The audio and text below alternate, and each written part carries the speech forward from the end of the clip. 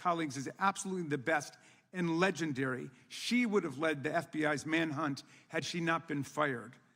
When Trump decided that rounding up immigrants with no criminal records was more important than preventing crimes like human trafficking of women and girls, drug dealing, terrorism, and fraud, you ordered the 25 largest field offices to divert thousands of agents away from chasing down violent criminals, sex traffickers, fraudsters, and scammers to carry out this immigration crackdown. Director Patel, you treated the men and women at FBI with disrespect and paranoia. You've assembled a roving band of freelancing henchmen within your office and charged them with conducting unauthorized investigations, targeting and harassing career FBI employees. Amazingly, you forced senior leadership to repeatedly take polygraph tests to prove their political loyalty and pushed out leaders who refused these demeaning exercises. And now we're seeing one very clear reason why you want to build a political FBI. The Epstein files. You want an FBI blindly loyal to Trump and to you as his enforcer so you can continue your cover-up of a massive international sex trafficking ring with more than 1,000 victims, betraying all of the survivors of the sexual violence. Before you got in this job, you called for full release of the Epstein files, telling podcaster Benny Johnson that the only reason the list was not released by DOJ and FBI was, quote, because of who's on that list. Upon your confirmation, you promised that, quote, there will be no cover-ups, no missing documents, no stone left unturned. And anyone from the prior or current Bureau who undermines this will be swiftly pursued. This spring, you ordered hundreds of agents to pore over all the Epstein files, but not to look for more clues about the money network or the network of human traffickers. You pulled these agents from their regular counterterrorism or drug trafficking duties to work around the clock, some of them sleeping at their desks, to conduct a frantic search to make sure Donald Trump's name and image were flagged and redacted wherever they appeared, whether an email, a text, a letter, an interview, a photograph, or a video.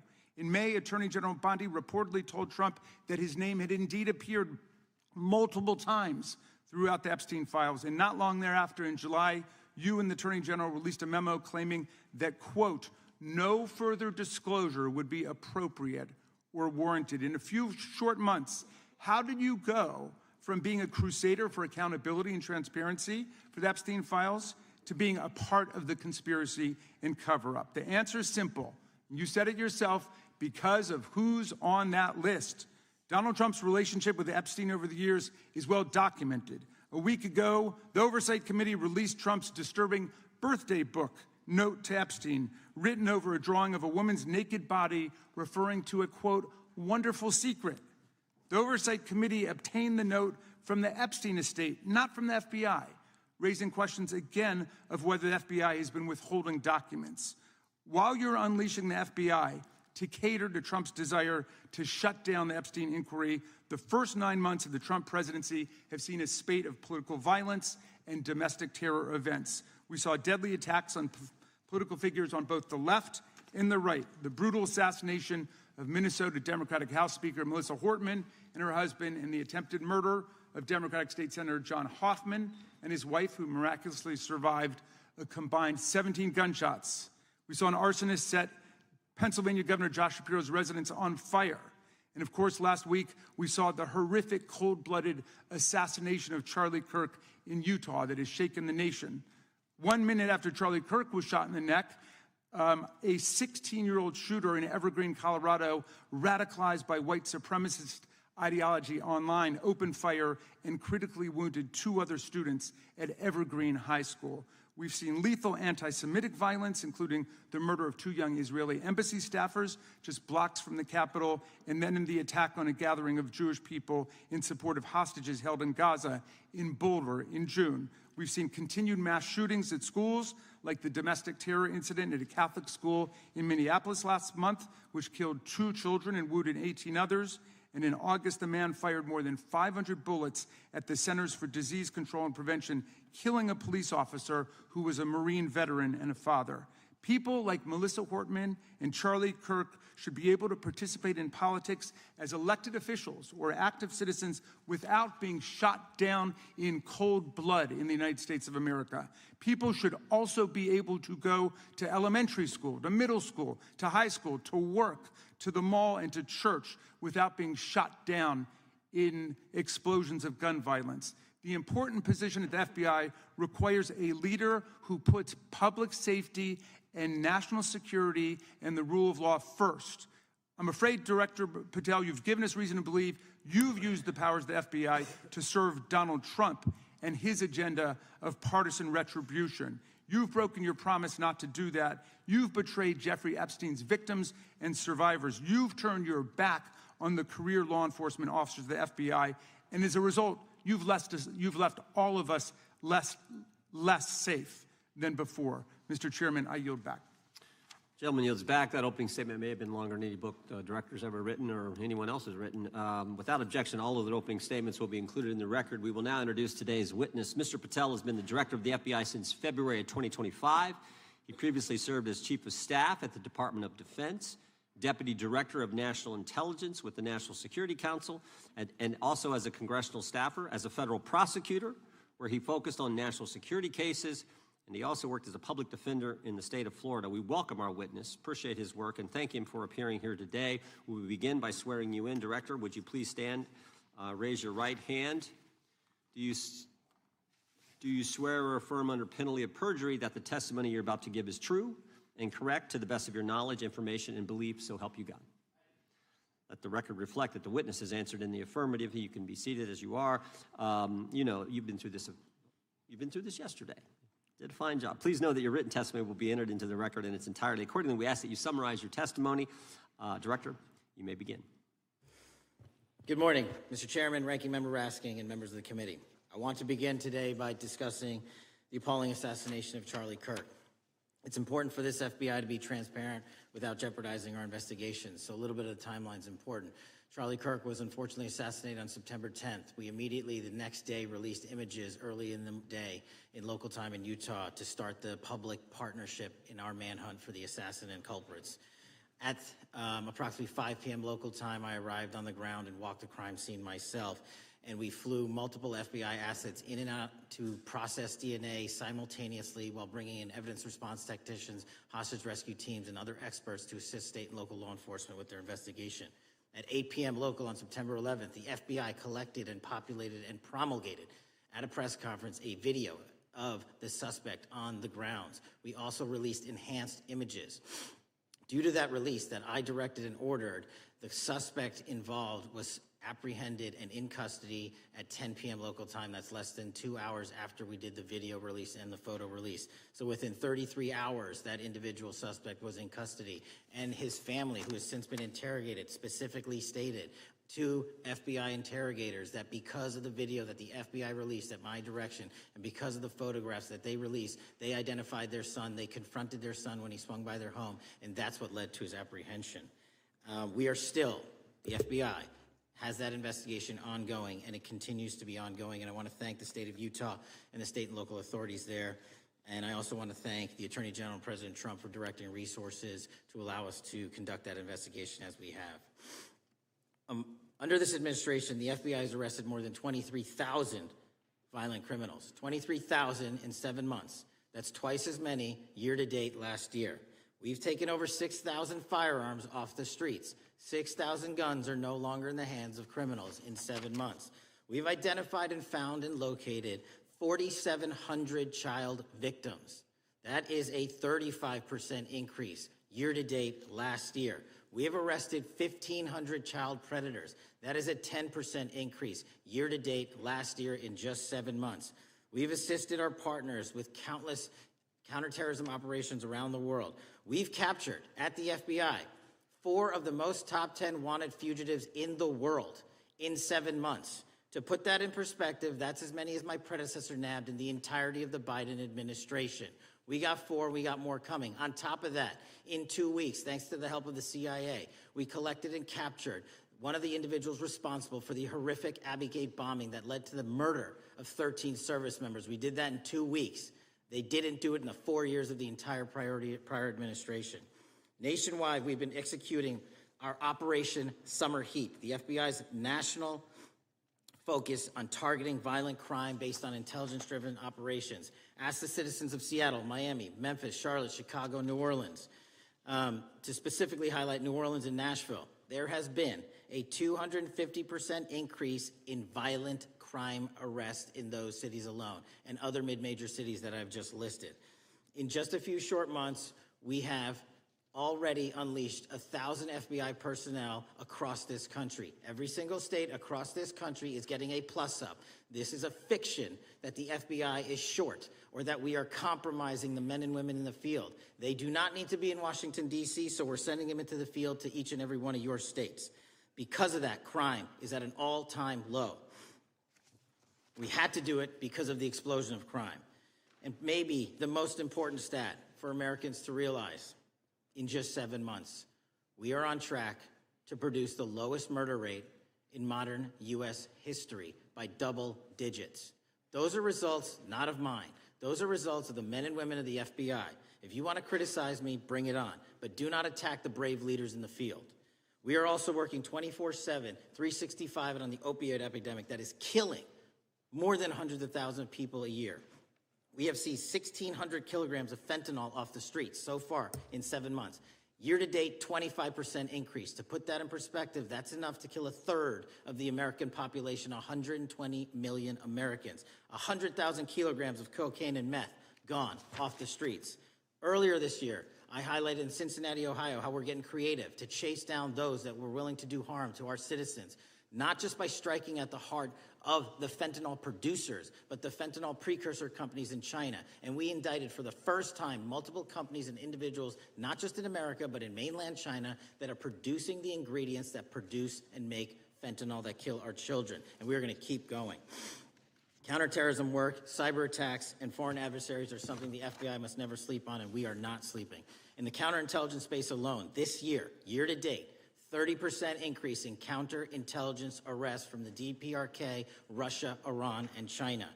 And I want the American people to know, in this setting, there's a lot of work that the brave men and women of the FBI are doing we just can't get into, but they don't stop. Our cyber threats, ransomware attacks, those harming our children online. We have nearly a 20% increase in indictments and arrests in 7 months alone this year. We're going after those that harm our malware, infrastructure systems, telecom systems, and energy structure. Combating SALT and Vault typhoons are just a little bit of the examples we're doing. Maybe most importantly, under the counterterrorism and domestic terrorism umbrella, are nihilist, violent extremists, and those that label themselves 764, who wish to go online and convince children to maim and mutilate themselves and commit suicide. And we are producing record numbers of arrests under that umbrella organization. We even stopped an individual in the 764 network who wanted to conspire to kill an adolescent girl. He is now in custody. Transparency remains one of my main priorities at the FBI, and this is what I've done in my 7 months at the helm. We've produced more than 33,000 pages of documents to Congress to a variety of committees, including, I believe, 7,500 to this committee alone, if memory serves me correct. To put the 33,000 in perspective, my predecessor in 7 years produced 13,000 pages in total to the United States Congress. His predecessor in 4 years produced 3,000 pages in total. I repeat, I have produced 33,000 pages in 7 years to this Congress and will continue to do so. I'm dedicated to restoring the trust and the mission and the integrity of the FBI, and we cannot do so without congressional oversight, and I promise you I will continue to do so. On the Epstein case, the original sin on the Epstein case was how it was handled by Mr. Acosta when he first brought the case in 2006, 7, and 8.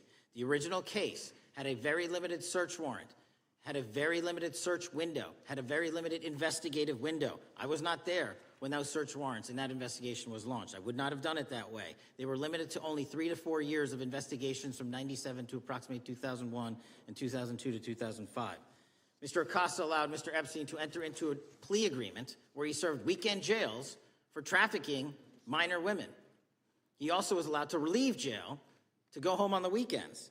Plus, he allowed a non-prosecution agreement to be signed as part of that plea deal, prohibiting future investigations from that prosecution and from that evidence and prohibiting the collection of further material. That is the original sin. We are working with Congress to produce more than any administration ever has material on Epstein. And I welcome the challenge to tell us that we are not being as transparent as the law allows. We even went to court and asked the judges to lift those prosecutorial agreements and to lift those court order seals, and they denied us 3 times. Congress is welcome to do the same and join the fight. And I'd lastly like to focus on operation that the president led in D.C. Because of this, we are taking this fight in D.C. to every single city across the country. 2,100 arrests in the last month alone. D.C. has seen a 60% decrease in gun crimes, 75% decrease in carjackings, and 53% decrease in homicides in our nation's capital. And rightly so. We're bringing that fight to the streets of America. I want to thank you for your support, and I'm proud to be the director that leads this FBI into a new headquarters building that they've needed for decades, saving the taxpayer $3.5 billion, and also providing our workforce a safe environment. If you don't know the calamity that is the Hoover Building, I invite each and every one of you to walk around. I'll give you a tour myself, and you can see where the cement falls on the heads of our employees that is only to be saved by netting. Just to give you an example. Thank you for support to our mission. And I do want to highlight one thing about D.C.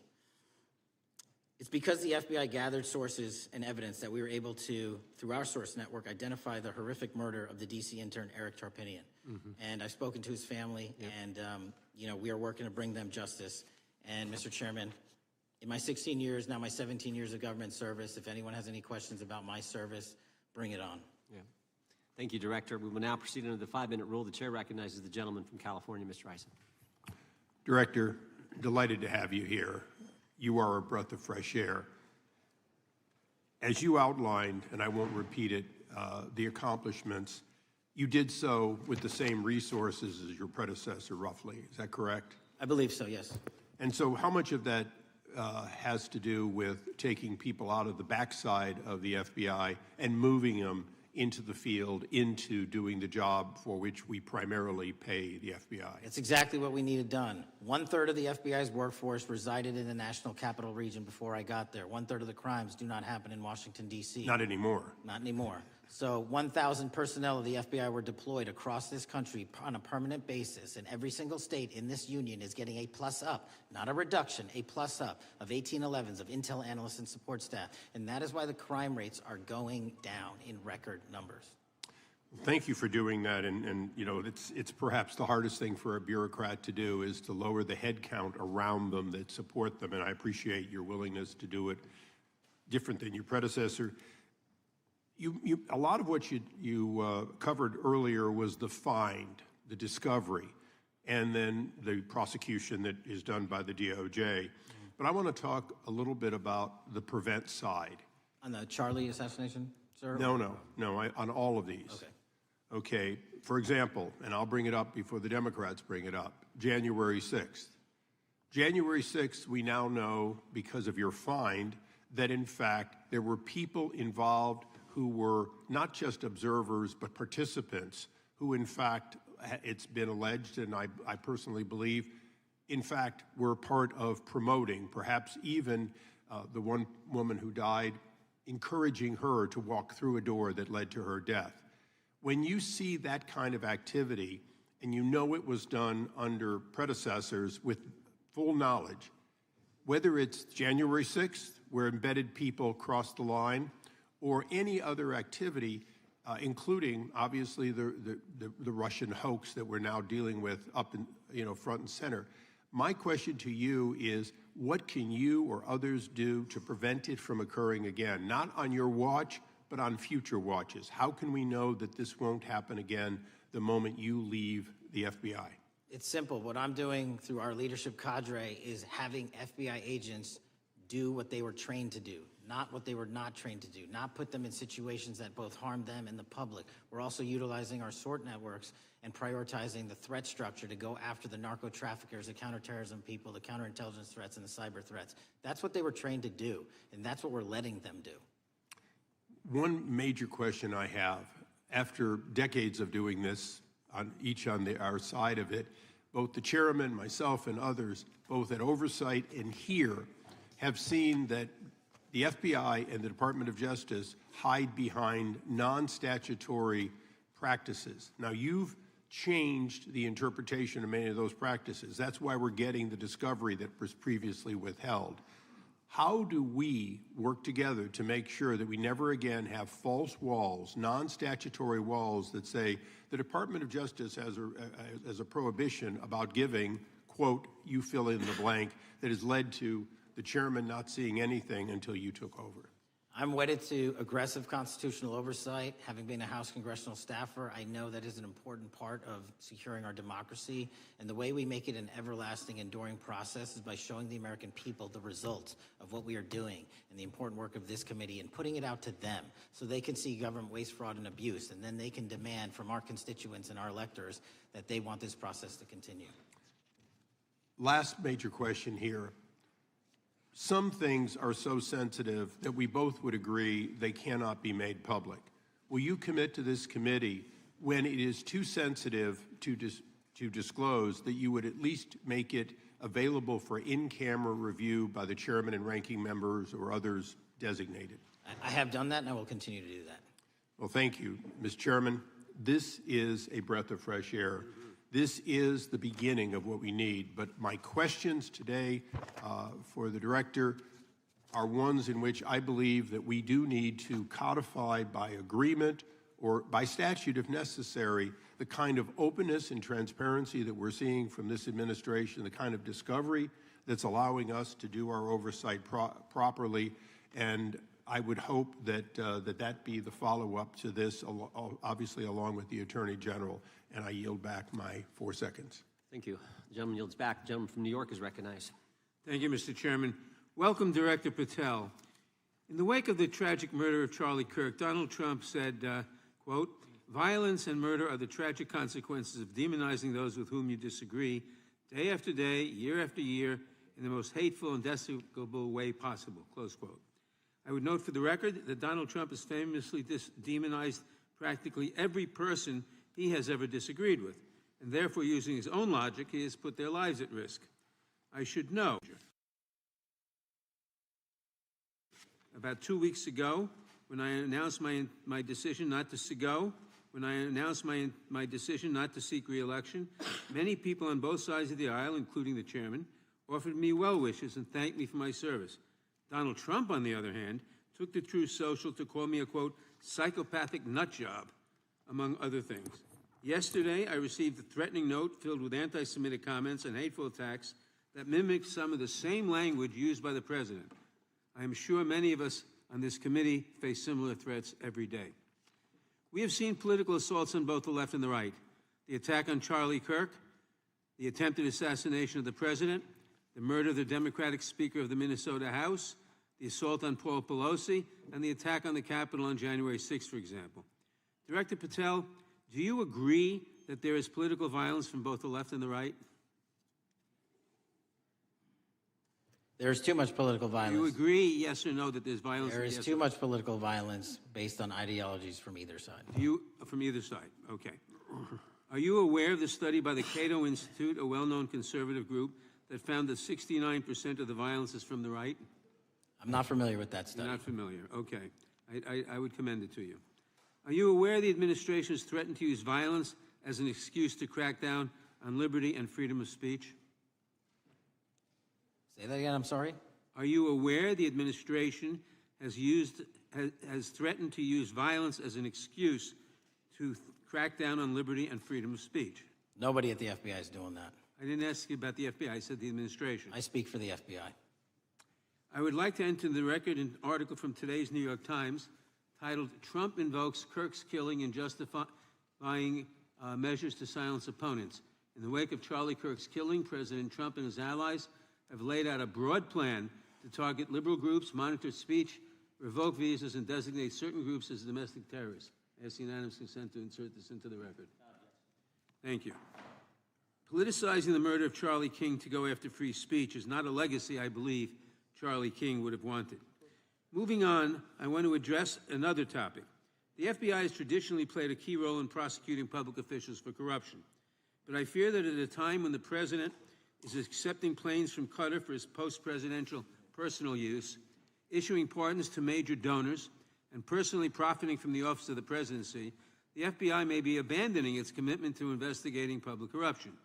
Since its creation in the wake of the Watergate scandal, the Public Integrity Section has been one of the crown jewels of the Department of Justice, investigating and prosecuting corruption among the nation's public officials and acting as a key safeguard against politicized prosecutions. This section's work has been supported by an elite squad in the FBI devoted specifically to rooting out corruption. But according to reports, the Public Integrity Section has now been decimated, and the FBI's Public Corruption Squad has been disbanded. I would like to submit for the record a New York Times article entitled, FBI Dismantles Elite Public Corruption Squad. I ask unanimous consent. Thank you. These actions are an invitation to corrupt politicians to break the law, since they know that the government is asleep at the switch. Last month, Senator Warren and I, along with dozens of other members of Congress, wrote to you and Attorney General Bondi expressing grave concern over your decision to effectively legalize corruption and to politicize prosecutorial decisions. And he asks unanimous consent to enter this letter into the record. Thank you. I don't have time today to walk through all your questions, all of our questions and concerns, but will you commit to answering this letter in short order so that we can understand what factors led to this decision and how it has impacted the ability to hold corrupt officials accountable? I will review your letter with my team and respond as soon as I can. You will respond. Thank you. I yield back the balance of my time. Gentleman yields back. Gentleman from Arizona is recognized for 5 minutes. Thank you, Mr. Chairman, and thank you, Director, for being here. I appreciate the change in the FBI and the tone since you've been there. We heard the ranking member, however, describe the FBI under your leadership as being resorting to political enforcement and you personally as being paranoid.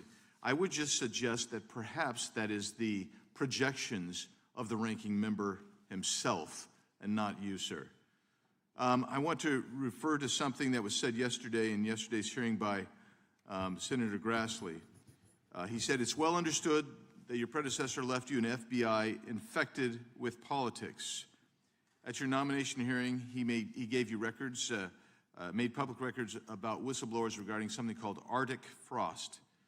Arctic Frost was the FBI case opened and approved by anti-Trump FBI agent Thibault, and Arctic Frost became Jack Smith's elector case.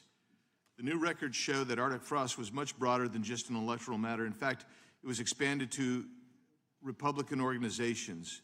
Some examples of the groups that the Ray FBI sought to place under political investigation included the Republican National Committee, Republican Attorneys General's Association, and Trump political groups. In total, 92 Republican targets, including Republican groups, Republican-linked individuals, were placed under the investigative scope of Arctic Frost. On that political list for investigation was one of Charlie Kirk's groups, Turning Point USA. In other words, Arctic Frost wasn't just a case to politically investigate Trump.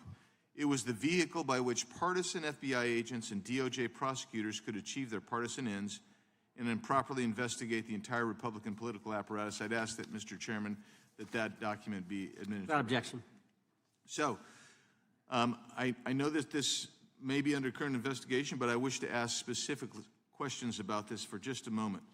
What search tools were used in Arctic Frost to view private communications of targets?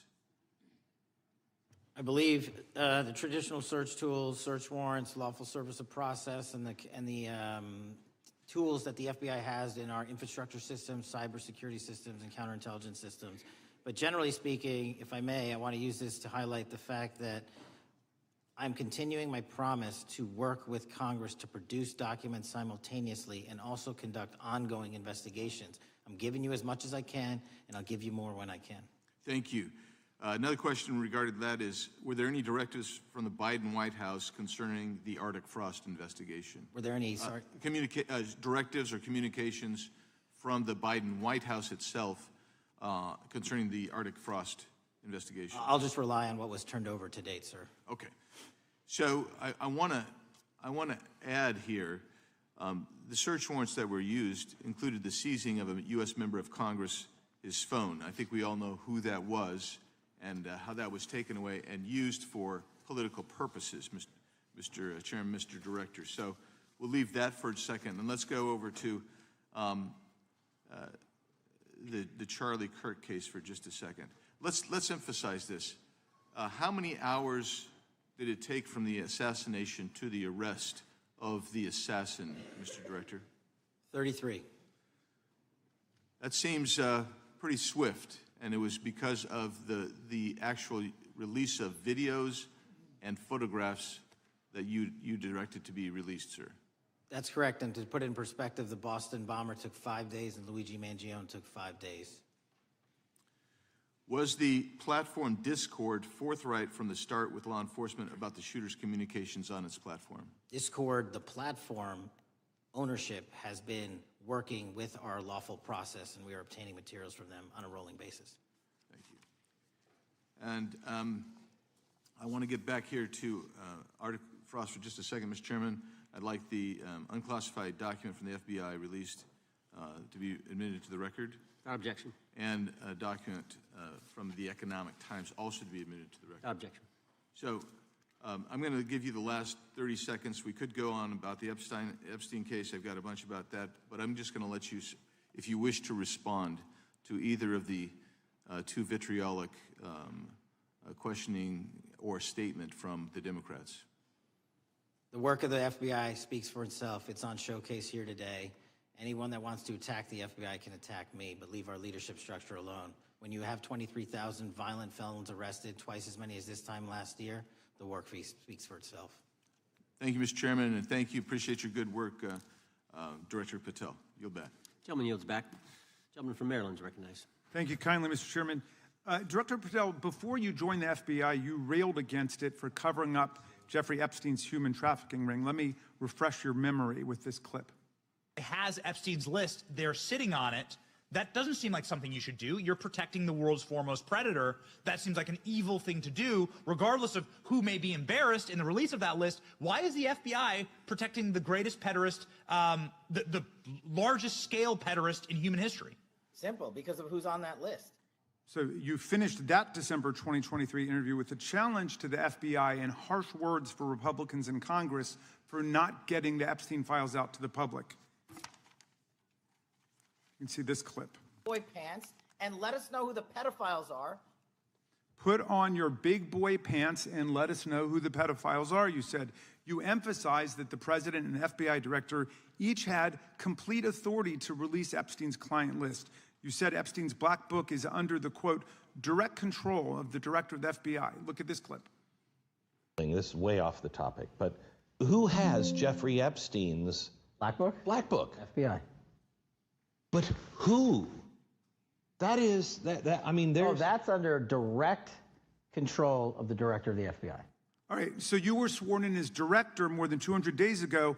Now the black book is under your direct control. So why haven't you released the names of Epstein's co-conspirators in the rape and sex trafficking of young women and girls?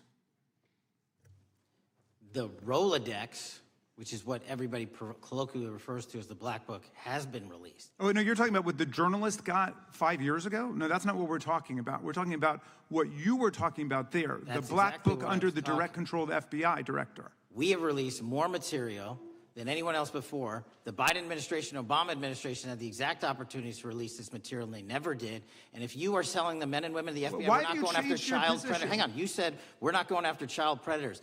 1,500 child predators arrested this year, 35% increase. I'll reclaim my time. 4,700 child victims Mr. Chairman, I'm going to found. reclaim my time if you could instruct the witness. Why have you changed your position? There you were saying it's under the direct control of the FBI director and all of it should be released. Why have you changed your Everything position? that has been lawfully permitted to be released has been released. And as I told you, Really? the investigation was limited. And let me make something crystal clear. I never said Jeffrey Epstein didn't traffic other people, other women, and they're not other victims. This is the investigation we were given from 2006, 7, and 8, and the search warrants from 2006, 7, and 8. That's what we're working with. Well, wait, have you released all of the stuff that the FBI has seized from Epstein's house? The computers, the emails, the file cabinets, the documents? What Every- about the financial records? Have you released all of that? Everything the court has allowed us to Which release. court are you talking about? 3 separate federal courts have come in and said. We're there are talking about the 3 evidence you've got. It's got nothing to do with what those courts have. Do you have any We're talking idea about the how the evidence. law works? Wait. Do you want me to break the law in a federal judge's order? No, to I want you to satisfy follow your own curiosity? word, Director Patel. You said up there it was under the direct control of the FBI director. He had the black And book. everything I have direct control over, we have gone to court. You haven't. Complete We your went sentence. to court. Everything you have direct We- control over, you we said. have gone to court, and everything we have direct Director control Patel, over. complete your and sentence. can You said lawfully everything- release. The We are gentleman- releasing. He'd like to complete his answer. You began the sentence, everything you have direct control over, and then you stopped that sentence. You've released everything that you have direct control over? And I have direct control over and can lawfully release. If you're not familiar with the court orders, that's not my fault. Oh, I'm Go perfectly, look at them. I'm perfectly Go to familiar court. with them. But how did we prosecute Ghislaine Maxwell?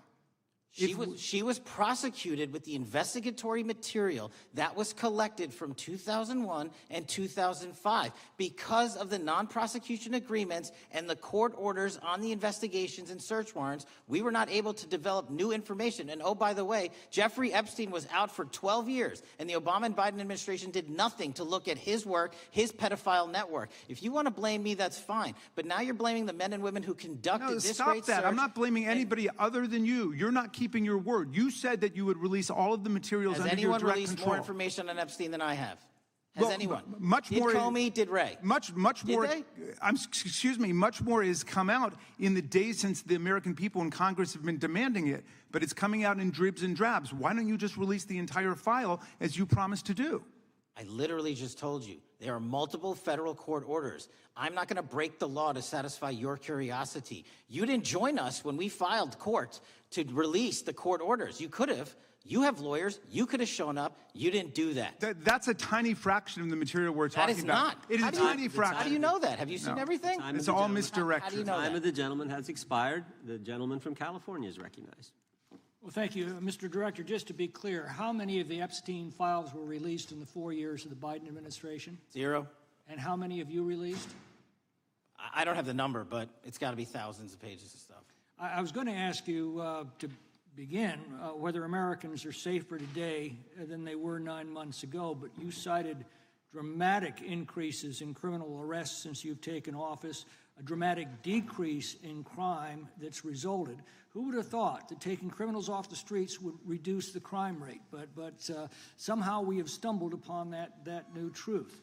But it begs the question, what was the FBI doing during the 4 years of the Biden administration to see that dramatic an increase in work under your tenure? The simple answer is I'm letting good cops be cops. We're working with our state and local law enforcement. We're energizing our partnerships. We're bringing on more task force officers. When you have more cops in the streets, when you're using ground-based intelligence, when you're not weaponizing law enforcement and focusing on D.C. and focusing on the rest of America, this is what happens. It is not a significant mind shift in terms of how we maneuver the FBI.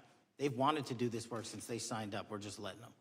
And we've seen many prominent Democrats oppose your efforts to restore law and order to the streets of our nation's capital. I mean, all of us here have seen a dramatic change for the better here in Washington, D.C. Why are so many Democrats attacking you for that? Sir, Democrats have been attacking me for a decade, as is the fake news media. They didn't like the fact that I exposed the Russiagate host and the largest weaponization of the FBI and DOJ in U.S. history. We proved it to be true with congressional oversight. I'm wed to that congressional oversight and will continue to do that work. Christopher Wray repeatedly warned this committee that the Biden open borders policy had produced a significant increase in terrorist threats that he said kept him up at night. A particular concern, he said, was the 2 million gotaways that entered the country during the Biden administration. That's an average of 41,000 every month. What are the monthly gotaway numbers today? Sir, I'll have to get back to you on the exact gotaway numbers, but identifying that there are gotaways is step one. Going and manhunting them is step two, and that's what we're committing our resources to do. That's my next question, is what progress has the administration made in apprehending and removing terrorist threats that came in during the Biden years? I think you're talking about, if you're not, let me know, known or suspected terrorists, and we've encountered almost zero at the southern border since the southern border has been sealed. But the problem that we are running into is our northern border. It's largely expansive. The enemy has adapted, and we need more focus on the northern border to stop known or suspected terrorists from coming in from places like China, Russia, the Middle East, Africa, Afghanistan. And what can you tell us about the remaining threat posed by potential terrorist cells here in the United States? The terrorist threat that continues to be posed by international terrorists here in the United States is one of my highest priorities. We are working through our intelligence community partners to identify those individuals, and we've taken down numerous individuals in numerous rings across this country to neutralize that terrorist threat, including places like New York City, Los Angeles, and I believe Dallas, Texas most recently. How extensively did criminal cartels like Sinaloa, Jalisco, New Generation, MS-13, Trinidad, and others infiltrate our country during the Biden administration? By the tens of thousands. Well, and what progress have you been making in combating their presence? I think the DHS is best to speak to that, but I think I can't remember the numbers of tens of thousands or hundreds of thousands of individuals they found that came in illegally, and the tens of thousands that associations to criminal networks have all been deported. And that effort is being opposed every step of the way by Democratic leaders in our cities, some of our states, and right here in the Congress. Isn't that true? Well, we're just working where we can in every single city we can, and I welcome the opportunity to partner with Republicans or Democrats on fighting violent crime like we're doing. Mr. Biggs asked about Arctic frost. What else can you tell us about that and what we need to do to assure that it never happens again? Continue the congressional oversight work that you're doing on Arctic frost. Let me provide you with more documentation on Arctic frost, and also call in witnesses from the paperwork that we have given you. You have that right, and the American public deserves to hear what those people have to say. As for my ongoing investigation, there's not much I can say. What role did the FBI play in suppressing the Hunter Biden laptop story during the 2024 election? Off the top of my memory, sir, I believe the FBI was in possession of verified information from that laptop, and it was improperly publicized that they did not have information and masked it as Russian disinformation. We now know that was categorically false. I don't know why the FBI did that, when they did that, but we've released all the materials related to that. Thank you. Gentleman yields back. The gentleman from New York is recognized. Mr. Goldman. Mr. Patel, does Donald Trump appear anywhere in the Epstein files? I'm sorry, could you say that again? It's not a complicated question. Does Donald Trump appear anywhere in the Epstein files? I didn't say it was a complicated question. I just didn't hear you, so my apologies. We have released where President Trump's name's in the Epstein files and everybody else, and all credible information that we are legally allowed to release has been released. All right, so let's go through that. You're referring to court orders that prohibit you from releasing grand jury testimony under Rule 6E. Is that what you're referring to when you say as the law allows? That's a piece of it. Really? What other evidence do those three court orders you cited prohibit from being released? Information that was collected pursuant to those search warrants that were limited in fashion.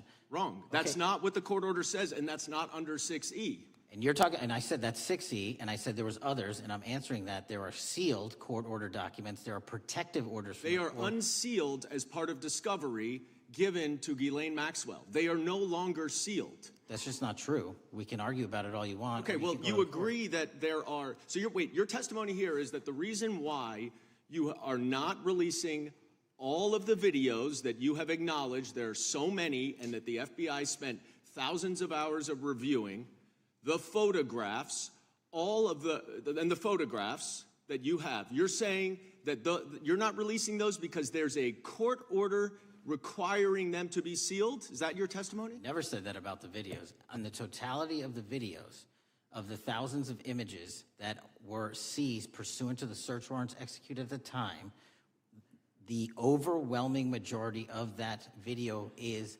pornographic material that was downloaded from the internet and child sexual abuse material. We will never release that. Well, as you should not release the victims, but if there are videos that relate to others who Epstein trafficked to, such as maybe Prince Andrew, or photographs, that you have total control to release. Yes, and if it exists... And so why haven't you released it? Why are you supposing that that is a fact when in fact it is false? Are you saying that You're saying that none of the videos relate to anything relevant to the Jeffrey Epstein trafficking ring? Every single video that we have collected pursuant to the prior search warrants has been examined for the last 10 years. And every single video has been utilized for whatever prosecutions were able to be legally brought. I'm not asking about prosecutions. I'm asking about why you aren't releasing the full Epstein files, including the names of people who were involved in the sex ring that you promised to do before you became FBI director. I just told you, I'm not going to release downloaded porn of I'm children not asking on the about internet. that. Fine. I'm asking about all the other files. What other videos? Tell me.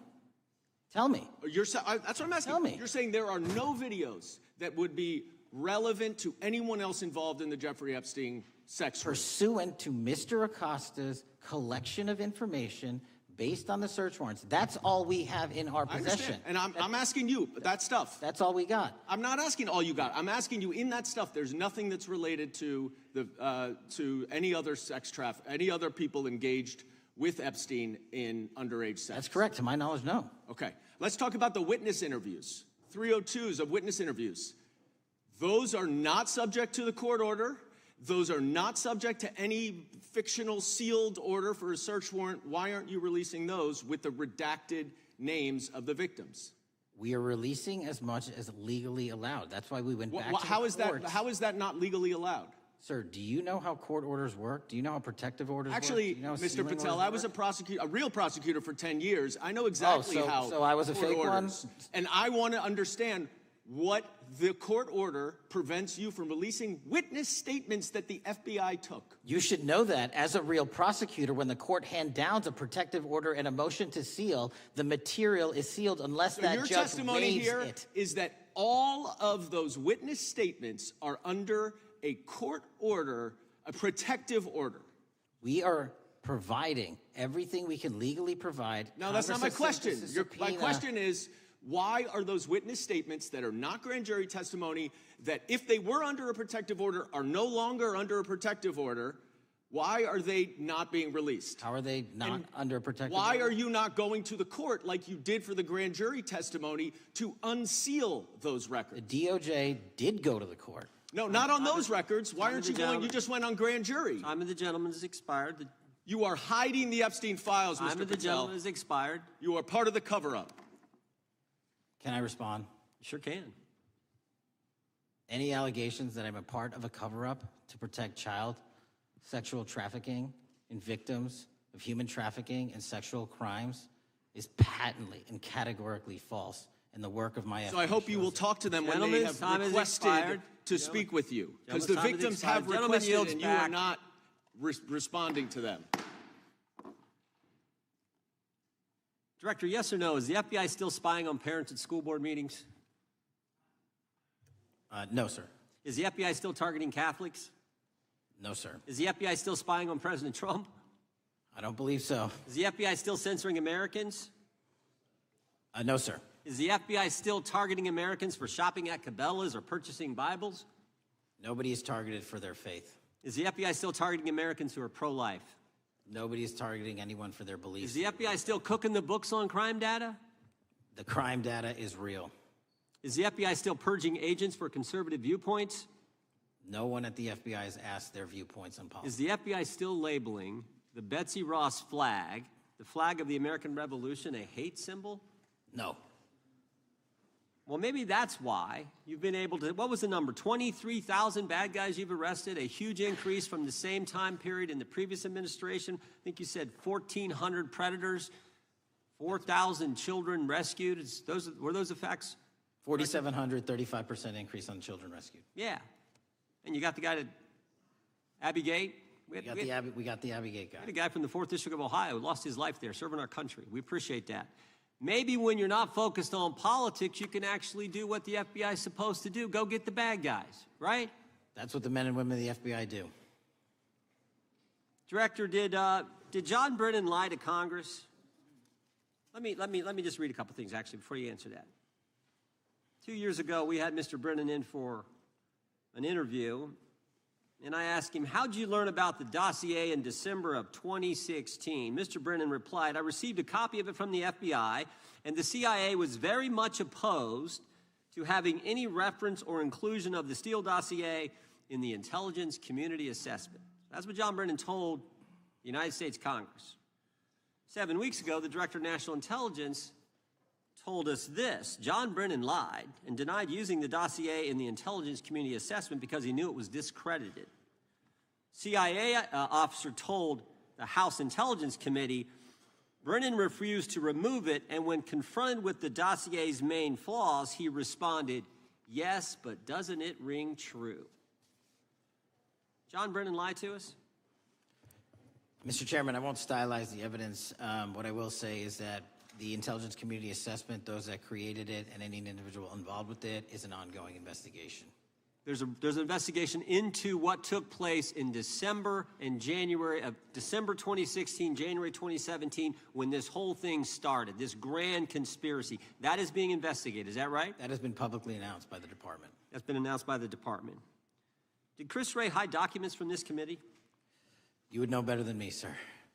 Well, I think you told us like 700 pieces of information you've given this committee since you've been the director relative to just one incident, the Catholic memorandum from the Richmond field office. I can give you the comparison, sir. Yeah, the Catholic memo, I believe we turned over 750 documents. In Mr. Ray's tenure, I believe they turned over 19 pages. 19 pages. You've given us 700. Why would Chris Wray hide information from this committee? You'd Want have to to hazard a guess? I'm sorry? Hazard a guess why he would do that? I don't know, sir. I think maybe it was because FBI was spying on a priest, trying to get him to break the priest-penitent confidence that exists. You think maybe that was the reason? You'd have to ask him, sir. Yeah, we'd love to do that. I want to read a few names here. Arctic Haze, Tropic Vortex, Riding Hood, Foggy Falls, Echoes Fate, Sirens Lure, Genetic Christmas. What are these code names about, Director? You know? Not off the top of my head. Well, Arctic Haze, Tropic Vortex. My understanding, these are code names for leak investigations of classified information from the year 2017. Does that ring a bell? In terms of leak investigations, many of those are classified and many of those are ongoing, Mr. Chairman. But we are working with you to produce documents as we close those investigations or as we declassify them. Let me ask you this question, because this is something I've wondered about, the way the FBI used to work. The way this whole thing so many of these things unfolded. Seems to me you had all these people in government leaking information that then gets reported in the press, there's a story written about it, and then that article is then used to further the investigation and move forward with what they want to do. Did that take place back in 16 and 17? That's the exact scenario that took place in the FISA application for Carter Page and the rest of the Trump campaign. And that is frightening. Because that's what the CIA is supposed to do in foreign countries. It's not supposed to happen to Americans, but it did, didn't it, Director?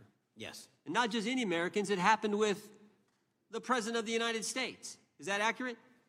Yes, sir. Yeah, and you were the key guy in helping expose that. And I think our country will be forever grateful for what you did to let the country know that was going on involving Americans, which is not supposed to happen, and not just, again, any American, but the President of the United States. Chair now recognizes the gentlelady from California. Thank you, Mr. Chairman.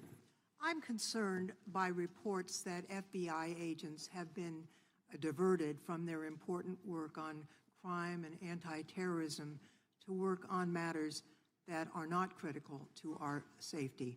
I'd like to play the video, the whole video Jeffrey clip. Epstein's Black Book? Black Book. FBI. But who? That is, I mean, there's... Oh, that's under direct control of the director of the FBI. But the Black Book, it's not just sitting, I mean, that's Hoover power times 10. And to me, that's a thing I think President Trump should run on. On day one, roll out the Black Book. In contrast to that attitude of let it all out, we're getting reports of actions that run contrary to getting everything out and that also involve diversions of FBI resources. For example, an FBI whistleblower reported that you were pressured by the Attorney General to place 1,000 personnel on 24-hour shifts to mine roughly 100,000 Epstein-related records to redact President Trump's name from the files. Bloomberg reported this, that you directed FBI special agents from the New York and Washington field offices to join the Bureau's FOIA employees in Winchester and another building a few miles away, and that while reviewing the Epstein files, FBI personnel identified numerous references to Trump in the documents, and people familiar with the matter said that Trump's name, along with other high-profile individuals, was blacked out. Now, the New York Times reports, and this is a quote, Justice Department officials diverted hundreds of FBI employees and federal prosecutors from their regular duties to go through the documents at least 4 times, including once to flag any references to Mr. Trump and other prominent figures.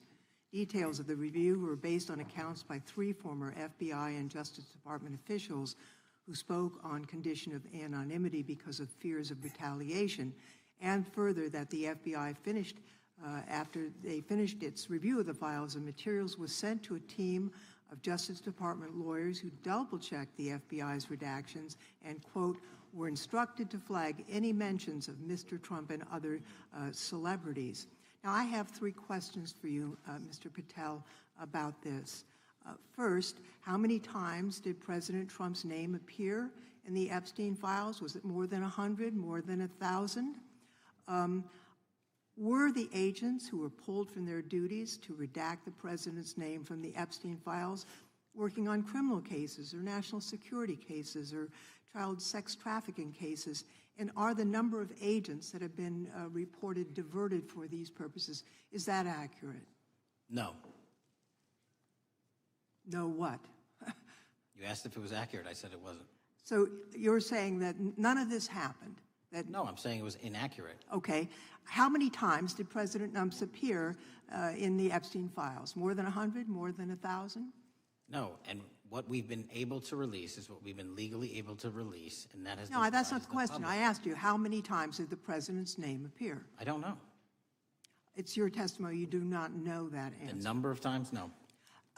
Could you tell us how many agents were diverted for this task and what they were working on?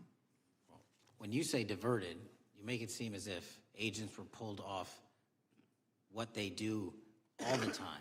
Agents at the FBI masterfully do double duty and triple duty. And because of the public's interest in this case, we flexed resources to make sure that we could answer the public's signal demand. So do you want us to look through the material and provide it to you, or you do not want us to do that? So it's your testimony that no one was diverted from a criminal matter, that this was a top priority to go through these this material to look for Mr. Trump's name. Is that your testimony? That's the highest priority for the FBI? What's one of the most impressive things about the FBI leadership and the careers that are in place is that they make the decisions on who to send where on priorities and make sure the mission needs are not hurt. And that's what happened here. It's shocking to me that the FBI would think that erasing Mr. Trump's name from the Epstein files is a high priority when we have crime, we have national security threats, we have terrorism threats, we have murders such as that occurred, unfortunately, with Mr. Kirk. It's shocking to hear that that's your highest priority. And with that, Mr. Chairman, I yield back. That's literally not what I said. Gentleman yields back. Gentleman from Wisconsin is recognized. Director, is President Trump implicated in any wrongdoing related to Jeffrey Epstein? Based on the entirety of the evidence that we have, absolutely not. The president is not implicated? Correct. Thank you. I want to talk a little bit about China's malign influence here in America. And, we've seen spy balloons traverse the United States. We've seen police stations in communities around America. And sitting in the chair you're in just 2 years ago, there was a sheriff from Cochise County, Arizona, Mark Daniels, that was here, who said that the exponential increase in the amount of fentanyl that is coming into America is directly related to the open borders policies of the previous administration. Do you agree with Sheriff Daniels' characterization? In large part, yes. So since you've been director, has there been a reduction with, I mean, we've talked about how the border is largely secure now, right? The southern border, yes, sir. The southern border is largely secure. Has there been a concomitant reduction or a reduction in the amount of fentanyl that is coming into America? There has been a massive reduction to the tune of, we've seized more than 25% year-to-date this year than the prior year, and that's enough fentanyl to kill 120 million Americans. Does China play a role in this fentanyl that's coming to America? As I stated in my opening, sir, what they do and the companies in China, mainland China, do is produce the precursors and the cutting agents that they ship overseas through various countries into the Mexican drug cartels who produce it. So they basically are the cooks in terms of the ingredients. Tell us, what is the FBI doing to stop China from delivering death to America? So for the first time in a decade, I actually reached out to my counterpart at the Ministry of Public Security. No one at the FBI had done so, to engage. Ministry of Security, where's that? In mainland China. In mainland China, okay, thank you. To engage in a conversation to say, hey, can we have a certain number of these precursor chemicals listed in China so that they become illegal and illegal to trade. We're also working with our counterparts in places like India and Guatemala because the transshipment routes of the precursors, the Mexican drug cartels have gotten creative, and instead of coming directly to America are going into these countries. And we've had massive success in India and Guatemala, and in those governments, great partnerships in shutting down the ability to ship the precursors into those countries, which are ultimately destined to America. So those people that are working with security agencies have been working with you, is that accurate? Yes, sir. So I want to turn to a couple cases that are at the University of Michigan, where Chinese nationals, on behalf of the Chinese government, smuggled in illicit biological materials, stuff that can harm our agricultural industry. What actions are you taking as we see repeated stories of Chinese nationals doing this in the United States? So just that, sir. In this calendar year alone, as I was mentioning, our counterintelligence operations and cases brought against the Chinese are up by, I think, something like 40%. And specifically, the cases in Michigan show two threat streams, not just against our agricultural industry, which is a threat to national security, but they were also bringing in chemical agents and mushrooms, I'm not the exact expert, that would have ultimately hurt our population. We arrested and charged all of those individuals, and we are aggressively going after them in every single state because they weren't doing it in Michigan alone. Should research universities across the United States be doing a thorough job of vetting Chinese nationals that are coming to their universities? They should. Turning to spying in America, you know, we heard the stories about Senator Dianne Feinstein's driver, who was a Chinese spy. We're familiar with Linda's son, who worked in Governor Hochul's office, Christine Fang in California. What are you doing to find these people who are Chinese spies that are trying to burrow themselves into the politics of America? Because we know it's happening, right? Yes, it is. And what our counterintelligence unit is doing is aggressively seeking the intelligence into where these individuals are working. Then we are utilizing our operational authorities to go in and investigate them either through our human source networks and collecting information through lawful process, online, search warrants, and data so that we can bring proper arrest charges and publicize to the world what they're doing here. And just because we've caught a few doesn't mean we've caught everybody. We've got a lot more to go. I get one more quick question in. The FBI arrested a judge in Wisconsin, Hannah Dugan, for interfering with a federal law enforcement operation. Could you tell us a little bit about that? And is a judge above the law here in the United States of America? Well, no one is, and that case is ongoing. But as you stated, and these allegations said, there was an interference in a lawfully executed federal law enforcement priority that was interfered with. I yield back, Mr. Gentleman yields back. The gentleman from Tennessee is recognized. Thank you, Mr. Chair. Director Patel, I believe you had primary importance in starting Operation Viper in Memphis. Is that correct? Yes, sir. And Operation Viper brought in the FBI, the DEA, the ATF to help the Memphis police in policing the city?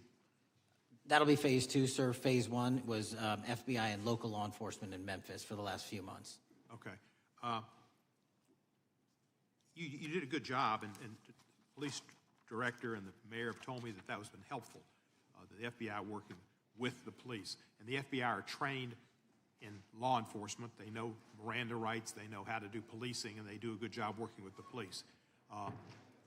Do you think that the National Guard is necessary to do the work that the FBI is doing now? Thank you. I do think it's necessary to finish it. What we've done is 500 arrests in Memphis and 110 federal indictments. But what we need to do is we've only secured a piece of where the criminal conduct is occurring in Memphis, and we can't work inside perimeters that are not established and safe, and we don't have the manpower to give us the space to fully go into the areas where the criminal activity remains. Well, are you suggesting that the National Guard is going to go into the more heavily crime areas? They're going to establish, like they did in Washington, D.C., perimeters where local law enforcement and the FBI, DEA, ATF, and U.S. Marshals can go into. We can't be going into all these areas knowing that they're extremely volatile and jeopardizing the safety of our agents. Did the National Guard do anything in Washington to help the FBI stay safe from these dangerous elements? They established perimeters. Established perimeter, and the criminals knew about it, so they... It was a visible force, sir, so they kind of saw it. Well, what you did, I commend you for what you did, and I think the FBI coming in, we have a crime problem in Memphis. The FBI has helped, DEA will help, and the ATF will help. I don't think the National Guard is going to help, and what I've seen, they're not trained in law enforcement, are they? No, sir. And so that could be a problem. Who will direct the National Guard in Memphis? Will it be, will they have control over your agents? No, sir, they won't. Who will have control over your agents? You? Well, the SAC and then ultimately the chain of command up to Washington, D.C. will control the FBI, but there's a task force that was put together that is going to be led by an interagency. The heads of U.S. Marshals, DEA, and FBI will be working together with DHS collectively on this. Have you visited Memphis before? Yes, sir, I have. So you know how good a city it is. I love Memphis. A lot of us do. And Memphis is a great city, great history, civil rights museum. Might say something about slavery, but that was the history. It needs to be taught. Blues, Elvis. Beale Street. Beale Street, right. Barbecue. And people should come. It's not a troubled city. We've got some crime, but it's not a troubled city. We're not troubled, and we love our city, and we hope that the National Guard doesn't come in and cause people to have questions about Memphis because it's a city they should visit. You said that the homicide rates are coming down to an all-time low? In modern recorded U.S. history, yes, When sir. does modern recorded history start? I think the FBI, and I'll get back to you on this, has stats on that going back about 30 years, sir. Okay, I was thinking back to Ozzie and Harriet, and I didn't think you could beat Ozzie and Harriet's time. Secondly, you mentioned the Epstein case. Did any of the women that were victims, and they came up here and had a press conference and all, did any of them contact your office and ask to give information? To my knowledge, no, sir. If they did, let me ask you first, is there a statute of limitations on sex crimes like that, with sex with a minor, rape? The DOJ is the expert, but I do not believe there's a statute on that, limitations on that. So if there's not a statute of limitations, should you not be interviewing those people who know who raped them and the names and the places and give you that information? That seems like that's a treasure trove of information, and it's a serious, serious, serious number of crimes. Sir, I couldn't agree with you more. We've been very public about asking individuals to come forward with new information, and we would run out every single lead on that. Well, I'm sure the women will come forward, especially today, to be sure that they will get an opportunity, because that seems like something we ought to do.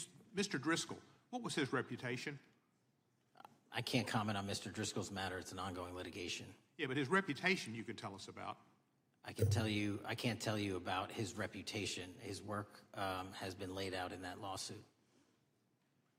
How many of the FBI agents who worked on the January 6th case have been fired? I don't have that number, sir. Do you have a ballpark figure? No, but I can tell you that individuals based on case assignments in the FBI that I have led have not been terminated for case assignments. Thank you, sir. And come back to Memphis, and you work with Kevin Kane in our Tourism Bureau. He's great. Thank you. And thank you for your work in Memphis. Gentleman, yields back. Mr. Chairman, I have a unanimous consent request. Gentleman's recognized. So I've got 4 documents I'd like to introduce into the record. The first one is Jeffrey Epstein's 6 story played out for years in plain sight. And Acosta is quoted in here saying, "I was told Epstein belonged to intelligence and to leave it alone." The second document is entitled What Epstein's Bodyguard Warned About His CIA Connections. The third document is from Fox Digital. It's titled Epstein's Private Calendar Reveals Planned Meetings with Obama Admin Official CIA Chief. And the last document is Wall Street Journal article that highlights Ehud Barak's 36 meetings with Jeffrey Epstein. He was the former Prime Minister of Israel and head of military intelligence for Israel.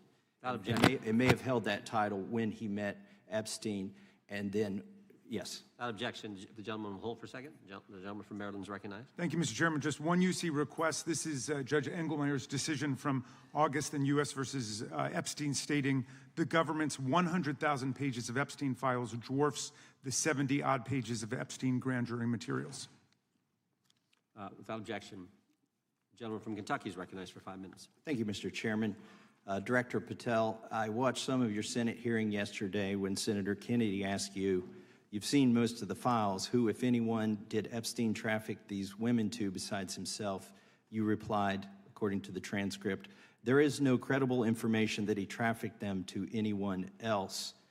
You also said somewhere in the hearing and here today that the problem is that the case files are constrained by limited search warrants from 2006 to 2007 and that the non-prosecution agreement hamstrung future investigations. Those constraints only apply to the Southern District of Florida. They do not apply to Southern District of New York, the location of the 2019 sex trafficking indictment, which produced many things, including a series of FD 302 documents. According to victims who cooperated with the FBI in that investigation, these documents in FBI possession, your possession, detail at least 20 men, including Mr. Jess Staley, CEO of Barclays Bank, who Jeffrey Epstein trafficked victims to, victims including minors, such as Virginia Roberts Giuffre, may she rest in peace. That list also includes at least 19 other individuals, one Hollywood producer worth a few $100 million, one royal prince, one high-profile individual in the music industry, one very prominent banker, one high-profile government official, one high-profile former politician, one owner of a car company in Italy, one rock star, one magician, at least 6 billionaires, including a billionaire from Canada. We know these people exist in the FBI files, the files that you control. I don't know exactly who they are, but the FBI does. Have you launched any investigations into any of these people, and have you seen these 302 documents? Sir, I have asked my FBI agents to review the entirety of the Epstein files and bring forth any credible information, and we're working with Congress not only to divulge that information and produce it to you, but any investigations that arise from any credible investigation will be brought. There have been no new materials brought to me launching a new indictment. So is the loophole here, or is it your assertion that these victims aren't credible, that the 302s maybe didn't produce credible statements that rise to a probable cause? It's not my assertion, sir. It's the assertion of two different United States attorneys' offices from 3 separate administrations who investigated those same materials in lifetime. Are the 302 documents in the FBI's possession? They reviewed all that, yes, sir.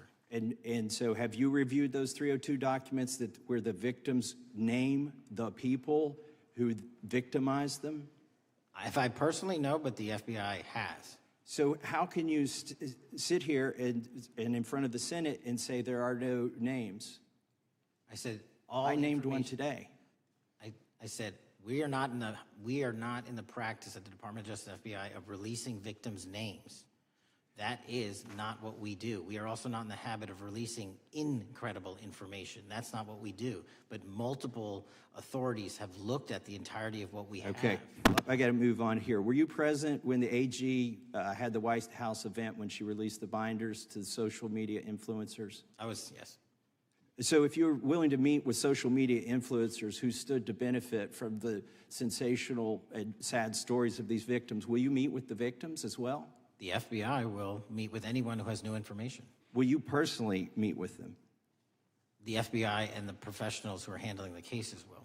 Were you instructed that it was important to release the documents to the Oversight Committee on the day of my introduction of the discharge petition to release these files? I don't know what day that was, so no. Well, they were released that day, and there were victims' names who weren't redacted because they were in such a rush, and the victims are not happy about that. Have you investigated any of the CIA connections? Have you seen the CIA file on Jeffrey Epstein? And if you wanted to see it, would they show it to you? Well, I can speak for the FBI, and that's presuming there's a CIA case file. And I've reviewed everything that the interagency, not I, the FBI, that was provided to us. Would you be willing to look at the CIA file on Jeffrey Epstein? If there is such a file, and if it has not already been turned over to the FBI will look at any new investigative leads. Have you made any progress on the pipe bomb investigation January 6th? And have you made any progress on the motive of the Las Vegas shooter? As to the first, it's an ongoing investigation, and we have made progress. As to the second, sir, I'll have to get back to you. All right, thank you. I yield back. Mr. Chairman, I have a unanimous Gentleman consent yields back. request. Unanimous consent request from the gentleman from New York. I ask unanimous consent to introduce an unsigned memorandum from July 7, 2025 that says we did not uncover evidence that could predicate an investigation against uncharged third parties with the insignia of the Department of Justice and the FBI. Without objection. Mr. Chairman, I have a unanimous Gentleman from Georgia. consent request. It's a article entitled DOJ Deletes Study Showing Domestic Terrorists Are Most Often Right-Wing. Without objection. Thank you. The gentleman from Georgia is recognized for 5 minutes. Thank you, Mr. Chairman. Director Patel, thank you for being here today.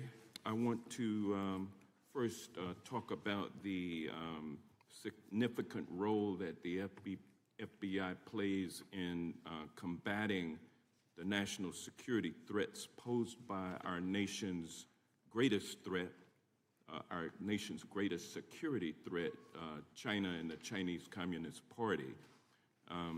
It's a fact that China is America's most significant national security threat, isn't that correct? I would say so, sir. And you would agree with me that China wants to dominate the United States of America? I think that's largely their plan. And they want to dominate the world, both militarily and economically, isn't that correct? I think so. And sir, you've been FBI director for the last, 8 months? 7 months, yes. 7 months, and during that time, have you held any stock in any companies founded in China? I don't believe so. Well, you do own stock in a company known as Elite Depot, don't you? Which one, sorry? Elite Depot. You own stock. I think that's, I'll have to get back to you. I think it's a law firm and it's a company out of Singapore. Okay, well, no, the company out of Singapore, which is owned by Elite Depot, is the Shein Company, which was founded in China, correct? That company operates out of Taiwan. Well, they changed their headquarters from China back in 2022 to Singapore for tax purposes, but it's owned by a Chinese billionaire. I think his name is Charlie Zhu, and you own stock in the company that owns Shein. Which I disclosed during my confirmation process. You certainly did. And now, do you still hold that stock in that Chinese company? Pursuant to the Department of Justice, who reviewed my material that was submitted during my confirmation process, I was able to hold certain stocks, and they made the decision. You still hold the stocks that you have? You still hold on to these Chinese stocks, these stocks in this Chinese company? I disagree that it's a Chinese company, but I was in the DOJ, when you're appointed, makes a call on what you can and can't possess. Well, now, let me ask you this. Chinese companies steal trademarks, they produce counterfeit products and sell them over the internet on platforms such as Shein. They steal intellectual property. They steal data from American companies, and to me it seems inconsistent with your role as FBI director that you would own stock in a company that is based in a country that is the nation's premier national security threat. It's like you are putting your own financial security over the security of the nation. I disagree with that characterization. Well, I think the American people look at it like it's a classic situation of the fox guarding the hen house. If the FBI is charged with investigating espionage, economic espionage by companies controlled by the Chinese Communist Party, and you are the director of the FBI, you've got a conflict of interest. Sir, I would just show if there's any intimation that I'm against. Why are you holding on to this stock? It wasn't a decision I made. And it's valued at up to $5 million as of when you last reported, correct? $5 million in stock? No, I don't follow it. You don't follow it, but you're still making money off of it. I don't have any money off of anything. Well, what I have done... Trump's trade policies directly impact the value of that Chinese stock. Won't you agree with that? Which trade policy? I'm not a trade expert. Okay, all right. But I want to tell you this. Crazy on me today. Let me ask you this question. Why are you hiding pedophiles? Why are you shielding pedophiles? Why are you protecting pedophiles? That is maybe the most offensive thing you could say to me, given the numbers. Well, you have not released given the numbers files of pedophiles. You were aware of the Epstein client list that was published in the 18,000. The gentleman has expired. The gentleman yields back. Can you answer the question? Can I just respond? Of course, the gentleman can answer the question. Since I took over the FBI, there has been a 33% increase. Time is done, but no, it didn't. The witness gets to answer the question, and then we'll go to our next FBI director, sir. And you're coming in here trying to take credit for something that a previous director instituted and largely brought to conclusion. I take no I think it's credit. been clear that the director has numbers are so much better than the previous director. It's Director Patel, if you want to answer the question. I take no credit. The men and women of the FBI have seen a 33% increase in the number of counterintelligence arrests out of the PRC. And so all of a sudden, when you coming in 7 months ago, gentlemen's time has expired. And on the pedophile accusation, we have arrested 1,500 child predators in the last 7 months. Under investigations initiated by the prior Appreciate the director's good work, and we really appreciate that the time the gentleman has expired. We now go to the gentleman from Texas. I thank the chairman. Thank the FBI director for coming before the committee. I assume the FBI director, Mr. Patel, I believe you probably agree with me that there is a significant organized effort on the left side of the political spectrum to advance criminal organizations being able to put more criminals out on the streets. That what we've seen this in daily action. Are you familiar with the report that came out this last Monday from the Law Enforcement Legal Defense Fund? I'm not familiar with that, sorry. So this report came out this past Monday, and it said that significant amount of the money flowing out of George Soros and other leftist organizations and funders has been funding DAs and prosecutors, and quote, many of these DAs had never managed an office, prosecuted a criminal case, developed organizational policies. In dozens of America's largest cities and counties, this report finds these progressive district attorneys have outsourced core parts of the American criminal justice system to activists and political donors, taking direction and advice on everything from staffing decisions and communication strategy. Organizations, it's a complex web of donors going in through these organizations to put radical DAs and prosecutors out there, putting criminals on the streets. Does the FBI director agree that this exists and is a problem? I will accept the factual representation, and if that exists, it is a problem. The organizations such as TIDES, the Fair and Just Prosecution, Brenner Center for Justice, Partnership for Safety and Justice, the Vera Institute of Justice, the amount of dollars flowing from George Soros through and to these organizations and to the various prosecutors that have resulted in increased crime on our streets, including the brutal murder of the Ukrainian refugee in Charlotte. I bring that up because that is one component of the problem.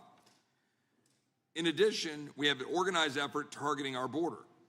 the NGOs, the nonprofits, and the deep pockets, the United Nations, charitable organizations, and a long list of over 250 organizations that the Center for Immigration Studies put out that lays out a complex web of organizations that were moving people into our country, knowing that they're dangerous, knowing that they're criminal, associated with taxpayer dollars flowing through the United Nations and donor dollars flowing through organizations, including ostensibly religious ones, putting these dangerous individuals on the street. That resulted in fentanyl in our communities, that resulted in the death of Jocelyn Nungare, of hundreds, thousands even, as the director testified, 100,000 people dying from these narcotics every year. All of this in an organized effort, a complete effort by the radical left to use taxpayer dollars and these dollars to put people on our streets. In addition, the extent to which we've seen now with the Southern Poverty Law Center and their hate map targeting, for example, the Family Research Council, where we had a shooting right here in D.C. over a decade ago, putting Charlie Kirk, putting a target on TPUSA, Antifa, other radical organizations that are very specifically organized in targeting conservatives and ordinary Americans. Well, how about the organized effort to infiltrate our schools and advance a transgender agenda and advance a radical agenda, perhaps one that we will see exposed further in the individual that actually shot Charlie Kirk? So here's my question. Will you as the director, and are you as the director, pursuing all legal channels to follow the truth wherever it may lead on this organized effort, one?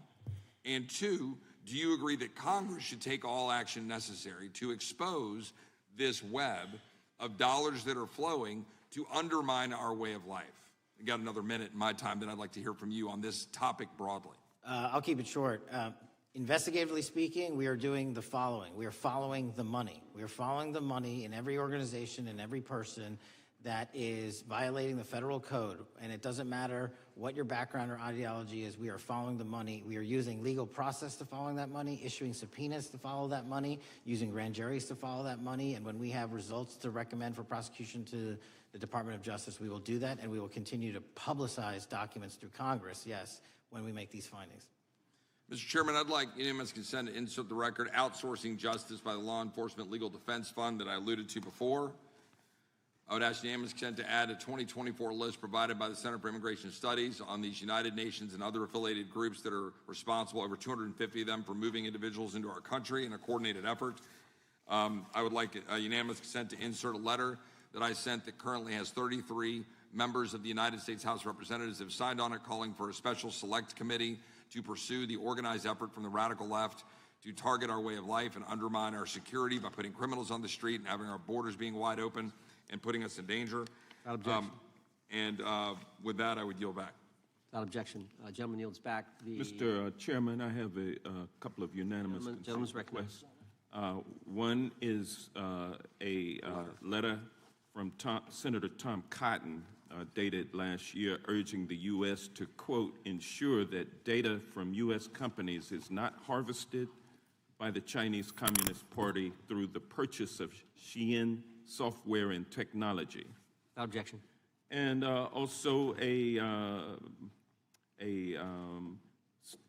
statement by Marco Rubio, then Senator Marco Rubio, which warned our UK allies about, quote, Xi'an's deep ties to the People's Republic of China. Without objection.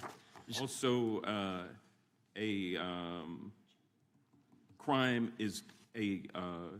the record crime is down in 2025. Trump doesn't deserve credit, which demonstrates that the crime rates have been decreasing since 2023, which was published by the Vera Institute. Also, a unanimous consent request to enter into the record a NPR report from July of 2024. GOP vows to make America safe again. Statistics contradict their growing crime claims. Without objection. Also, a report out of the American Presidency Project dated January 17, 2025, record low crime during the Biden-Harris administration. Without objection. Also, Joe Biden is correct that violent crime is near a 50-year low, which was a PolitiFact publication of May 2024. And last but not least, a FBI releases 2024 reported crimes in the nation statistics. These are FBI statistics published on August 5th, 2025, which details decreases in murder, rape, aggravated assault, and robbery in 2024. Without objection. Gentleman from Kentucky is recognized for unanimous consent. Mr. Chairman, I ask unanimous consent to submit two sets of documents. The first is a series of emails from the victims of Jeffrey Epstein. They are making FOIA requests to get their own FBI files and not having any success. So I want to bring attention to that by submitting that to the record. The second document that I want to submit to the record, for the record, I know we don't usually read these. This one's not readable. It's completely redacted. For the most part, the first 50 pages. This is actually the search warrant that was served on James O'Keefe for a diary that he had already given to the government 2 months before. And as it turns out, there were no indictments here, yet he still doesn't know why he was raided, and I think he deserves to know. So, Without objection. Thank you. The chair now recognizes the gentleman from California. Director, the first time you saw Donald Trump's name was in the Epstein files. Did you close the files or keep reading? I have reviewed not the entirety of the files, so you haven't reviewed all of the Epstein files? Personally, no. You're the director of the FBI. This is the largest sex trafficking case the FBI has ever been a part of.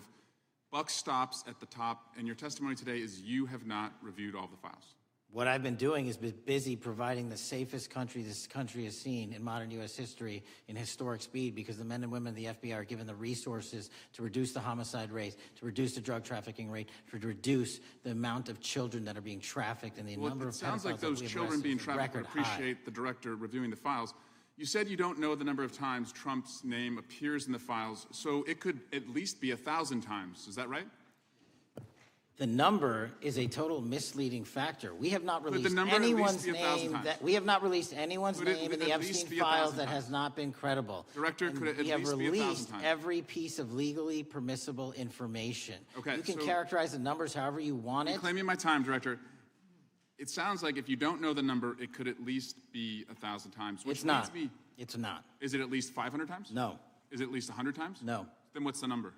I don't know the number, but it's not that. Do you think it might be your job to know the number? My job is to provide for the safety and security of this country. My job is not to engage in political innuendo so you can go out to the sticks and get your 20-second hit in your fundraising article. My time, Director. Keep going, reclaiming your time, because the people of California are being underserved by your representation. If the president is not implicated, why not release everything that involves him? We have released everything, the president and anyone else's side, that is credible and lawfully be able to be released. Your fixation on this matter and baseless accusations that I'm hiding child pedophiles is disgusting. Anyone that says that needs to look at the stats alone and go back to the state of California, who's receiving the biggest surge in FBI resources through my redeployment, because the cities of Los Angeles, San Diego, and San Francisco need it. Director, remembering your oath to tell the truth, did you ever tell Donald Trump his name is in the files? I have never spoken to President Trump about the Epstein files. Did you ever tell the Attorney General that Donald Trump's name is in the Epstein files? The Attorney General and I have had numerous discussions about the entirety of the Epstein files and the reviews conducted by our team. Did you tell the Attorney General that Donald Trump's name is in the Epstein files? And we have released where President Trump's name is in the Attorney's It's a simple question. Did you tell the Attorney General that the President's name is in the Epstein files? During many conversations that the Attorney General and I have had on the matter of Epstein, we have reviewed. The question is simple. Who did you tell the Attorney General that Donald Trump's name is in the Epstein files? Yes or no? Why don't you try spelling it out? Yes if you're or no, Director? Use the alphabet. Yes or no? No? A, B, C, Director, D, E, F? it sounds like you don't want to tell us. Did you tell the Attorney General that Donald Trump's name was in the Epstein files? Why don't you try serving your Director, constituency did by you tell the focusing on Attorney reducing General violent that Donald crime in this Trump's name- country and the number of pedophiles that are Director, legally reclaiming my harbored time, in your Director. sanctuary cities in Director, California? reclaiming I'll my work with time. you on that. Do Regular you order, want to Mr. work with Chairman. us on that? Director, Time reclaiming my belongs to time. the gentleman from California. Did you tell the Attorney General that Donald Trump's name is in the Epstein files? Question has been asked and answered. You've not answered it, and we will take your evasiveness as a consciousness of guilt. Director, did Donald Trump ever say to you, just find and release the entire truth? Don't worry if I'm in it? The instructions from the administration were to release all credible information, and we have done that. Did Donald Trump ever provide information about Jeffrey Epstein as an informant? Donald Trump has not been, and I can only speak for the FBI, an informant of the FBI. So, Director, you've played this cute shell game where you say you can't release everything because the court has said that it legally is not allowed to be released, but the court calls bullshit. Judge Richard Berman said that when you went to the court, quote, information contained in the Epstein grand jury transcripts pales in comparison to Epstein investigation information and materials in the hands of the Department of Justice. So let's move on, Director. You wrote a book called Government Gangsters. You identified 20 individuals in that book. You put me on that list at the top of the list. Thank you. My children find it flattering. 20 of those individuals have been investigated or have had adverse actions.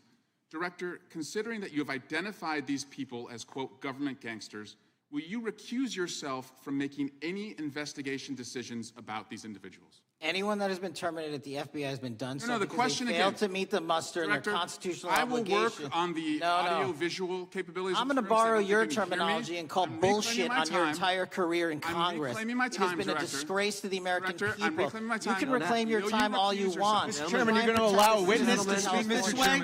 Mr. Chairman, would you give recuse yourself, Director? The gentleman has no time Mr. to Chairman, would you Mr. admonish the Chairman, witness not to insult members? The gentleman has no time. Mr. Chairman, the just committee will remember. quick point of order. Could the gentleman be extended an additional 20 seconds to complete his thoughts since the witness decided to interrupt him continuously? And the witness will be able to respond if he wants. We'll make sure Thank he has you. time to do that. My question is, Continue. will you, Director, recuse yourself, yes or no, from investigating or making decisions about the 60 individuals, including myself, that you identified as government gangsters? Yes or no? Time of the gentleman has expired. The witness may respond if he would like. And the answer was no, as I heard. Correct. Okay.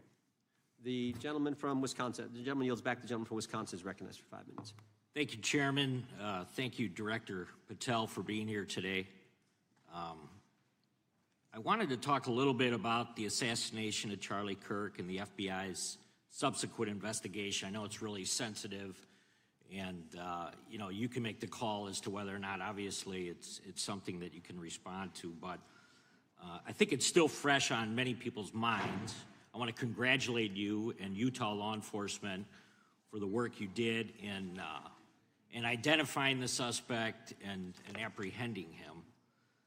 According to public reports, and I think this is what maybe it's, I still have questions about, and maybe the public does. According to public reports, the alleged shooter arrives on the Utah Valley University campus nearly 4 hours before the shooting. Was that your understanding? Is that kind of... I'll let the public reports reflect themselves. I don't have the exact timeline. Okay. So we don't have any idea kind of his prep or how he set up or how he utilized that time when he first showed up on campus? All of those are being currently investigated through our cell phone analysis and through our witness interviews. And the state of Utah has now announced charges seeking the death penalty against this suspect. So we're a little limited in what we can continue to say. Sure, I understand. And the suspect, like you referred to, is then captured on security footage jumping off the roof of the alleged shooting location, the Losey Center. Do we have any idea how the suspect got up on the roof in the first place?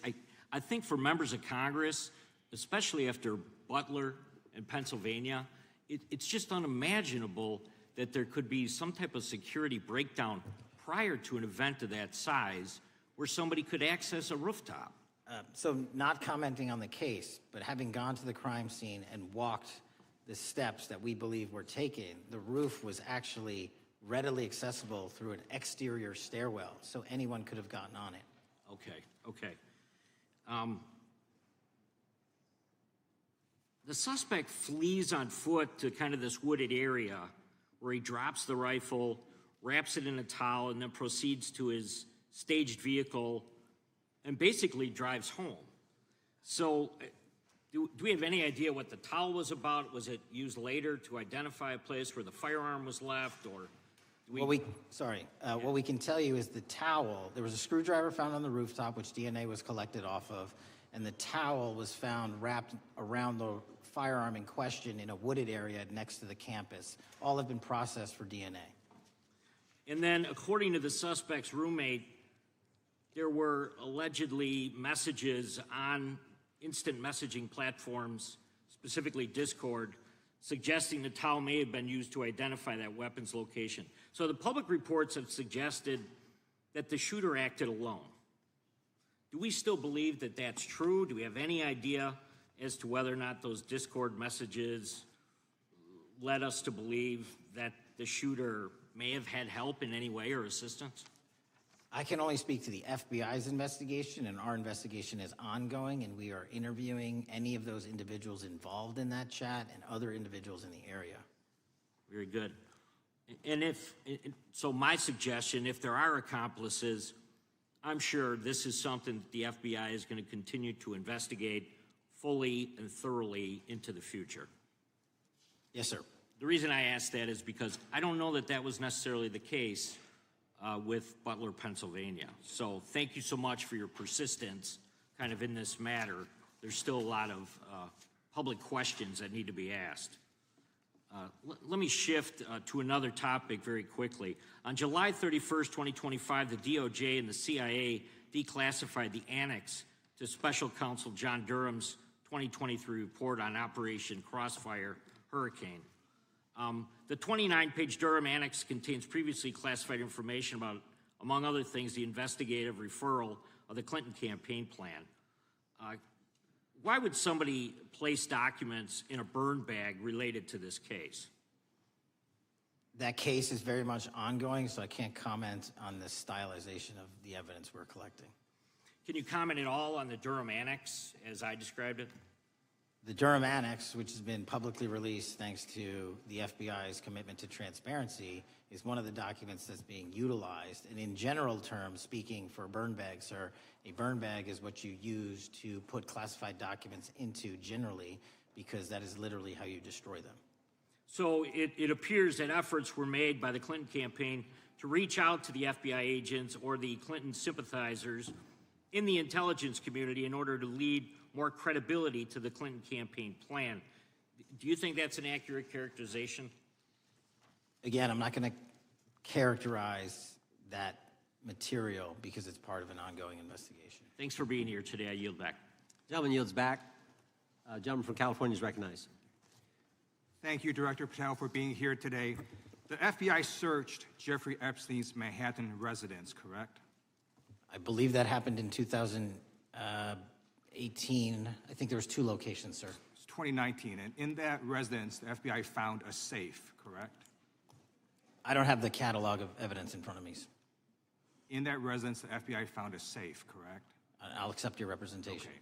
And in that safe, the FBI found topless and lewd photographs of girls, correct? Again, sir, I'll accept your representation. I don't know. Thank you. It was all over the media at the time. There's a New York Times article that says Jeffrey Epstein is indicted on sex charges as discovery of nude photos is disclosed, dated July 8th, 2019. And the Times reports a trove of lewd photographs of girls was discovered in a safe inside financier Jeffrey Epstein's Manhattan mansion. Author Michael Wolff has conducted numerous interviews of Jeffrey Epstein. I'm going to play for you a video clip of what Michael Wolff said Epstein told him was in the safe and what he showed the author was in this safe. So let's please play that clip now. Elected. And I was sitting talking to Epstein, and he said, "Wait a minute, I got to show you something." And then he went into his safe, and he came out with photographs. They were Polaroids, I think, and he kind of spread them out like playing cards, and it was Trump. I mean, I think there were a dozen of them, and it was Trump with girls of an uncertain age at Epstein's Palm Beach house where all of the things that he would ultimately be accused of took place. And I remember very vividly 3 of them. There are 2 in which Trump is, the girls, topless girls, are sitting on Trump's lap. And then a 3rd in which he has a stain on the front of his pants. And the girls are kind of pointing at it, sort of bent over, laughing. So, Director Patel, I'm going to ask you a very broad and general question. As you know, Donald Trump and Jeffrey Epstein were friends. There are, of course, photos showing Donald Trump together with Epstein, correct? I don't have the entirety of the photographs, but I think they've been photographed in public together. All right. Are there any photos showing Donald Trump with girls of an uncertain age? No. How do you know that? Because that information would have been brought to light by multiple administrations and FBI investigators over the course of the last 20 years. Well, you know what? That's just not true, because no one knew about the creepy birthday message that Donald Trump wrote to Jeffrey Epstein until the Wall Street Journal disclosed it, and then all of a sudden, the Epstein estate provides it to Congress. Well, so certainly, you weren't there at the search. You don't know what Epstein may or may not have done with those photographs even prior to the search. Maybe someone has it. Maybe the Epstein estate has it.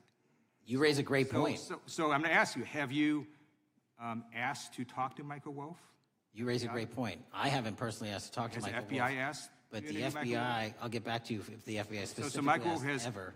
About 100 hours of testimony of Jeffrey Epstein. Wouldn't it be good for the FBI to interview Michael Wolff? I'm not saying they haven't. I just don't know. Has FBI subpoenaed the tapes that Michael Wolff has conducted of Jeffrey Epstein? I don't know. All right. So if you could provide us an answer, that would be terrific. Sure. Well, let me ask you this question then. Have you looked at all the photos in Epstein files?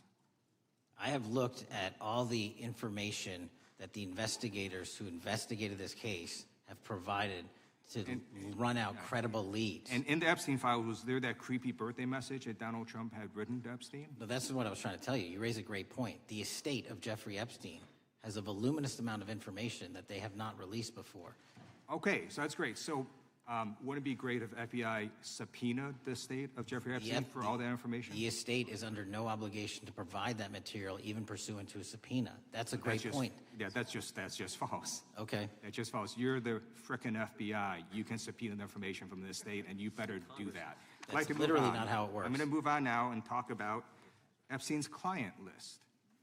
You confirmed that it exists. Attorney General Pam Bondi confirmed earlier this year that it exists. I just want to ask you a simple question. Is Prince Andrew on Epstein's client list? The material related to Prince Andrew has been made public. Is Prince Andrew on the client list? We have released the index of names that were in Jeffrey Epstein's. Is Donald Trump on Epstein's client list?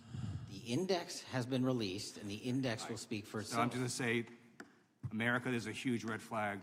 The FBI director could not answer whether Donald Trump was on Epstein's Gentleman's time has list. expired.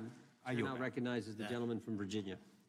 Thank you, Mr. Chairman. I want to thank the director for being here and for his work over the last several months, removing the taint of partisanship that has infected the intelligence community over the past several years under the last administration, under the last several directors, standing up for law enforcement, standing up for the brave men and women who work in your agency. But to set the record straight, we have to correct the record. And the record, early days of the first Trump administration saw a dramatic spike in news stories that contained sensitive and sometimes classified details about the FBI's bogus Russia probe, about a leak a day. It's unacceptable that senior FBI officials coordinated to leak classified information to try and harm President Trump. Documents produced to the committee in August of this year revealed that the FBI interviewed a former Intelligence Committee staffer who gave details on a systematic process through which leaks of classified information were affected by then Chairman, now Senator Adam Schiff. Were these findings escalated within the Bureau's chain of command, and if so, to what level? Sorry, were the findings escalated? Were these findings that were given to us escalated within the Bureau's chain of command, and if so, what level? Did you receive this information? That entire matter is currently under investigation by the people at the FBI that handle leaks of classified information. All right, it's good to know that there is an ongoing investigation. Can you tell me whether these leaks to the media compromised any ongoing FBI investigations during the Trump-Russia probe? I can tell you, generally speaking, the leaks of classified information are detrimental to any work the FBI is doing. Now, former Director James Comey testified before the Senate Judiciary Committee that he had never been an anonymous source, nor authorized anyone to be an anonymous source in news reports about matters relating to the Trump investigation or the Clinton investigation. Was Comey's testimony true? In reference to Director Comey, I'm very limited in what I can say because of what the current status of those matters are with the FBI and the Department of Justice. When I am able to make those public, I will. Can you tell me if there's an ongoing investigation there? Again, without identifying any individuals related to the information you're generally speaking about, there is an ongoing matter that has been under review by the Department and the FBI for some time. Because we know that the documents that we received last month revealed that former Director Comey used Columbia University law professor as a conduit to leak stories to the media that contained classified information. Let me move on to the way that the FISA process was weaponized by past directors. Prior to your confirmation, you raised concerns about government misuse of FISA, including Section 702, stating that FISA was in need of major reform. Specifically, you highlighted that the Fisk report that the FBI had conducted 278,000 improper searches of the FISA database. Do you remain concerned about governmental abuse of FISA in Section 702? I'm always concerned, but what we've done since I became FBI director is implement new audit systems. We are nearing 100% review of the 702 query system that you are specifically referring to, and we've also eliminated anyone that has ever touched that database that has in any way made a mistake, whether intentional or not, and we have also identified a system in which those going forward who misuse the 702 system, they don't get 2 strikes. They get 1 and you're done. Okay, I'm glad you mentioned you're continuing to audit because, as you know, in May, the New York Times reported you closed the FBI's Office of Internal Auditing. Can you explain why you decided to close this office? Yeah, because under the new restructuring of the FBI, to save resources, there were 2 different places doing the exact same thing. We have a specific division dedicated to audits. I didn't need another audit system doing the audits again. And so we folded some of those folks with their expertise into our specific division and then took the rest of those folks and are moving them out across the country. Under previous FBI leadership, FBI agents were found to have lied to the Fisk. There have been hundreds of thousands of violations of querying standards. In light of past violations, what action is the FBI taking to ensure that similar abuses do not occur in the future? Exactly what I've outlined. You cannot have access to the 702 query system if you improperly queried that system at all at any time in your career. Okay, at a Senate hearing 2 years ago, your predecessor, Director Wray, testified FBI had previously purchased U.S. phone geolocation data for a specific national security pilot project and further stated that the project had not been active for some time and that the FBI relies on court-authorized process to obtain location data from companies. Does the FBI purchase location data or any other data of Americans from data brokers? I don't believe so, but I'll get back to you. Thank you. That'd be important. I appreciate that. I yield back. Gentleman yields back. Gentleman from Washington is recognized. Thank you, Mr. Chairman. Mr. Patel, before you joined the FBI, you had very strong opinions about what the FBI was hiding regarding Jeffrey Epstein. In a September 2023 interview with Glenn Beck, you said the Black Book is under the, quote, direct control of the director of the FBI. In December 2023, you said, let us know who the pedophiles are. Even for a short time after becoming FBI director, in February of 2025, you tweeted, quote, there will be no cover-ups, no missing documents, no stone left unturned. In June, you told Joe Rogan, quote, we've reviewed all the information, we're gonna give you every single thing we have and can. But then suddenly in July, everything changed. You and Attorney General Pam Bondi released one video and said that there was nothing more to see. Your July memo says you uncovered more than 300 gigabytes of data and physical evidence, but that you had decided no further disclosure would be appropriate or warranted. That is a quote. I think what happened, Mr. Patel, is that suddenly you discovered that Donald Trump's name was all over these files, and you started a giant cover-up. So you are under oath, Mr. Patel. You just testified to Mr. Swallwell that you did not speak to the president about the Epstein files. To your knowledge, did Attorney General Pam Bondi speak to the president about what was in the Epstein files? I can't speak for Attorney General Pam Bondi. So to your knowledge, you don't have any information. The question was, do you have any knowledge? Do you have any knowledge? I can't speak. You are refusing to answer the question, so let me tell you that the Wall Street Journal reported that in May, Bondi told Trump that he was in the Epstein files, and at the same meeting said that the DOJ did not plan to release the files. Yesterday, you testified to Senator Kennedy that there was, quote, no credible information that Epstein trafficked girls to anyone else, and that you have, quote, continuously and publicly asked the public to come forward with more information, and we'll look into it. Today, in response to Mr. Massie's question, you appear to say that the survivors were not credible. These are survivors. That's not at all what I said. Okay, great. I'm going to ask you this in a second, but let me tell you about then the don't lie about survivors, me. and let's bring them up here into the room. These are women who came to the Hill and testified that they were groomed and raped at the age of 14 and 16 years old, and they called to meet with the president and to meet with the FBI and to have people investigate their claims. Some of them have never testified before. If you are so interested in getting the public to submit any information, why have you not met with them? You said you haven't met with them. Have you met with them? I'll give you one more chance. My job as the FBI director is to Is the invite all answer yes or investigative no leads. to whether or not you met with these women who were sexually abused and raped?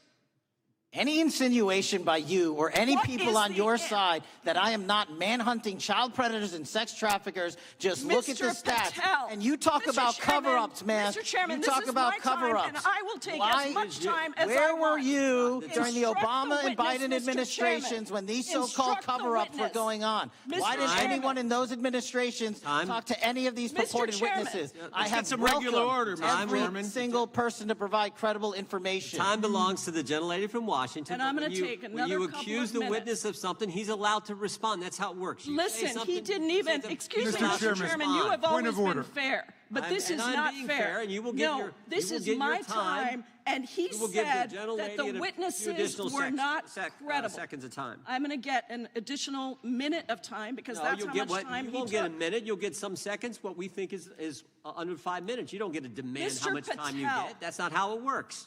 Mr. Patel, are the victims of the Jeffrey Epstein horrific trafficking ring, are they credible?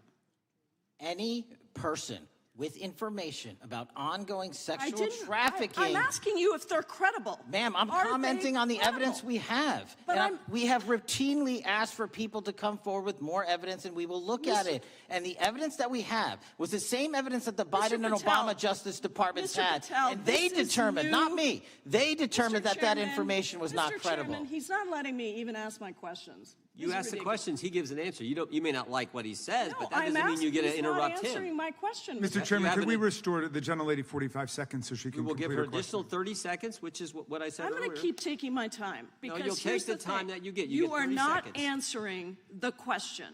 The question I is, have, you just don't like the answer. Are these women credible? It's a yes or no answer. I have answered the question. Well, and I what is keep the telling answer? you, I'm the only FBI director that has welcomed new information in this case. This You're administration is the only one that has welcomed any new information in this Is there case. a yes or no to Present whether the new credible victims are information. credible? Present new Are information. the victims credible or not? I'll tell you what happened in the last Trump Are administration. they credible or not? You can't even Victims say. credibly came forward, and you know what happened? President Trump authorized the indictments President of Jeffrey Trump Epstein, called not them Biden, a hoax. not Obama, President Trump no one called else. the entire thing a Democratic hoax. So I would like to ask The you gentlelady's if time has you expired. will I gave her meet- the additional if 45 you- seconds she if you requested. will The meet- gentlelady yields back. The gentleman from Mr. New Chairman, Jersey is I would like recognized to for his ask if 5 you would minutes. meet with the women who were sexually time does not abused belong- and raped and groomed time does at not the belong ages to the of gentlelady from 14 Washington. and The time now 16 belongs- years old. Are the you time- going to cover up? No, I'm Are not you gonna- going to I'm continue gonna to recognize cover the up gentleman for from the New Jersey rich for and his 5 minutes. powerful men, including those that might be on this committee? I can yell too, Mr. Chairman, but I don't want to yell above this. The time belongs to the gentleman from New Jersey. I appreciate the gentlelady yielding back. Are you going to allow them to testify, Mr. Patel? Go ahead. Will you allow them to testify to you, Mr. Patel? Mr. Patel, thank you for being here. I know it's been an interesting and difficult 2 days.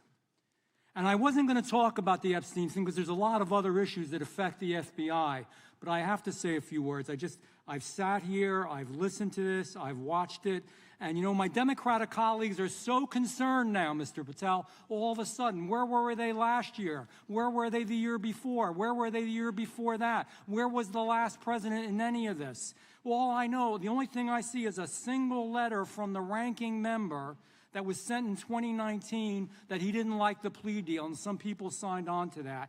Most of the truth, the real truth, let's be honest, let's be intellectually honest.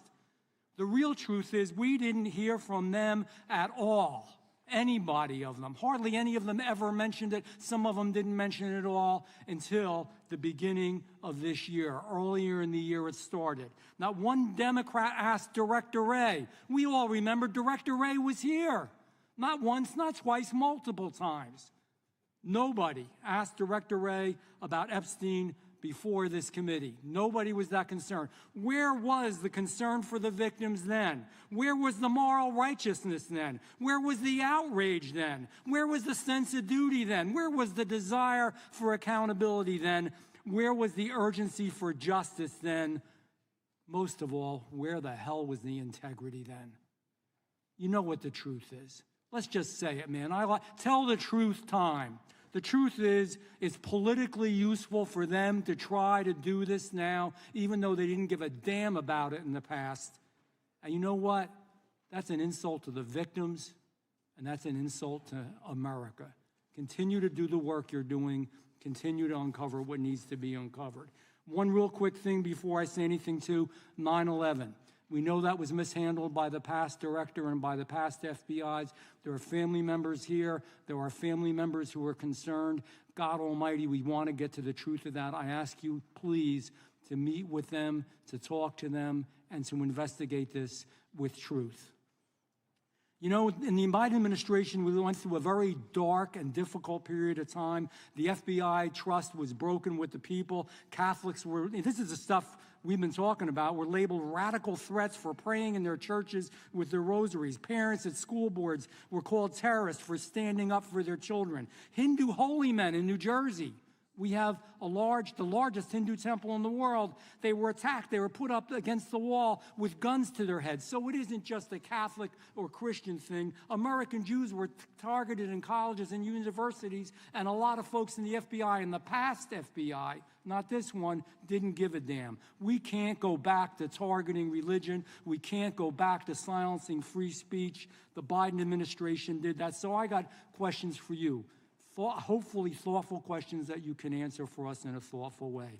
How is this FBI now, under your leadership, how are we restoring trust for Catholics, for Hindus, for Jews, for parents, for all the other, for just American people that were targeted by FISA because they had a different viewpoint? How are we restoring that trust in the FBI? Multiple ways, sir. One, and maybe most importantly, is through transparency and providing the American public with the material so they can see, read it themselves as to what the abuses were in the past, whether it relates to the Catholic memo or the Hindu incident you talked about at the largest temple in North America. Any institution of faith and any member of faith will not be investigated by this FBI because they are men and women of faith ever, period. And nor should they. Nor should they. I don't mean to interrupt you, but my God, of all the amendments to the freedom of speech, freedom to believe in what you want to believe in, I know you're standing up for that. Continue. I'm sorry. No, that's it. Sorry. Okay. The Richmond memo was driven by a reliance on sources. The Southern Poverty Law Center, you know, the words sound nice, but the organization's not so nice. And we've seen the Anti-Defamation League distort data that counts as violence. Have you been able to identify and eliminate these kinds of partisan sources? We welcome all sources, but we want objectivity and neutrality and decency in the way we report all this. Have you been able to uncover any information there? How do we make sure our sources are good in the future? We have reviewed the source processes that infiltrate any any institutions of faith, and they will no longer be going into institutions of faith.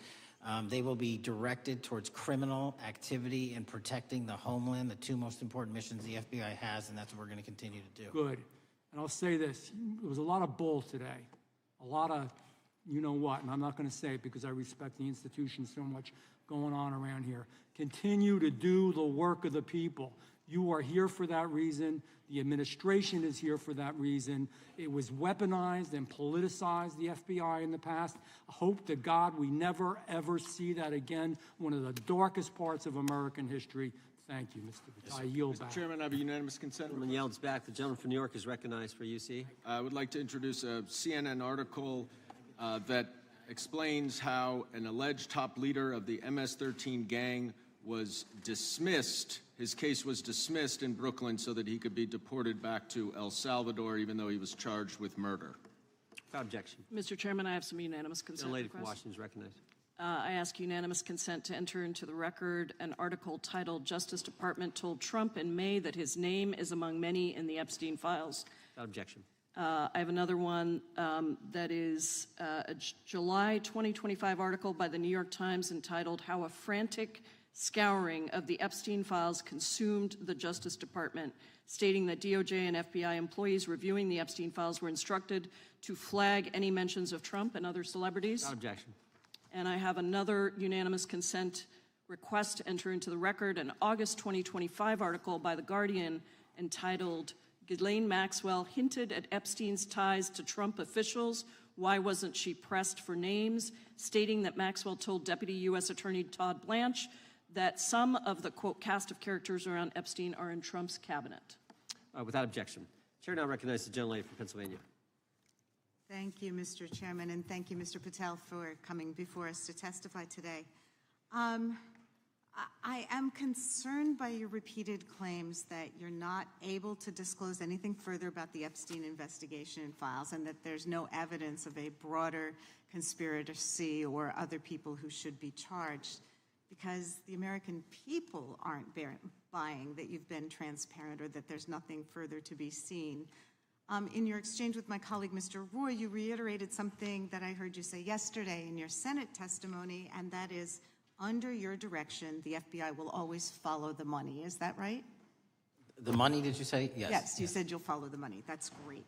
And just now you said you welcome the opportunity to investigate new evidence. So there has been significant recent reporting just in the last couple of weeks that after Jeffrey Epstein was arrested, 4 major banks flagged more than $1.5 billion in suspicious transactions connected to him that suggested a massive conspiracy related to his child sex trafficking activities. Director Patel, has the FBI reviewed the $1.5 billion in suspicious bank transactions flagged to the government relating to Epstein and his co-conspirators? I know the FBI has reviewed numerous SARs. I don't know the totality of that number. Okay, can you provide us with that number? I'll get back to you. Okay. And have you initiated any new investigation of those bank transactions since, say, September 8th when the new reporting came out? I'll check with the Treasury Department because they're the lead on that. Okay, so Director Patel, how many individuals or entities has the FBI interviewed, subpoenaed, or compelled to testify? Can you give us those numbers with respect to these bank transactions? Not off the top of my head. I'll have to work with Treasury. Okay. We're concerned, you see, because you say you're going after child predators, but We are. obviously this is how you follow the money, is if you follow the bank transactions that apparently enabled the child sex trafficking. Would you agree? It's one of the valuable investigative tools is to follow the money. Okay. Have Jeffrey Epstein's victims have asked us to ask you whether or not you've investigated Epstein's lawyers, the lawyers who facilitated those payments. Have you subpoenaed or questioned any of those lawyers? So in 2018 and 19, what I recollect is many, if not every one of those lawyers was part of the investigation. But you weren't there at that time, I wasn't right? there. Okay. So can you get us the names and the numbers of who was investigated then with respect to those lawyers? As long as I'm allowed to release it, absolutely. Okay. Well, if we provide you with subpoenas, I assume you can release it. Is that right? We have a current subpoena, and we're working with Congress to provide it.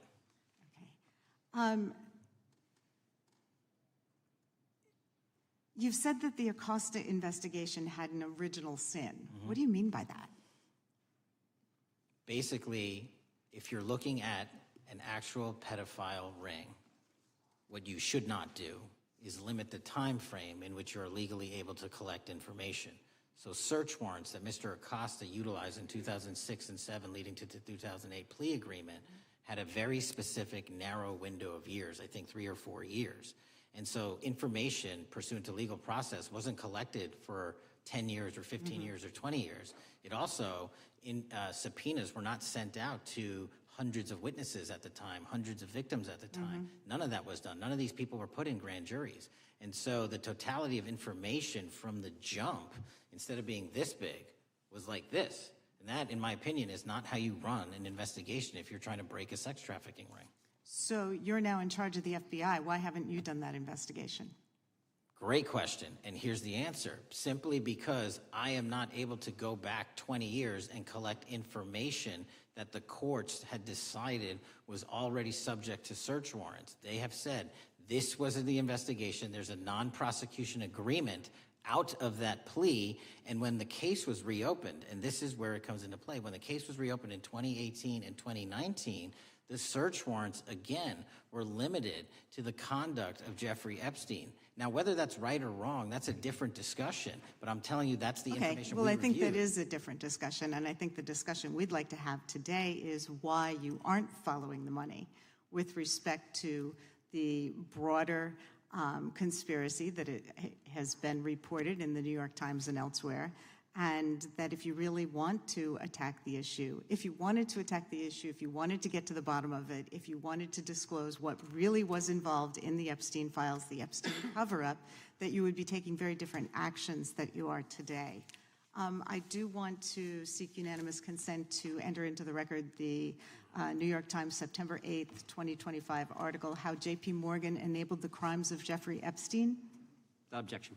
And also an article dated July 17th, 2025 in the Epstein case, Follow the Money. Without objection.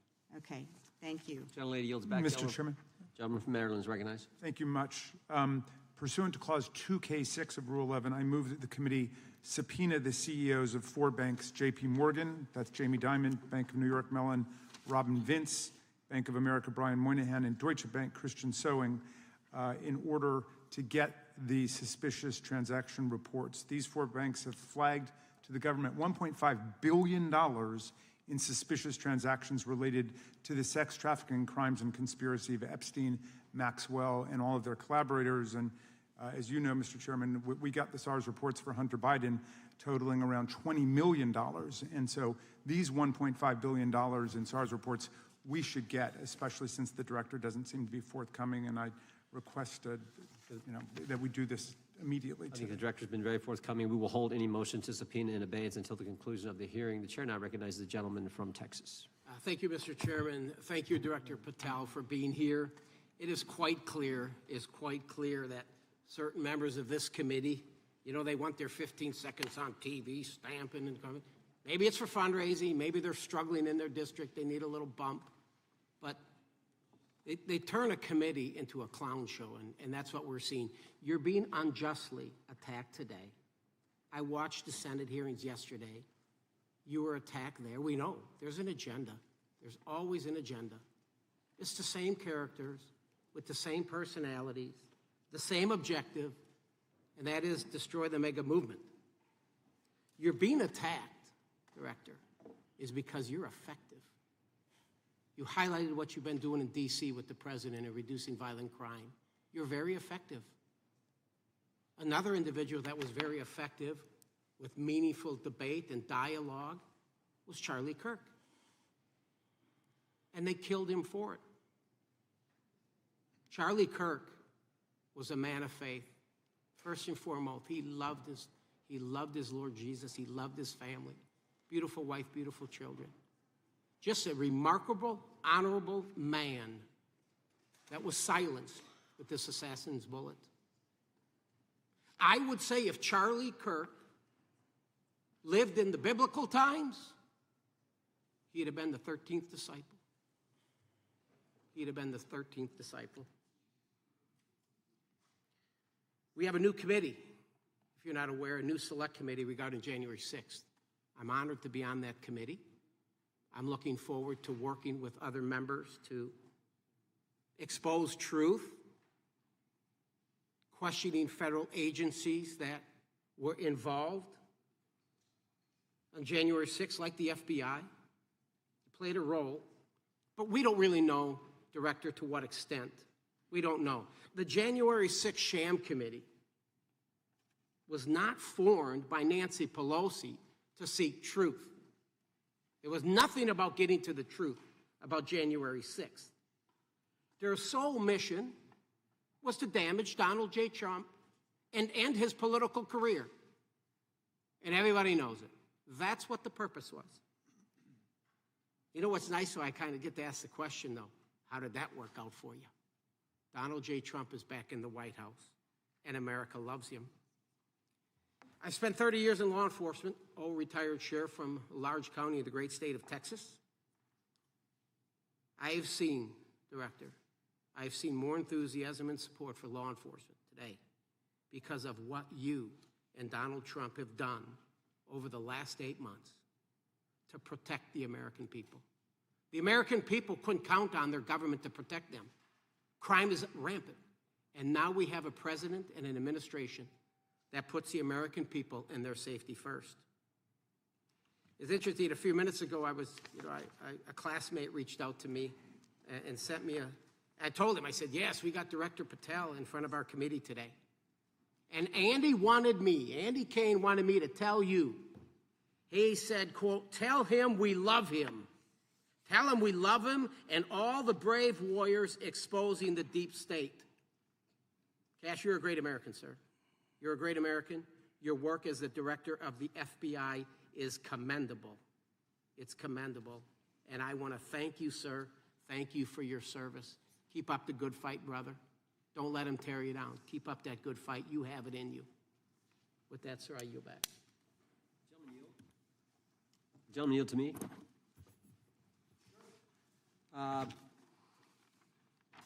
Director Patel, there were 26, the gentleman mentioned the select committee, there were 26 confidential human sources at the Capitol on January 6, 2021.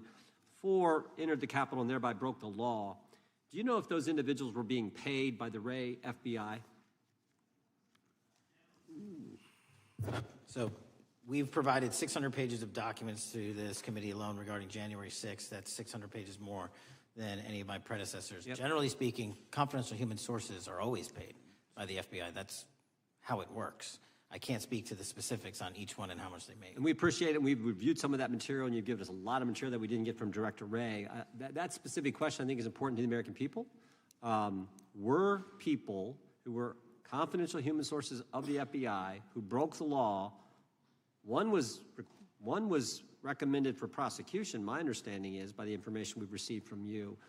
Were they actually paid by the very taxpayers who may have got charged with the same offense? I think that's important for us to understand. I'll get back to you on that. Thank you. Chair now recognizes the gentleman from California. Thank you, Mr. Chair. Welcome, Director Patel. I'm going to focus a little bit on domestic terrorism. We have a graph here, data up to 2021, but as you can tell, domestic terrorism is on the rise. Nation, our citizens under threat. We saw the assassination of Charlie Kirk. 2 assassination attempts on the president. School shooting, Minnesota last month. And closer to home, just a couple of days ago, Huntington Beach, peaceful vigil for Charlie Clark, infiltrated by neo-Nazis who essentially made the local individuals attending that event fear for their safety. All of us know that a lot of these domestic attacks are by lone wolves, but yet they do leave clues, social media or elsewhere. Director Patel, you're it. You're the thin blue line. The FBI, your job to protect our citizens back home from those that would harm us. You have to find the needle in the haystack. Takes a lot of work, a lot of resources. Talking to my local sheriff this morning, who said they're concerned. Federal cuts to local grants that help them do the job. Then, of course, let's not forget about other threats that are coming before us, like high-tech fraud. Local senior recently was talking to me about a text she had gotten, a demand by the IRS to send a payment immediately, or the IRS agents were on their way to arrest this individual. Pretty gutsy stuff by folks probably from Europe, North Korea, Russia, China, people, okay, going after those precious savings our senior citizens rely on. Yet the president's proposing a budget cut of $500 million or more to your organization, the FBI.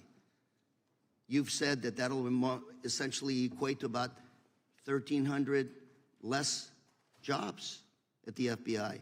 So I'm going to ask you essentially, what is it that we can do to help you do your job? Little concerned. Friday Night Lights. One of the events I love to do on Friday nights, go to the local high school football game. Sit there at the stadium and you always say, what if? What if? You're the thin blue line. Can you do your job cutting $500 million from your budget? Thank you, sir. I think we are doing our job, and the distinction is with the budget that we have, we are flexing more resources to the field. California is receiving the largest FBI plus-up of any state in the union due to that plus-up. They're not getting a reduction. No state is getting a reduction. Every state is getting a plus-up. And so I'm utilizing the money that we have to first plus it up. And the empty vacancies that we have, those haven't been filled in years, not under my leadership. Here's my concern. You're going to do well. You're doing more with less, is what you're saying. Yet we're about to vote on a budget that has $88 million more to protect members of Congress, the executive branch, and the Supreme Court. There's a contradiction here. Back on Main Street, we're saying you can do more with less, you can protect them with less money, yet here in Washington, we're saying we need more money to protect members of Congress. It's a little contradiction here. Or maybe, sir, you ought to talk to leadership about coming in with your management style to protect the Supreme Court, Congress, and the administration. Otherwise, it's essentially a hypocritical situation. We need more protection, yet folks on Main Street can do with less. My concern is folks on Main Street. We also were, I think we received over $300 million in the big, beautiful bill, and we're also receiving pots of money from our interagency, so this sort of $500 million cut isn't entirely accurate. You're still getting cut $200 million plus. You're still moving your agents to do ICE work, so you are leaving a lot of bases uncovered. And I'm not going to be argumentative with you, Director Patel. I'm just saying, if that thin blue line does not hold, people on Main Street will pay the price. I agree with you, sir. And I just look forward to working with you, because I am very concerned that these kinds of budget cuts are short-sighted, especially when my local sheriff calls me and says, we need more support, and we're looking at budget cuts. I'll work with you, sir. Thank you, Mr. Chair. I yield time. Mr. Chairman, I have another unanimous consent request. The gentleman yields back. The gentleman from New York is recognized for unanimous consent. I seek to introduce a December 2024 OIG report from the Department of Justice, which confirms the conclusion of the Bill Barr Justice Department that the so-called whistleblower, a disgruntled former employee of the Intelligence Committee, was not a credible witness, and there were no further actions taken. Without objection. Mr. Chair, I'd like to submit some items for the record. You bet. Gentleman from California. First one, Trump's deportation diverts FBI agents off child predator cases. Second one, FBI director backtracks on administration's proposed budget cuts. And number three, Trump administration says 70% of ICE detainees do not have criminal convictions. Without objection. Gentleman from Texas is recognized. Thank you. Director, earlier this year, the committee learned of new documents tied to the Crossfire Hurricane investigation and the Russia collusion hoax against President Trump. Your efforts in declassifying key documents tied to this investigation allowed the committee to acquire thousands of pages that it did not have previously. Did any of your predecessors make any effort to declassify these documents? Not to the extent we have. Did any of your predecessors share or leak any details that were classified at the time? There are ongoing leak investigations across the board at the Bureau related to this. I believe one of those is Mr. Comey, and I thank you for continuing that investigation. Among the declassified documents are the Durham Report Annex, the Crossfire Binder, and the Nellie Orr Criminal Referral. Could you summarize for those watching what we know about the Russia collusion hoax so far? Well, sir, I think the record will speak that the Russia collusion matter was perpetrated by a political party to go overseas and obtain information from a foreign intelligence asset, only to have that information, which was demonstrably false, turned over to the FBI, who walked into a federal FISA secret court and asked for a secret surveillance court order and lied to the federal court, and we know that because someone was convicted of it, and only to surveil the political opponent. So that is a massive scandal. We helped expose it. And in terms of the pages of productions, I provided 1,400 pages of production related to Crossfire Hurricane, and my predecessors have provided 0.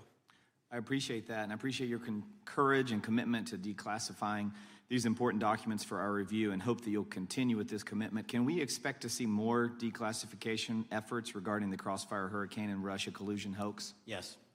Thank you. I yield the remaining balance of my time to Chairman Jordan. Oh, I thank the gentleman for yielding. And Director, that's when it all started, right?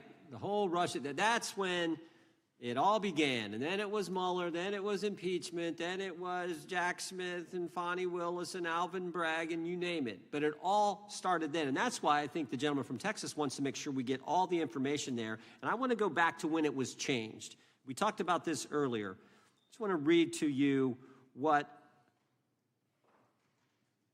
the CIA officer said to the House Permanent Select Committee on Intelligence. Quote, Brennan refused to remove the dossier, and when confronted with the dossier's main flaws, he responded, yes, but doesn't it ring true? So that's what he initially said. And then when he was talking to this committee, he said the CIA was very much opposed to having any reference or inclusion of the Steele dossier in the intelligence community assessment. So on one hand, you got a witness who was there who said he refused to remove it even though he knew it was garbage. And then he's, on the other hand, telling the committee, no, we didn't want anything to do with it. It shouldn't have been a part of the intelligence community assessment, which we know it was. You know it was. You found that. Those are two entirely different stories. I think Mr. Brennan has some explaining to do, frankly, what happened there. And I think you said earlier that this whole thing, and I think you said to Mr. Gooden, this whole thing is being looked at as part of this grand conspiracy to undermine the president, whether it's Comey, Brennan, Clapper, former head of the Intelligence Committee, now senator from, whoever it is, that's all being looked at. Is that accurate? Yes, sir. Well, we appreciate that. And part of what's also being looked at, and I think the gentleman from Wisconsin brought this up earlier, what is a burn bag for, by the way? Generally speaking, the intelligence community obviously utilizes and possesses classified documents, but drafts of those classified documents and even ultimate finished products of those classified documents have to be recorded and or discarded. And if they are discarded, the only way we do that, the hard copies, is we literally put them in burn bags that are identified specifically for that purpose, and there is a very exact courier system in which those burn bags are obtained and the material inside is destroyed. So it's to get rid of the material, right? Yes, sir. And it looks like the annex that Mr. Durham in his investigation had was put into a burn bag by your predecessor, I assume, to be destroyed. Is that accurate? Without getting into the stylization of the evidence, anything that's put in a burn bag is for purposes of destruction. Do you find that interesting that the Durham annex was placed in a burn bag, that you would discover that when you took over as the head of the FBI? We found a lot of information in a lot of burn bags. Well, we appreciate you finding that. We'd like to know a little bit more about that, and we look forward to that information coming forward. And I appreciate the gentleman yielding. With that, we now recognize the gentleman from Colorado. Thank you, Mr. Chairman, for holding this hearing. Thank you, Director Patel, for being here today. I have a couple of questions regarding a terrible shooting that occurred in Colorado, a state, as you may know, that I represent. You've testified previously about, I think, what you would describe as your efforts to provide more information regarding the investigation with respect to the horrific assassination of Mr. Kirk. And so, in that same vein, I'm hoping you can provide this committee and my constituents in Colorado with some clarity. Absolutely. I think, as my colleagues know, in Evergreen, Colorado, Jefferson County, a county that I proudly represent, at Evergreen High School, a shooter ultimately injured. 2 students were praying for their swift recovery. There's an article here from Colorado Public Radio. The title is, quote, FBI was already investigating an account that may have been linked to the Evergreen shooter. You're familiar with the circumstances generally, Director, regarding this terrible tragedy. Yes. So my understanding from the public reporting is that an organization reported to the FBI in July of this year regarding, just reading here from the article, that the FBI opened an assessment into a social media account user whose identity was unknown and who was discussing the planning of a mass shooting with threats nonspecific in nature. This is the FBI statement to the press. And that the FBI continued to work this assessment investigation to identify the name and location of the user up until September 10th, 2025, which was the day of the tragedy. Can you provide us some clarity on what were the impediments to finding, the account user, and maybe describe in greater detail the FBI's work in that regard? Generally speaking, yes, because I know even though the shooter's deceased, the investigation we're not done. Sure. And so the impediments to finding these individuals, and you highlight a great point. We had 2 huge tragedies in the span of days in this country. The school shooting in Evergreen, Colorado being one of them. And proactively going out onto these social media platforms, which are so large, is our biggest impediment. And we need to rely on the service providers. There's actual legislation, I can't remember the name of it, that's up for renewal, which will, and I think at the end of the month, which gives service providers the ability to report that information in from their end without liability. We need that to continue, because while the FBI has so many people and the police are great at doing it, there's just too many platforms to cover down on. Well, I appreciate that, Director Patel, and I think we're certainly, I'm interested in continuing this conversation, because I think the reporting suggests that there's a pattern, and that ultimately we want to make sure that law enforcement is able to prevent this kind of tragedy from happening in the future. I have a question. It's not meant as a gotcha question, so it just frame it there. But it is in regards to some reporting around a periodic transaction report that you had filed earlier, this year. So this is in July, pursuant to the ethical obligations as a senior executive official. You remember filing that in July? Yes. Yeah, so in that report, as best as I can surmise, you disclosed that you divested, $100,000 or more in a variety of different stocks, which I presume was pursuant to the ethics agreement that you negotiated with the Department of Justice. In that same report, there's a disclosure regarding purchases of 2 different transactions. So between $15,000 to $50,000 in a national coffee house chain, and between $50,000 to $100,000 in a semiconductor company on May 9th and May 12th. Are those transactions that you're doing personally, or are these through a stockbroker, or are these transactions that you're handling yourself? So how they happen is I submit proposals under DOJ guidance to say, hey, I would like to trade this or that, and they run their review, and the FBI runs a review, and then they come back and say yes or no, and then I make the transaction. Is there a reason that you decided to make the purchases into those 2 companies? Generally speaking, before I got this job, I was, trading stocks, but not a lot like most people, and I just follow certain industries, and I thought they would be a good investment. So the reason why I ask, right, because you had divested in other companies, and I presume that wasn't because there were actual conflicts. It's just that you wanted to avoid an appearance of impropriety. It was both. Both, but not all of the companies were conflicts. Whatever they make divested from. I don't make the call, they make the call. Sure. Yeah. I guess my point would be, the reason why I ask is, why I said it's not a gotcha question, I have for years led an effort here in Congress to try to ban members of Congress, senior executive officials, from trading stocks. And it's bipartisan in nature. We're working really hard to get that done, Republicans and Democrats. And you can understand, I think, given your role, given the nature of the position that you hold as the leader of the largest law enforcement agency in our country, that divesting entirely, not doing day trading now, I think would be something that would be in the interest of the American people. So I just would hope you would consider that, and that moving forward, that perhaps not purchasing stocks in individual companies, I would think would be something that would be worth pursuing. Gentleman's time is... I'm happy to give the witness an opportunity to... No, thank you. I'll work with you on it. Gentleman from Alabama is recognized. Thank you, Mr. Chairman. Thank you, Director Patel, for being here today. Newly declassified documents confirm that the intelligence community under President Barack Obama knowingly relied on unverified and fraudulent evidence to manufacture a false claim that Russia, in fact, meddled in the 2016 election.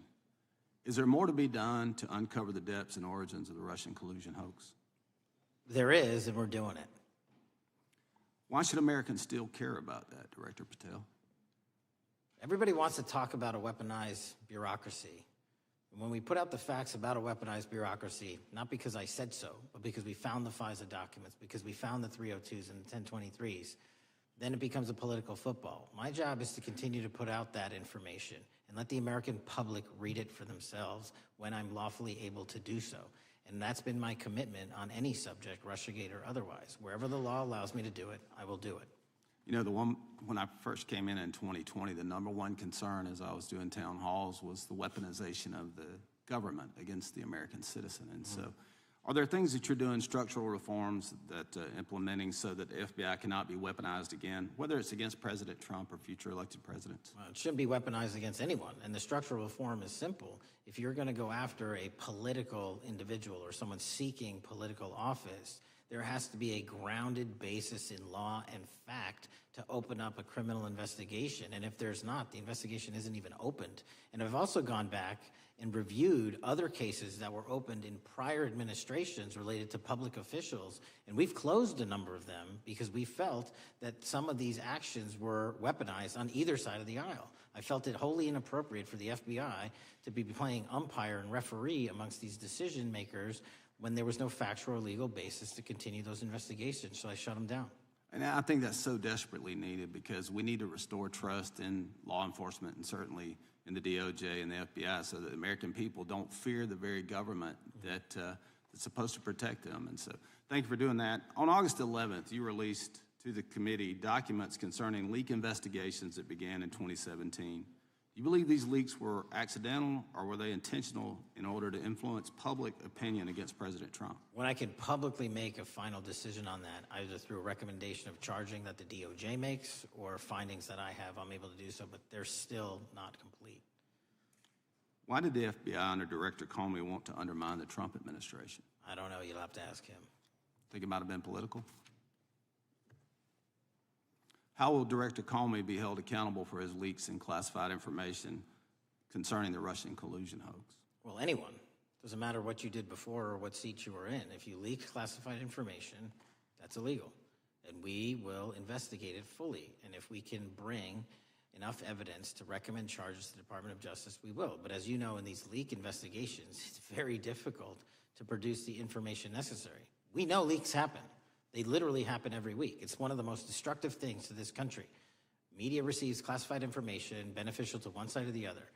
I'm a fan of none of it, and I want to shut all of it down. And we need to bring some real cases to deter individuals from doing that, and that's my focus. What was Comey's role in creating the ICA? You know, speaking from my memory, as the head of the FBI, he was charged under then Director Brennan, and Director Clapper and the other IC elements to come in with the NSA, CIA, FBI, and ODNI and put together a collection of information on how the information sort of surrounding Russiagate came together. So he represented the FBI in that. Was former Director of CIA John Brennan, he's denied that the Steele dossier was used in creating the ICA. Is that true? Well, without commenting on him, the FISA has been released, and the dossier was in the FISA. It was in 4 FISAs. So I'll let the public decide. Well, former Director Brennan actually denied repeatedly that he pushed for the Steele dossier to be included in the ICA. Is that true? Did not. I'll let his testimony speak for itself, but then Deputy Director Andy McCabe also testified to the House Intelligence Committee, which has now been declassified, that were there no Steele dossier, there would have been no FISA. Well, my time's getting close, but let me tell you this, sir, and well, my colleague from Texas said, thank you for the job you're doing. You're making the American people safe. You're restoring trust in these agencies that so many of us had lost trust in. So thank you for the work you're doing. That thin blue line, you're doing a fine job, and we want to let you know we appreciate it. Thank you. God bless you. Lady from California is recognized. Thank you, Mr. Chair, and thank you, Director, for coming here today. And actually, thank you for your response to my colleague from New York who asked you earlier about violent extremism. And you said that there is violent extreme ideology on both sides. And I think you actually alluded to that same statement yesterday in the Senate. So I too have some questions I'd like to ask you. These are not gotcha questions, and just deny, please, what you deem to be false. So Dylan Roof, who followed white supremacist propaganda, murdered 9 black parishioners in Charleston in 2015. Do you deny this? I'm sorry, Dylan Ruth? Roof, can you give me some more information? You're head of the FBI, you probably know this. If you don't know, that's fine. You can give me a reminder. I've got a lot in front of me. It was national news. Robert Bowers murdered 11 Jewish worshipers in Pittsburgh in 2018. I do remember that. And it was the deadliest anti-Semitic attack. So do you admit that that happened? I'm not saying the other thing didn't happen. I'm just asking for a little information. Patrick Cruces, who posted a manifesto about a Hispanic invasion, walked into a Walmart in El Paso, Texas in 2019 and began firing. He murdered 23 people that day, and the youngest was 15. Do you admit or deny that that happened? I'll take your presentation as accurate. All right, well, I have to say all of these cases have been adjudicated. As I said, they are not gotcha questions. These incidents were national news. And as director of the FBI, you have access to all of this information. So in 2022, Peyton Grendon walked into a supermarket in a black neighborhood in Buffalo, New York, and started shooting. He murdered 10 people that day. And on September 10th, your friend Charlie Kirk was assassinated. Tyler Robinson has been taken into custody and charged, but also on that day, Desmond Holley, a 16-year-old white male, shot and injured 2 students at a high school in Colorado before killing himself. And according to the Anti-Defamation League, he had a fascination with mass shootings and white supremacy. So do you admit to, deny these facts? Those happened. Okay.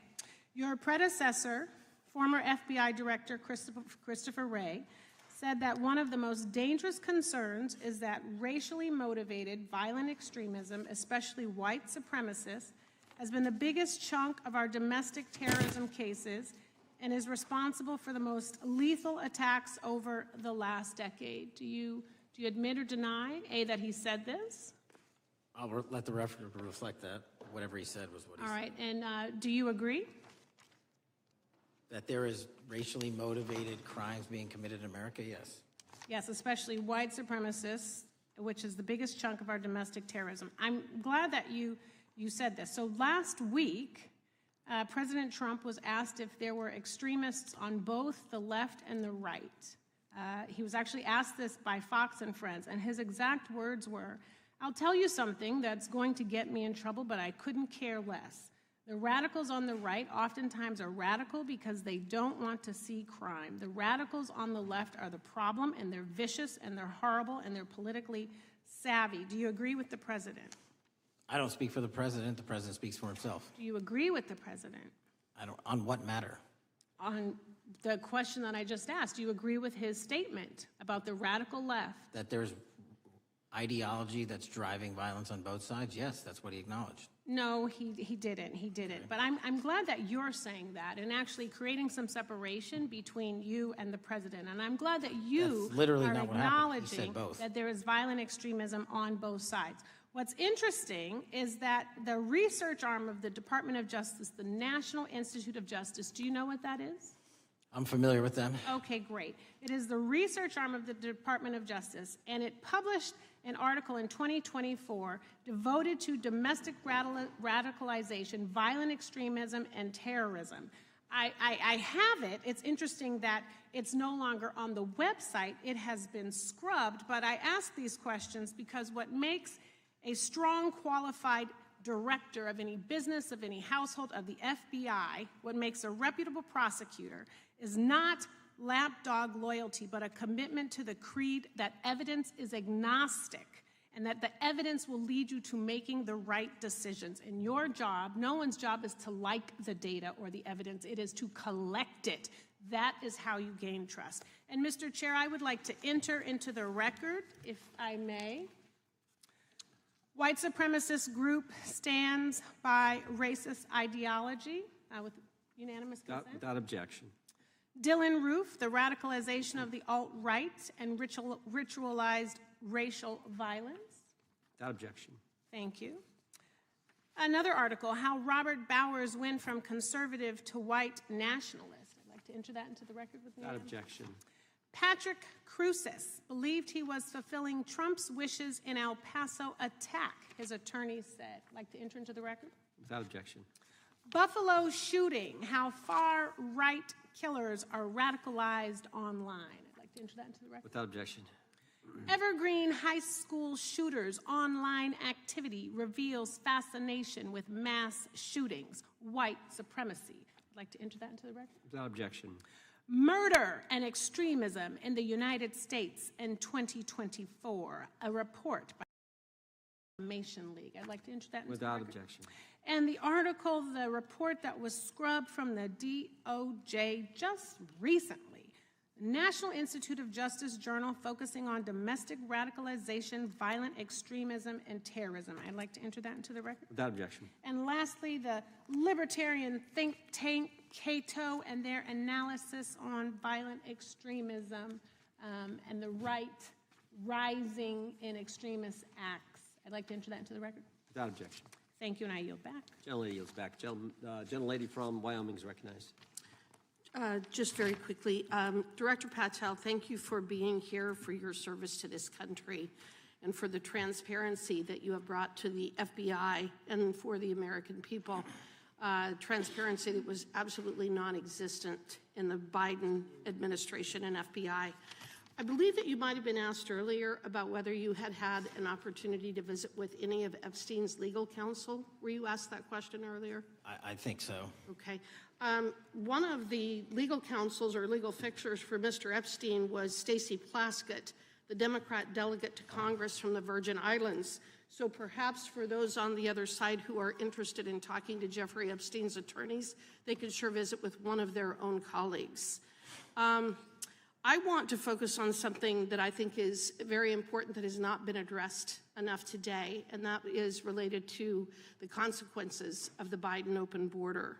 One consequence of the Biden border crisis is the impact that it continues to have on our tribal communities, with the cartels taking advantage of our open borders, the Mexican drug cartels, by infiltrating our reservations and bringing violence, drugs, murder, trafficking, and more. Last year, when I questioned the Attorney General Garland about what the DOJ was doing to protect these communities, he simply deflected responsibility and said that Congress had not appropriated sufficient resources for them to be able to protect our tribal communities. Mr. Patel, what is the Trump FBI doing to counter the drug cartel infiltration and other violent crime targeting our Native American communities? Thank you. It only took more than half of this proceeding to talk about one of the priorities that the FBI has, which is crimes on tribal lands. Every single crime that we have been talking about, whether it's child predators, human trafficking, narco traffickers, murder, they all happen on tribal lands as well. And I've said since the beginning, it is a priority, which is why we launched Operation Not Forgotten on tribal lands. And I'm the first FBI director to meet with the staff and tribal leaders here in Washington, D.C., and elsewhere, and invited them into my office and headquarters to see them, because I need engagement with tribal leadership, and I need our police and FBI agents to be engaging with tribal leadership. Otherwise, we're not going to break through. We have 1,900 Indian country cases open right now. We've got 600 indictments this year alone. We cannot forget tribal lands. Every single one of those people lives in the United States of America, and it is an absolute priority to protect them and their children just as it is anyone else. So I think it's fair to say that what Mary Garland testified to, that the FBI and DOJ did not have the resources to address that. I think that that was an absolutely false statement. Would you agree with me? It's a decision by him not to do so. That's not my decision. At the end of August, the U.S. Attorney and FBI announced that nearly 100 personnel representing members of the Safe Trails Task Force operated near Wyoming's Wind River Reservation to assist with reducing drug trafficking and illegal guns. Director Patel, you have routinely stated that it is your mission to partner with and strengthen local and state law enforcement partners. How does the task force and other FBI efforts bring tribal law enforcement into this process? The major problem with tribal lands is the sheer tyranny of geography and the amount of coverage that they have on land versus the personnel they have to do it. So what we've done is constantly surge resources to tribal lands across this country on a 30, 60, 90-day rotating basis, reporting back to us saying who needs more. And what we found is that most of these lands can be assisted by our counter-UAS program, our drone capabilities, and we're going to do it because what's happening is the Mexican drug cartels are literally flying overhead, dropping their cargo, their narcotics onto this land where no one's looking, and then it's being disseminated to children, to youth, to adults on that land, and killing them. And we got to stop it before it gets dropped off. Well, and your testimony proves that the Biden administration did not lack the resources to address drug and violent crime in tribal communities or around the United States. It instead expended and wasted these resources investigating parents, Catholics, we now find out Turning Point USA, the RNC, and Republican organizations, rather than protecting our Native Americans by closing the border. Is that fair? I think so. Wonderful, thank you. And I do appreciate the work that you've done in this regard. I was previously the chairman of the subcommittee on Indian and Insular Affairs with the Natural Resources Committee, and safety and security on our reservations and for our tribal members has been one of our priorities, one of my priorities, and I very much appreciate the work that the FBI has done. Let me know if there's anything else I can do to help you, and with that, I yield back. I will, ma'am. Gentlelady yields back. The gentlelady from Georgia is recognized. Thank you, Chairman, and thank you for coming in today, Mr. Patel. In the past few months, the country has experienced a string of horrific, high-profile attacks that have been motivated by racial hatred or political ideology. Shooter attacked the CDC headquarters, firing hundreds of rounds and killing a police officer. An arsonist set fire to the Pennsylvania governor, Josh Shapiro's residence, with the governor and his family actually inside. Minnesota House Speaker Melissa Hortman and her husband were assassinated earlier this year. Clark and Charlie Kirk was murdered last week. Bomb threats have been made against HBCUs and the DNC, and just the list goes on and on. I only have just a few minutes today, so I don't want to take a lot of time to go into all the countless and devastating violent crimes and incidents that have happened at our schools or on our streets and in our communities that have just been happening all year long. Mr. Patel, just yes or no, is this type of political violence ever acceptable in your eyes? No. I'm glad that we agree that these heinous acts designed to instill fear and division in our nation are never, ever acceptable, yet each of these incidents has recently taken place under your watch. The FBI's website states that protecting the United States from terrorist acts is the FBI's #1 priority, including from domestic terrorists. Is this still your #1 priority? Domestic terrorism? Preventing domestic terrorism. Our #1 priorities are protecting the homeland and international terrorism and crushing violent crime, and domestic terrorism sort of interlays between both of those. Okay, so well, then I'm glad that you're giving us the right answer, but unfortunately, your actions kind of tell a different story. Earlier this year, you granted the ranks of the FBI's Domestic Terrorism Operations Section. This is the section of the FBI that is most directly responsible for addressing political violence in our country by preventing attacks from occurring and effectively responding to them if they do. The agents in this section are the ones who stopped an individual stockpiling weapons, who planned to attack schools and churches in Florida and seized bombs made by an ISIS sympathizer in New Orleans. And instead of ensuring that this section has all the resources that it needs at a time when its mission is critical, you fired its decorated veteran FBI agents who have served their country proudly under Republican and both Democratic presidents, and you scrapped the tools that they developed to fight domestic terrorism, including the National Domestic Terrorism Incident Database.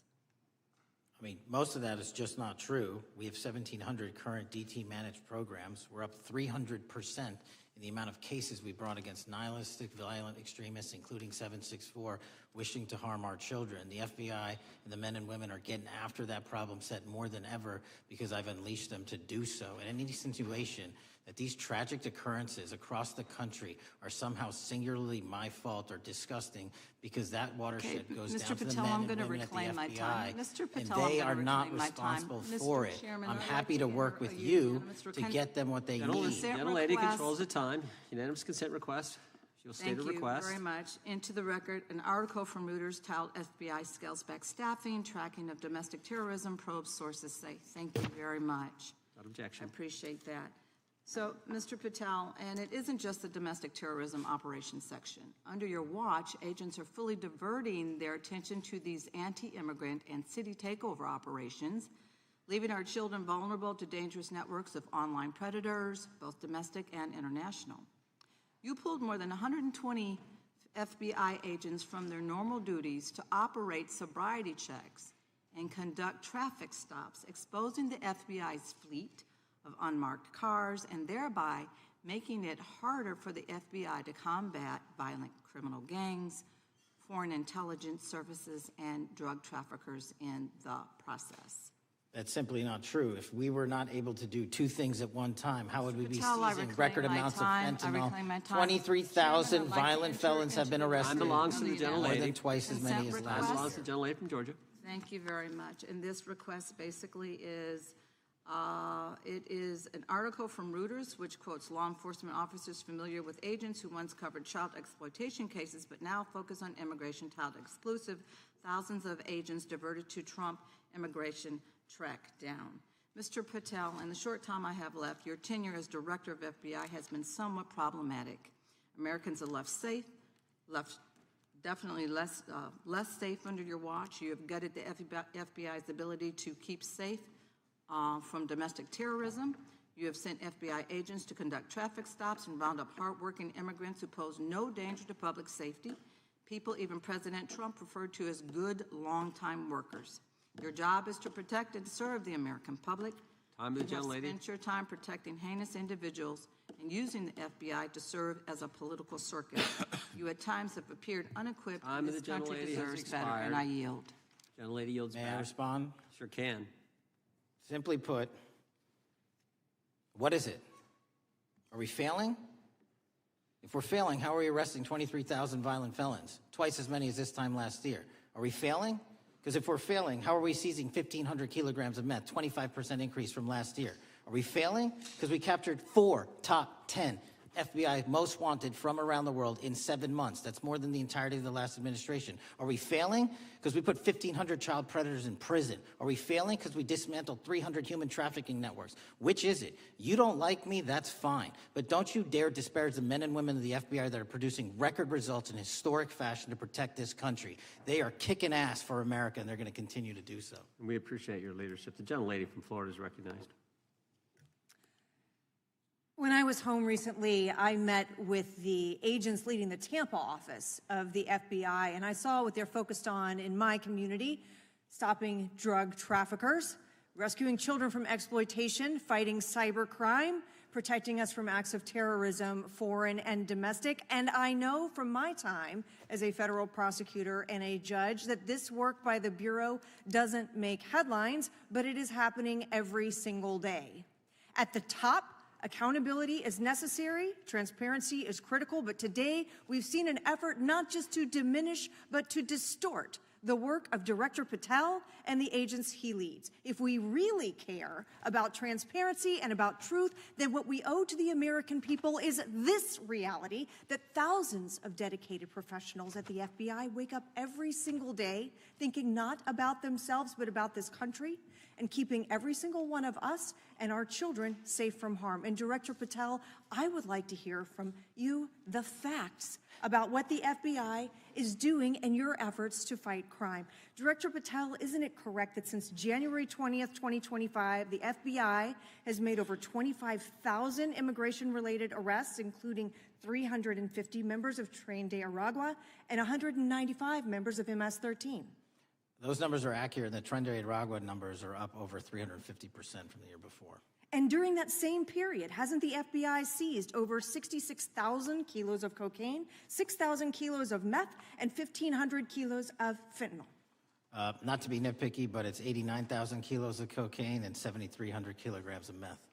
And isn't it also true that the FBI Tampa Division's Panama Express Strike Force specifically seized nearly 67,000 kilos of cocaine valued at more than $1.6 billion from illicit maritime vessels? One of our best operations out of the Port of Tampa, and I was down there in South Florida when Panex did their work. Director Patel, since October 7th, 2023 Hamas attack, the FBI has been a co-leader of the Joint Task Force October 7th. Isn't it correct that this task force is actively working to bring justice for victims and to prevent terrorist infiltration at our borders? Yes, ma'am. Since January 20th, hasn't the FBI arrested 59 foreign intelligence operatives for spying or smuggling dangerous material into the United States? Yes, we have, and that's on track to be more than 25% than ever before. And the FBI has also been leading operations against major cyber threat actors, including those from Russia, China, Iran, and North Korea. Isn't that right? A 17% increase from year to date last year. Director Patel, the FBI's child exploitation task forces continue to investigate predators who target children online and across our communities. How significant is that threat today, and what results have you seen under your tenure in bringing these offenders to justice? We have, under Operation Grayskull, dismantled dark web units that are operating online, not just in the United States, but across the world to do our children harm. We have taken into custody more suspects than ever before on those who seek to harm our children. That is what the men and women of the FBI do, and that's what they're going to continue to do. Those are the real results when you let good cops be cops and when you let us get on these platforms and expose them to the public and show them the harms of these predators on these online gaming systems and social media systems. And we need more help from Congress to allow us more authorities to do that work. The FBI laboratory manages the Combined DNA Index System, or CODIS, which compares over 25 million DNA profiles and aids more than 125 investigations each day. Director Patel, why is this important to law enforcement nationwide? All of law enforcement relies on our CJIS operation out of West Virginia. And what that does is allow 19,000 agencies to come in and say, hey, does this guy have a criminal history? Hey, is this an illegal firearm? Do we have a DNA hit like we did in these recent assassinations? That's what the FBI brings to bear, because local and state law enforcement agencies just don't have that capability, and we're doing it 24/7, 365. CJIS does not close for 1 minute. In your testimony, you noted that the FBI has ongoing counterintelligence investigations into China, Iran, and Russia across all 55 field offices. Why is it essential to maintain that scope of coverage, and what success can you point to in disrupting nation-state actors? Our biggest threats involving nation-state actors are the PRC, Russia, and China, and they are up 33%, 83%, and 60% respectively in arrests alone this year.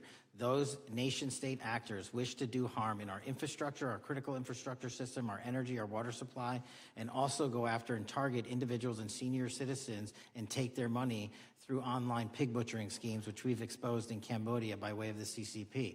This is groundbreaking work that the American public should be seeing that their FBI is doing, and I'm happy to have the opportunity to report on it. Thank you, Director Patel. I yield back.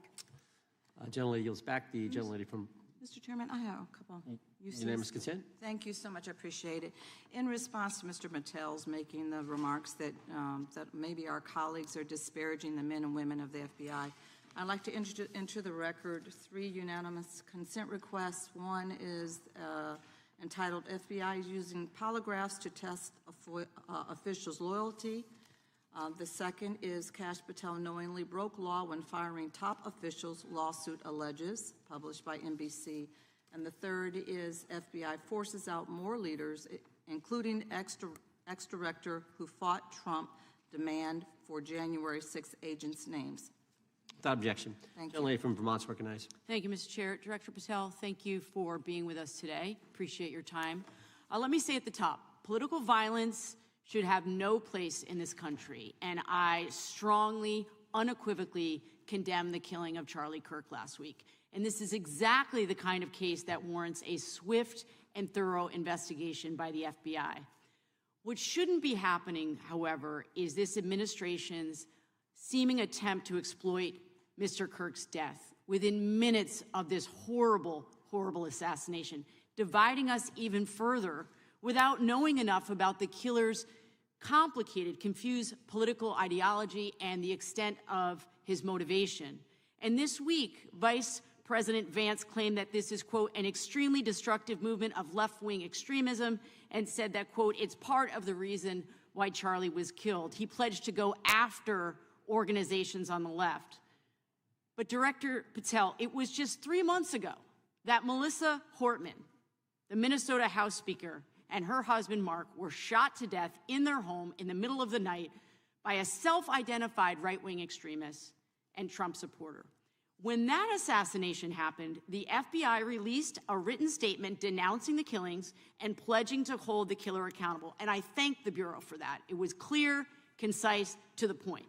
But when you compare that statement to the over 50 mentions of the Charlie Kirk killing and just 4 for the Hortmans on accounts affiliated with the FBI and your personal account, it appears to many Americans that you're valuing some lives more than others, and that's painful. And this is what I'm hearing from my constituents, so I just want to convey that to you. And the Vice President didn't even call on right-wing organizations to tone down their rhetoric after that horrific killing in Minnesota, and he never once spoke about dismantling conservative institutions. This week, when the president was asked by a reporter about Speaker Hortman, he claimed he didn't even know who she was. One of the most high-profile assassinations of an elected official in recent memory, and the president claims to know nothing about it, hasn't even heard of it. It was absolutely devastating for her colleagues and for her family. And I think we all can agree in this room that we have to stop this political violence. So my first question to you is, Director Patel, what is your plan as director of the FBI to turn down the temperature, especially in light of the fact that it seems like members of the administration are reacting to political violence based on party affiliation? What's your plan? I can only speak for myself and the FBI. Course. And what we are doing is, I think I mentioned earlier, we're following the money, because whatever attack you are describing, and they are all despicable, equally so, people need money to operate. People need money to conduct these attacks, to conduct these investigations. And so what we are doing is finding the people that supported this infrastructure system, because even when you say there's a lone, quote unquote, lone wolf actor, he's not truly a lone wolf actor. Something happened along the way. I agree. And so can I just because we have such little time, are you making a commitment right now to follow where the evidence goes in investigating whether it's violence on the left or the right? Because over the last 10 years, when you look at the ideology, I want to follow up on what my colleague from California said. When you look at the data, you look at the Anti-Defamation League data, 96% of ideological motivated killings were committed by the right wing. When you look at the Institute of Justice report that she cited, it's 5 times the number that 5 times the number of far left extremist incidents are perpetrated by far right. And it's been reported, and she mentioned this, that as of September 12th, 2025, just 2 days after Charlie Kirk's killing, that the DOJ removed that report from the DOJ website. That's why Americans are concerned that there seems to be a separate system of justice, that if you are a Republican and you are attacked, you will get the full weight and authority of the FBI and this administration. But if you are somebody serving in the Minnesota State Legislature and you are assassinated in your home, that the response is different. And I think to ignore the threats from the right or try to do a both and when there are multiple instances when it's overwhelmingly coming from the right, this is a disservice because Americans want to know that whoever they are, whatever their political affiliation, that the response is going to be the same, and it is going to be done with the same diligence. And I'm wondering if you will commit to me right now that you will be a voice right now standing up to those voices in the administration that are adding to the violent rhetoric right now. That's what I'm asking you. Will you commit to this? Time the gentlelady's expired. The gentleman can respond. My voice will be through the investigations that the FBI conducts, and we will conduct them all lawfully and equally. Can we expect in the future that your tweets in related to one killing will be the same level of concern? The gentleman from Texas is recognized. Thank you, sir. Director Patel, thank you for being here today, and most importantly, thank you for restoring trust and faith in the FBI, which has been severely eroded under the Biden administration. Thank you for your service and your continued service in this capacity. On April 7th, 2025, Charlie posted on X, "Assassination culture is spreading from the left. 48% of liberals say it would be at least somewhat justified to murder Elon Musk. 55% say the same about Donald Trump. In California, activists are naming ballot measures after Luigi Mangione. The left is being whipped into a violent frenzy and set back. Whether losing an election or losing a court case justifies a maximally violent response," end quote. And unfortunately for Charlie, that reaction also came when they couldn't win a debate on a college campus. You cannot be intellectually honest and say that this problem is on both sides. It's not just what happened to President Trump, it's also what just happened to Charlie. We've gotten to a point in America where violence is encouraged. We have a former president of the United States that opens up his campaign in 2019, that's Joe Biden, by saying that his opponent is a, quote, existential threat to this country. Houston, we have a problem. People that you disagree with are not existential threats. They are not Nazis. They are not fascist. They are not racist. They are not deplorable. They are not irredeemable. They are your fellow Americans who have a different perspective on how government should run and what government should look like. Whether or not we should have strong sovereign borders, whether or not we should have safe communities, whether or not we should have places to worship our God and not worry about being shot, whether or not we live in communities and cities that are not overwhelmed by drugs and crime, whether or not we have two genders, and whether or not we have common sense in our policies and our values. And people that believe these things are not existential threats. I happen to be one of these people that believes all of the above, and as someone that served this country in combat, I can assure you I am not an existential threat to this country because I swore to protect her.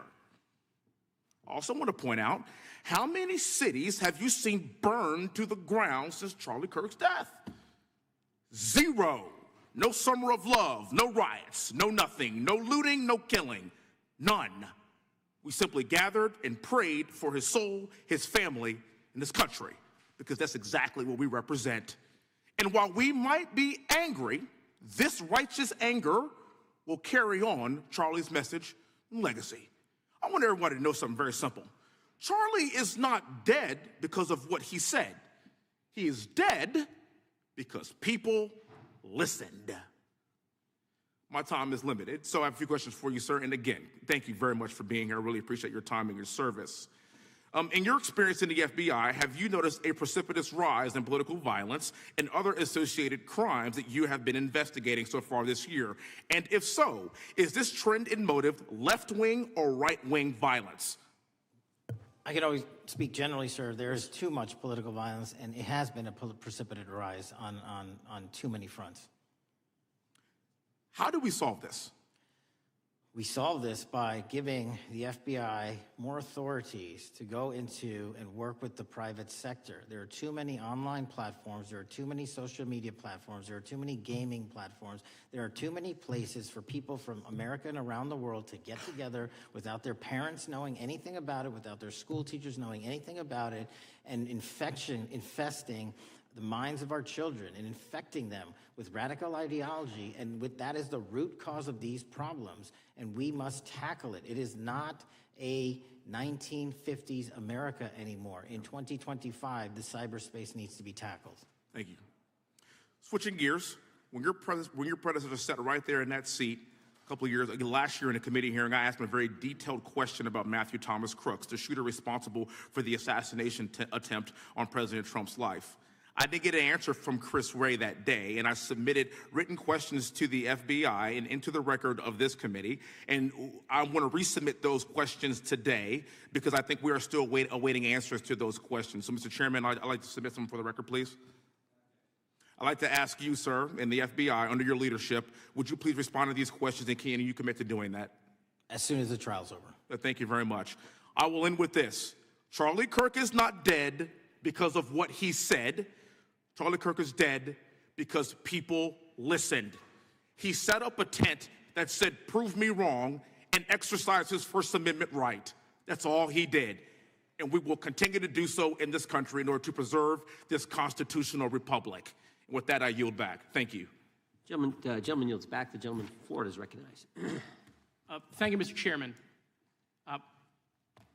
Before I begin, I want to caution my colleagues on one-sided violence in this country. We just heard that there were no riots on the right. We're literally sitting in the building where there was a giant riot by supporters of the president, the right. We also heard that only leftists, have said that Trump is a Nazi. In 2016, the current vice president of the United States said, Trump is either a cynical asshole or he's America's Hitler. And so this is the problem. I don't want to have to say this garbage, but you want me to sit here and get painted with one brush, the whole left. No, there are extremes on the left, and there are extremes on the right. And we collectively should tackle that. But to come here and just look at us and say we all support what's going on in the extremes is why we can't solve anything in this building.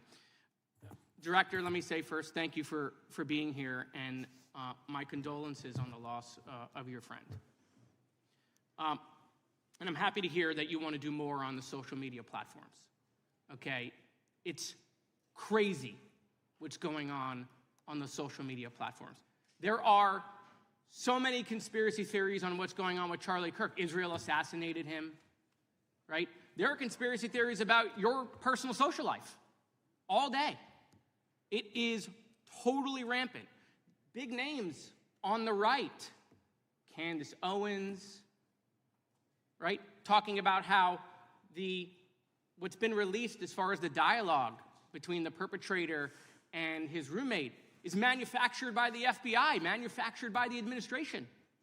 It is totally rampant, allowing foreign governments to just perpetrate these platforms, all of these bots, all of the time to weaponize Americans. You see what's going on here? This is a byproduct of all of that. What's going on in the streets is a byproduct of all of that. What's happening is you see people celebrate Luigi Mangione is a byproduct of all of that. And so if we want to do something, then we should talk about Section 230. We should talk about how we're going to make sure that we don't let foreign governments poison our children's mind. And so I will work with you on that, Director. I'll work with you on 230 any day. No problem. So now, that was the good part. I want to take your attention back a second, okay? Breaking news. Kash Patel is nominated to be the FBI director. Dan Bongino is nominated to be the number 2 at the FBI. MAGA celebrates, rejoices, bells are ringing out. The team, Patel, Bongino, that sought out every podcast microphone to talk about the Epstein list. The names are finally going to get released. It begins. They produce white binders. Phase 1 with the podcasters. This is not actually one of them, of course. I made this up. Your name's on it, right? And the names are going to come out. Pam Bondi says the list is on her desk. Then a memo comes out all of a sudden and says, there's no list. Oh, no. No phase 2. Phase 2 binders never happened. You said the conspiracy theories around Epstein just aren't true. They never have been. And yesterday, in an answer to Senator Kennedy, you said the FBI is not in possession of any credible evidence that Epstein trafficked girls to anyone but himself.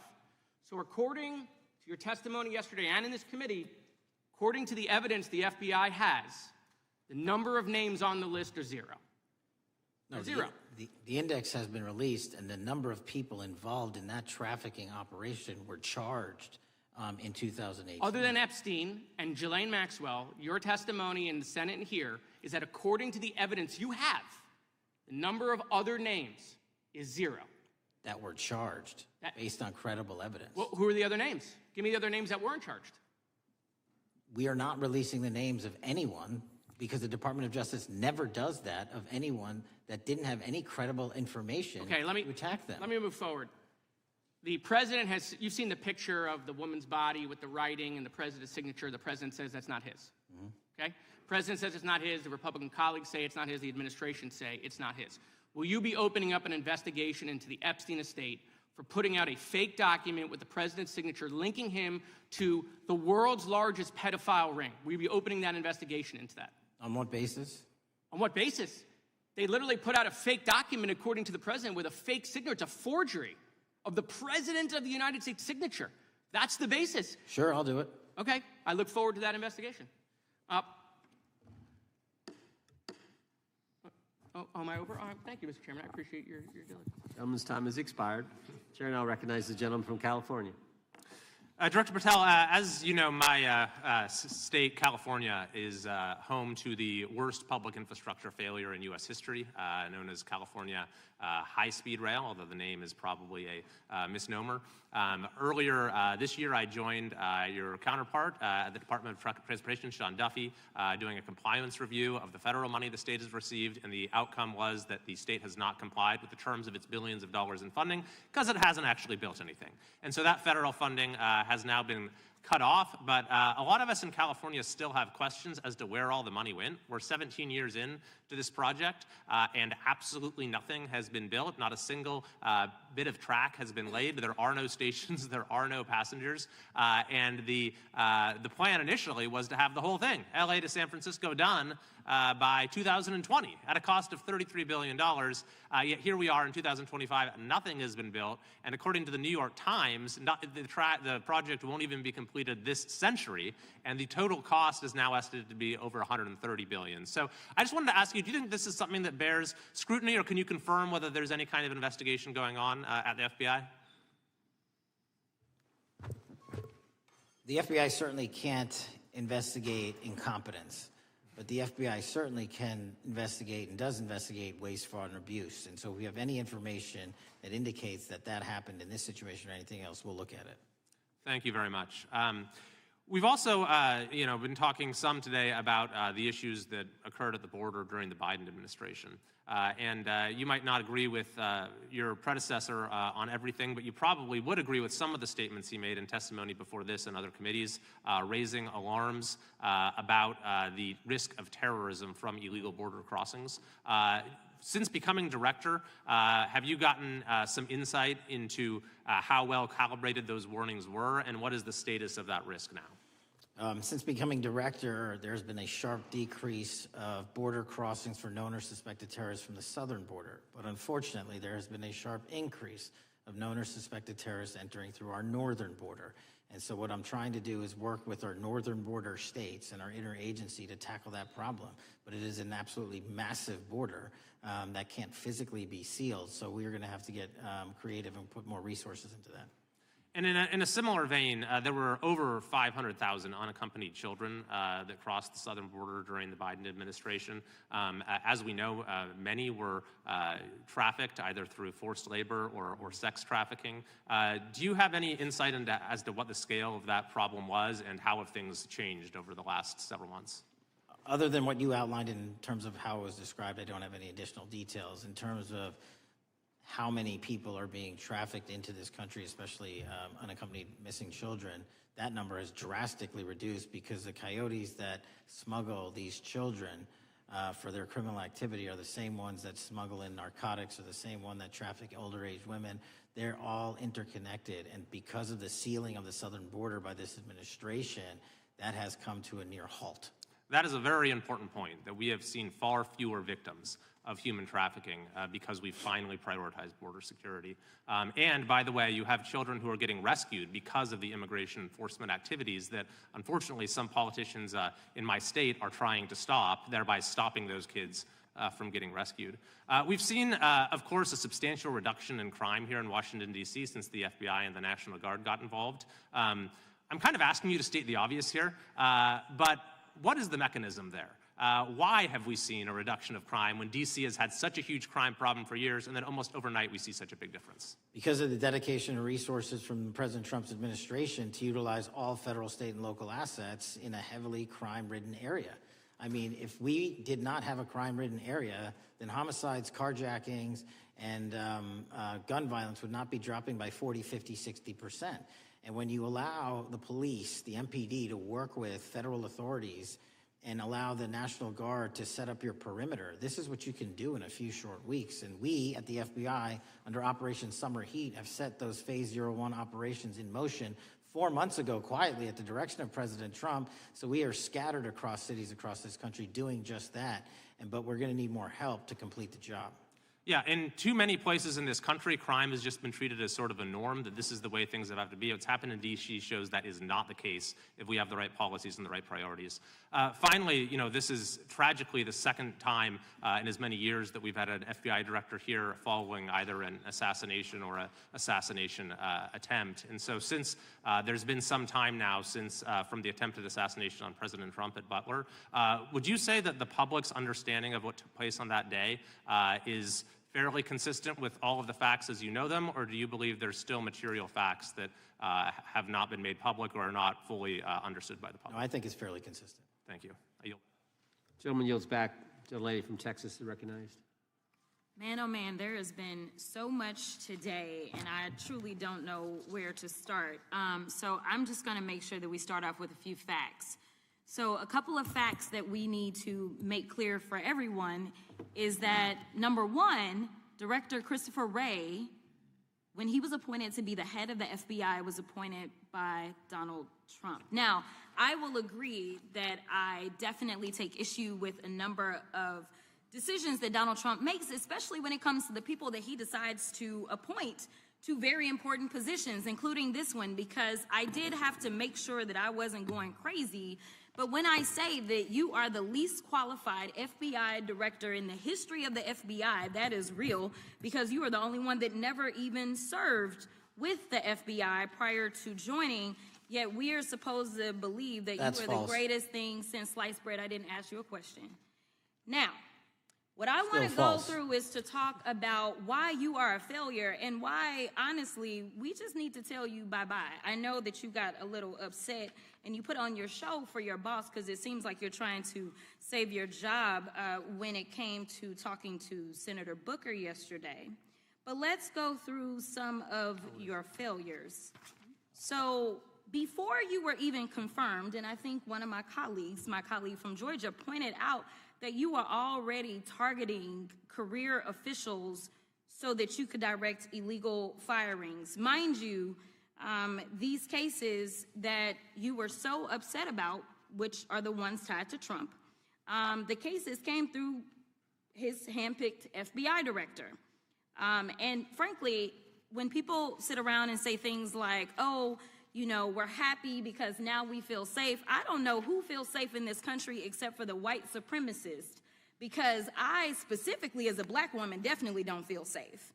And frankly, my colleagues have been real nice to you today, and I applaud them, but I don't have the same demeanor because I know that multiple colleagues on this side of the aisle have faced death threats. In fact, somebody tried to kill one of my colleagues. And frankly, I don't know if this FBI or under your leadership if those people would have been caught. I don't have any confidence in you. And if we start talking about the reasons that I lack confidence, we could start with you not just wanting to acknowledge some simple facts. Simple facts like the vast majority of the threats are coming from right-wing extremism. And I know my colleagues have tried to stress this, but I decided that I would maybe do it in a different way. Number one, I have a couple of UCs. Kim Buck, one of multiple Republicans receiving death threats for voting against Jim Jordan as House Speaker. Without objection. Another one, Republican lawmaker says she received death threats after voting against Jim Jordan in Speaker's race. Without objection. In addition, there was another one from another colleague who now is leaving Congress because they said that they were calling his wife anonymously and threatening her life to the extent that she ended up sleeping with a firearm. Without objection. Okay, so here's the deal. How are we supposed to have confidence when you're sitting up here telling the Senate yesterday that it will take you 14 years before you can get the FBI fully staffed to do their jobs? You're also now redirecting resources so that they can go and play ICE agents on the streets. You're getting rid of your most qualified people, and even when it came down to somebody that you consider to be a friend, you were posted up having some fancy dinner to the extent that you posted not only once erroneously, you posted twice erroneously as it relates to catching somebody, and then you want to go and say, let me take a victory lap. Because honestly, if it wasn't for parents deciding that they were going to turn in their child, it seems like y'all wouldn't have got there, even though he literally confessed online. So I'm confused about what it is that the FBI is doing except for trying to put on a show for the apprentice or whatever you want to call him. The day after all of this took place, there was domestic terrorism that was taking place at HBCUs. They were targeted. Yet I didn't hear anything from the FBI about what was going on. And again, black people kept saying, how did we end up in this? Because the numbers are so very clear that white supremacy is a problem. And honestly, I've not heard anything out of you today that makes me believe that you're going to do anything about the white supremacy problem. The one that is leading to children being killed, children being shot, as well as members of their community as they're worshiping in their churches. The time of the gentlelady has expired. If the gentleman would like to respond to any of that. Well, I mean, I'll respond. Kash Patel, as I said when I introduced him, public defender, former prosecutor, top staffer on the House Intelligence Committee, Deputy Director of National Intelligence with the National Security Council, Chief of Staff at the Department of Defense, and FBI Director. I think that's pretty good resume for the guy who's now running the top law enforcement agency in our country, and we've seen all the stats that he's given to the committee on how much better they're doing at getting the bad guys than the previous guy was doing. With that, I recognize the gentleman from South Carolina. Thank you, Mr. Chairman. Director Patel, I think you're witnessing some auditions, clickbait auditions for the Academy Award for my Democratic colleagues. We'll see how they fare as they're on MSNBC later on today. Do you care, before I launch into my line of questioning, to respond to Ms. Crockett from Texas on that very elaborate and theatric display? Here's what I've learned in my government service. I don't give a damn what they say about me as long as I'm succeeding in the mission. We're succeeding in the mission because the men and women of the FBI have never been empowered to do more work and to hit the streets harder than by President Trump's authorities and resources he's given us. And so all I care about is that we are capturing more child predators than ever before, taking more drugs off the streets than ever before, that we are capturing murderers at a significantly historic rate, and we're delivering this country the lowest murder rate in recorded history. That are facts that you cannot dispute. But you can come at me all you want. I don't care. Thank you, Director, for that, and we appreciate your service. We appreciate the results speak for themselves, I think, pretty plainly, and your commitment not only to results, but to transparency, so we do appreciate that. Director, who was John Durham? He was a former federal prosecutor, United States attorney, and ultimately appointed special counsel in the first Trump administration. Correct. And there was a document that he released in his findings called the Durham Report. What was the Durham Report briefly, and what were the findings very briefly? It was every special counsel that's appointed produces a report to the Attorney General. Special counsel's Durham Report largely focused on Crossfire Hurricane and included extensive summary findings in classified and unclassified manner. And we released the classified version, finally declassifying it for the American public in this committee. Correct, and you released that in July of this year. I think so. Yes, sir. Isn't it true that in the classified Durham Annex, as it's referred to, that in 2016 the Obama administration obtained intelligence information from a source contained in two separate memoranda, one in January of 2016 and one in March? The two memoranda described confidential conversations between DNC Chair Debbie Wasserman Schultz and two individuals from the Soros Open Society Foundation. Isn't that true? As written in the report. January of 2016, the memorandum noted in part that President Barack Obama intended to scuttle the FBI's investigation into Hillary Clinton's private email server and mishandling of highly classified information during her time as Secretary of State. Isn't that found in the report? I believe so. Isn't it also found in the report that in March of 2016, the memorandum also included references to the same Obama effort to shut down the Clinton investigation, but additionally outlined a plan to falsely connect Trump to Russia? Isn't that in the Durham Annex? I think it's in more than the Durham Report, but yes. The memo also stated in part that, quote, the Democrat Party's opposition is focused on discrediting Trump, among other things. The Clinton staff, with the support from special services, is preparing scandalous revelations of business connections between Trump and the Russian mafia. Isn't that also found in the now unclassified Durham Annex? I believe so, sir.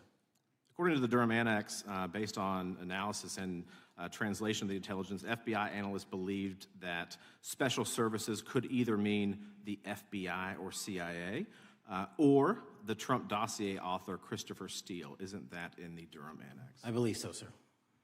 When the Obama administration received intelligence in March of 2018, Fusion GPS was preparing open source opposition research regarding purported ties between Trump and Russians. The research was paid by the Clintons campaign and the DNC. Isn't that open source and also in the Durham Annex? I believe both. Okay. And so also in the Durham Annex, which I found interesting, was the potential campaign plan was shared with high-ranking career officials at DOJ. Isn't that in the Durham Annex? I believe so, sir. The Durham Annex describes that in July of 2016, emails allegedly between Leonard Bernardo, senior vice president of George Soros's Open Society Foundation, included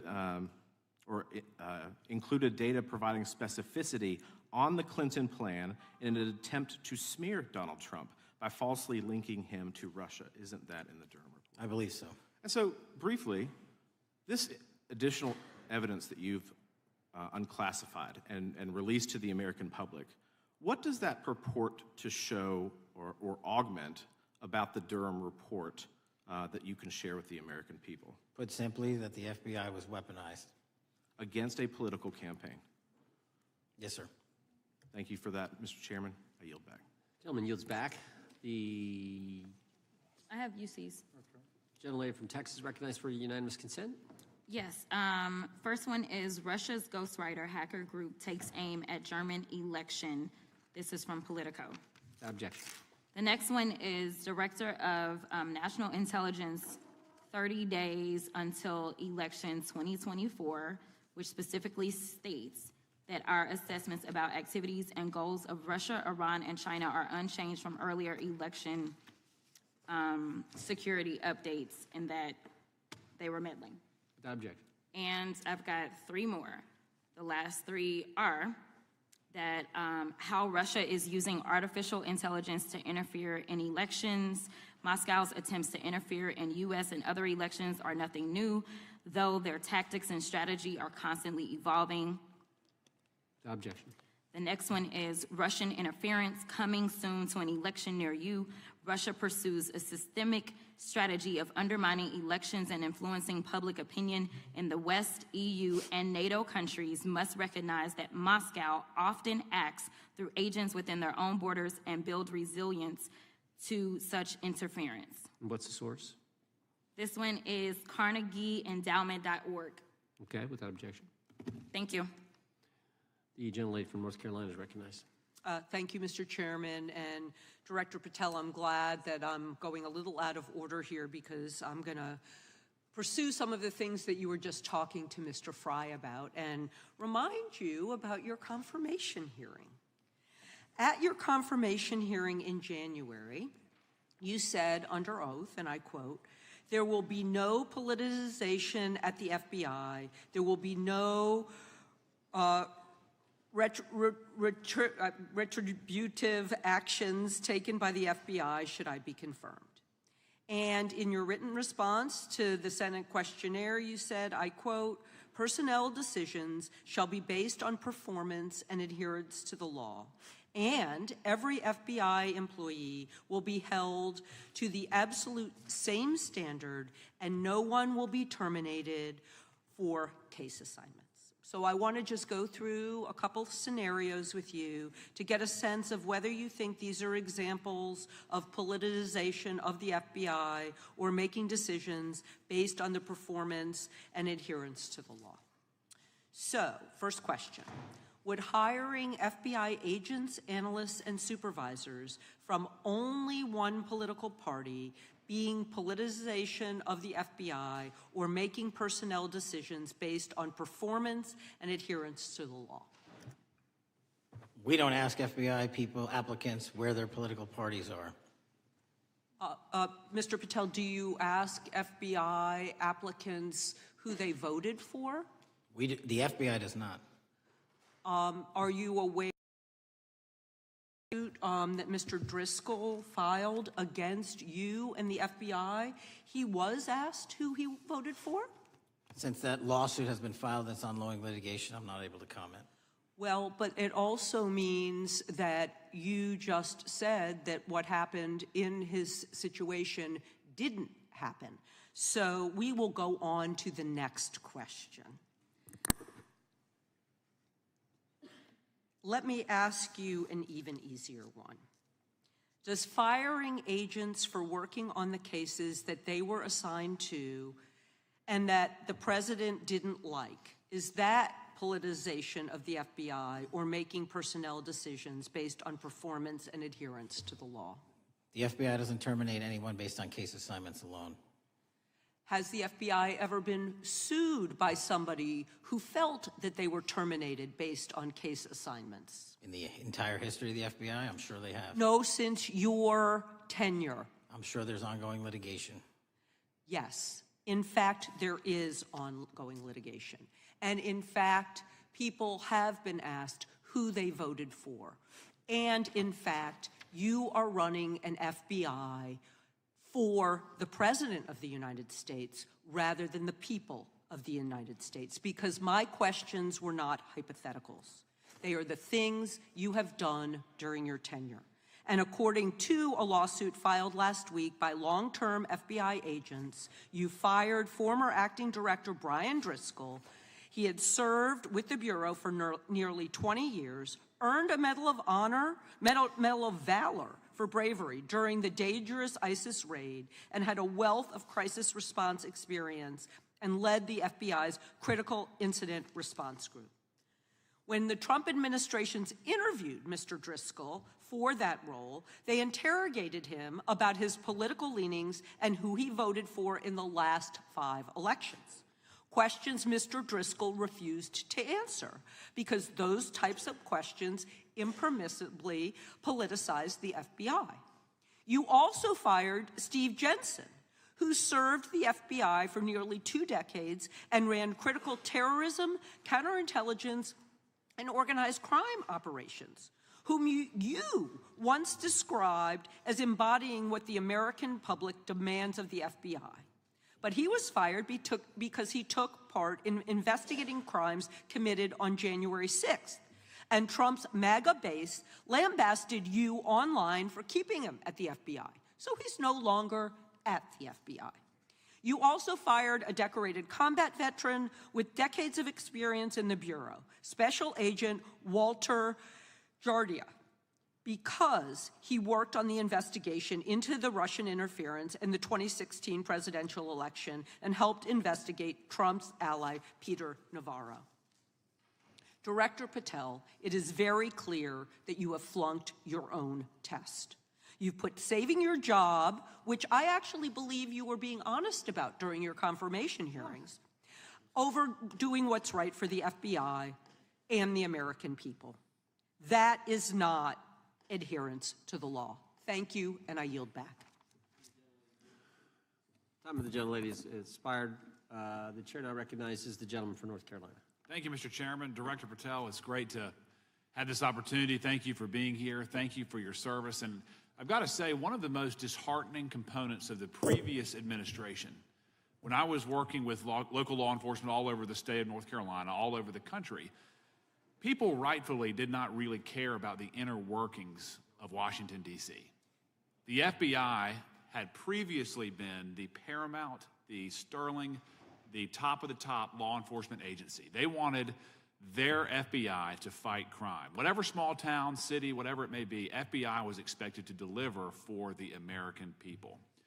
And then reports started to come out, in addition to the likes of McCabe, Comey, Clapper, Strzok, Page, that the FBI was targeting Christian nonprofits. They were targeting parents for protesting radical gender theory at their schools.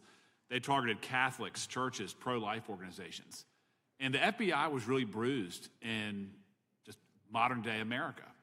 And your focus on getting the FBI back to the streets, fighting criminals, locking up bad guys, whether they're violent criminals, whether they're sex predators, whatever they may be, that is restoring the reputation of the FBI, and I thank you for that. In regards to the perceptions, I want to be very clear here. You mentioned the statistics about removing dangerous illegals, removing thousands of kilograms of drugs, violent criminals, guns. The border is secure. These accomplishments are noteworthy and they're needed. But at the same token, I want your take. The fight is not over. Isn't that correct? When we look at what happened in the previous administration, the number of illegal alien criminals that made their way into this country of every type, they're embedded, they're here, and it's going to take a sustained effort to win this battle. That's the critical component, sustained effort. And that's the critical component when you look at what happened in Washington, D.C. We're not here for 4 seconds in terms of safeguarding Washington, D.C. Yep. It's a sustained initiative. We're taking it to Memphis and wherever we decide else. And so we are going to continue the mission till it's done. In regards to offloading some of the agents from Washington, D.C. to the states, to the people, can you just explain how tactically that is a force multiplier in the law enforcement community around the country? It's pretty simple. You don't even have to be in law enforcement to know that. If you put cops with other cops, they're going to do cop work. That's right. And what was needed in the communities out there was more cops. What was not needed in the bloated bureaucracy of Washington, D.C. was a third of the FBI's workforce, because a third of the crime does not happen in the Washington, D.C. NCR area. And so the results speak for themselves. Our state and local partners, I've always said this, are our biggest ally, our greatest ally and partner, and we cannot do the work without them. But we got to send our guys to them. That's right. And in regards to the last 4 years, the open border policies, whether it's terrorism, drug trafficking, human trafficking, violent crime, massive amounts of organized retail theft, and other types of criminal behavior, can you describe, just so anyone who's listening here can talk about, how serious the levels of criminality have become in the United States? Well, unfortunately, in order to have these record-breaking numbers of arrests and seizures, you tragically had to have a record-breaking explosion in violent crime, and it doesn't happen overnight. And it came in from all corners of the earth and from all platforms, including social media. And that's the root cause of all of these evils. And in order to clean it up, it's not going to happen overnight. But the men and women of the FBI, what they did in these 7 months, everybody should be talking about it. Every single district in this dais is safer now, today, than it has ever been because of that work. And in regards to the ongoing political climate, Director Patel, How do sanctuary policies that are still being implemented and defended in certain states, cities, and counties, how do they help or hurt your efforts to make America safer? Well, if you are harboring criminals, you are harboring our ability to keep our communities safe. It's that simple. If you have a fugitive warrant for a violent felony offense and we are not able to procure you because of policies or rules that don't allow us to go get them, and time again, we have heard all too many illegal immigrants who should not have been here murdering women, murdering children, giving drugs to our youth, and raping our children, and that is unacceptable. Straightly put, can you separate immigration enforcement with fighting crime? They're intertwined. Thank you. In regards to policies like cashless bail, how does that help or hurt your efforts? Criminals know that there are certain jurisdictions where if they shoot someone, they'll be out the door within the next hour to do it again. Yep. And that's an ethos that is, and a system that has been built out over years that we are combating. How is defunding the police around the country, how does that help or hurt? As long as I'm in this seat, we're not defunding any cops. Good. Thank you, Director. I yield back. Gentleman yields back. Mr. Garcia is recognized. Thank you, Chairman Jordan, and welcome again, Director Patel. As members of the Judiciary Committee, we have a responsibility to conduct oversight of the FBI and assess whether or not you're doing a good job in a responsible and impartial manner, or whether you're just a henchman for Donald Trump who's weaponizing the Bureau at the expense of public safety. As Congressman third tenure is the Bureau's expanded role in low-level, non-criminal immigration enforcement. I have a report here from the conservative Cato Institute. They've obtained ICE documents showing that over 2,500 FBI personnel are now working on immigration enforcement. A yes or no question. Did you sign off on this? 2,500 FBI employees are not currently working on immigration enforcement. Did you sign off on this? On the Cato report? On the 2,500 personnel, FBI personnel that have been reported to now be working on immigration enforcement. I couldn't have signed off on it because it's not happening. You can call it whatever you want, but the reality is that over 2,000 personnel individuals are now working at ICE instead of their jobs. I want to follow up on something that Senator Durbin asked you about yesterday. This article from MSNBC reports that nearly every agent on Baltimore's domestic terrorism unit, who was, by the way, investigating the 764 network of child predators, was diverted to work on immigration enforcement full-time. That forced them to, and I quote him, walk away from investigations of a network of violent predators that targets and exploits children online. Yes or no? Were you aware that this happened, and did you sign off on it? The premise is false. The 764 network in Baltimore is taken down, and FBI agents do double and triple duty all the time. I'm reclaiming my time. You told Senator Durbin yesterday you didn't know about it, so your testimony is inconsistent today. No, I found out. Final question. Let me ask you, again, a yes or no question. Are you aware that agents have been told by supervisors not to documenting their shifting of resources toward immigration-related work? That's a literal another falsehood. It's impossible to move a human being without documenting that work. As FBI director, you must be transparent with Congress. You need to provide us information about how many agents have been diverted to non-criminal immigration enforcement, why the Baltimore unit was dismantled, and whether there's a cover-up of what's happening under your leadership, because this goes to the heart of whether or not you're carrying out the stated mission of the FBI, keeping our communities safe. Diverting FBI agents from investigating violent child predators doesn't make us safer. Using FBI resources to target parents, children, and other immigrants for low-level, non-criminal enforcement doesn't make us safer. Enabling violent, lawless conduct by federal enforcement doesn't make us safer, as we saw last week when an ICE officer killed one of my constituents. And I know that the FBI has been involved in that investigation. And yesterday, ICE did a raid in the suburb of Elgin where 2 U.S. citizens were arrested, and who accompanied them on that filming of that show?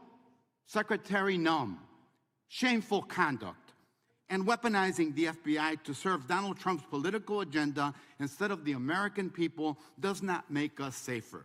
Before I yield back, Mr. Chairman, I request unanimous consent to submit the following documents for the record.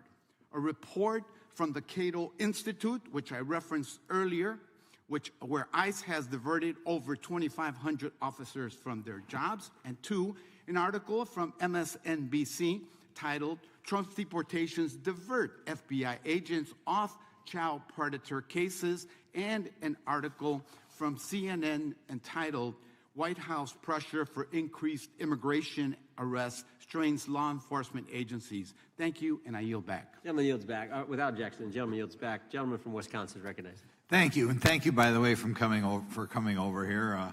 Sorry you have to put up with all this. I know when you took over, the FBI's reputation in a lot of circles perhaps had never been lower.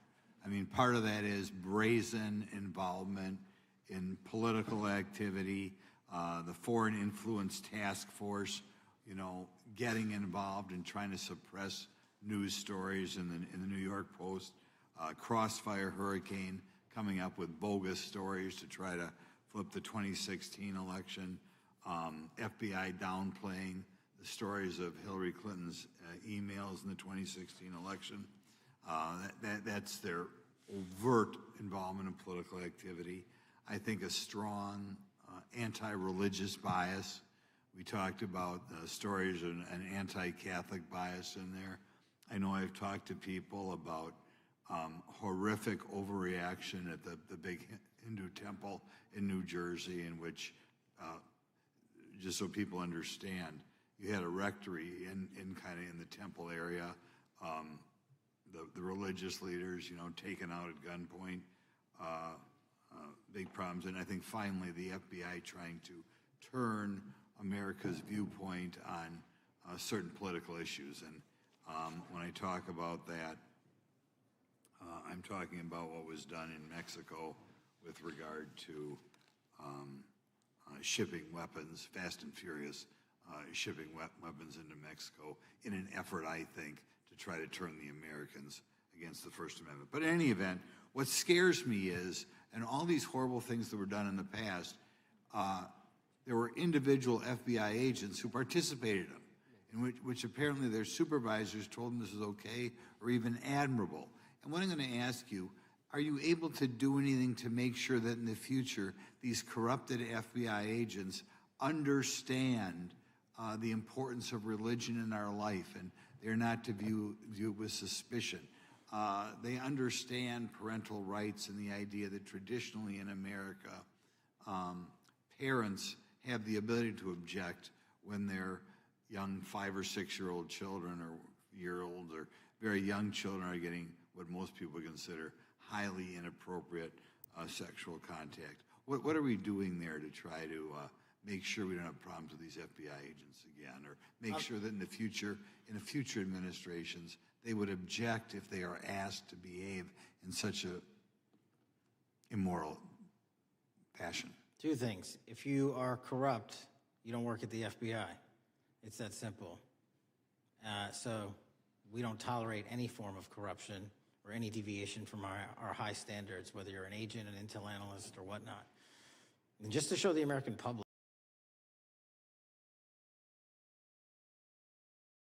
you don't have to believe me.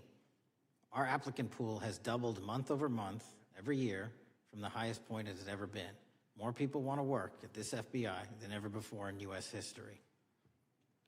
I'm sure that's because of you, and you're kind of anticipating my next question. I talk to retired FBI agents in my area who sometimes retired in part because they hated the woke anti-conservative culture at the FBI. And they are concerned, the retiring agents, about new agents, not on your watch, but before this, being corrupted in the universities before they were hired.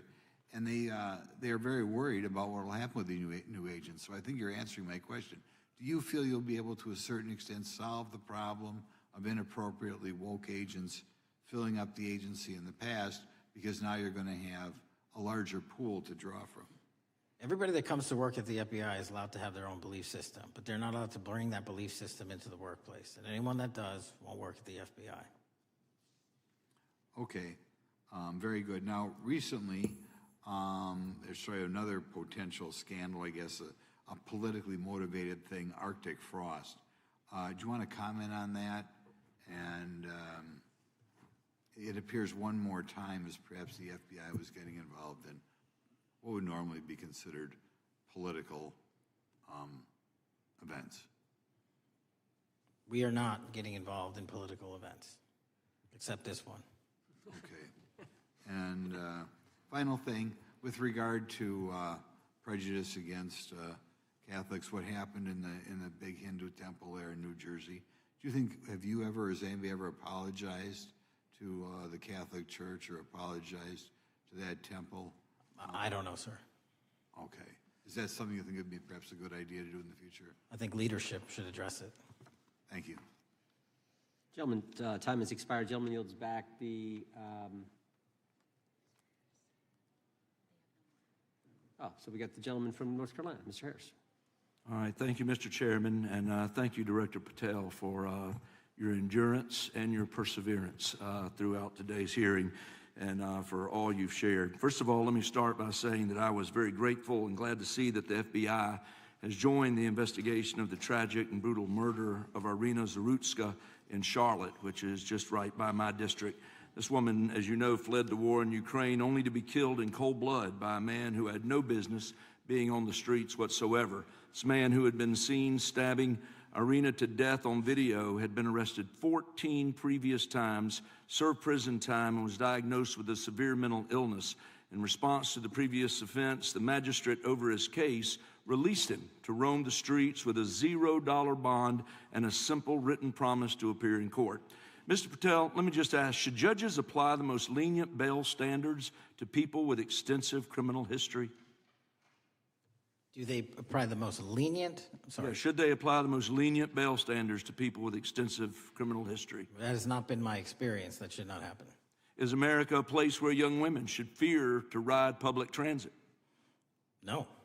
And was Irina Zarutska's death, would you say, possibly the result of Democrats' pro-crime policies? That investigation and matter is in open trial, so I don't want to stylize the evidence. I understand. Well, Mr. Patel, let me just say, taking over the FBI after the Biden administration's blatant weaponization of the agency is no easy feat, as we've recognized throughout this hearing today.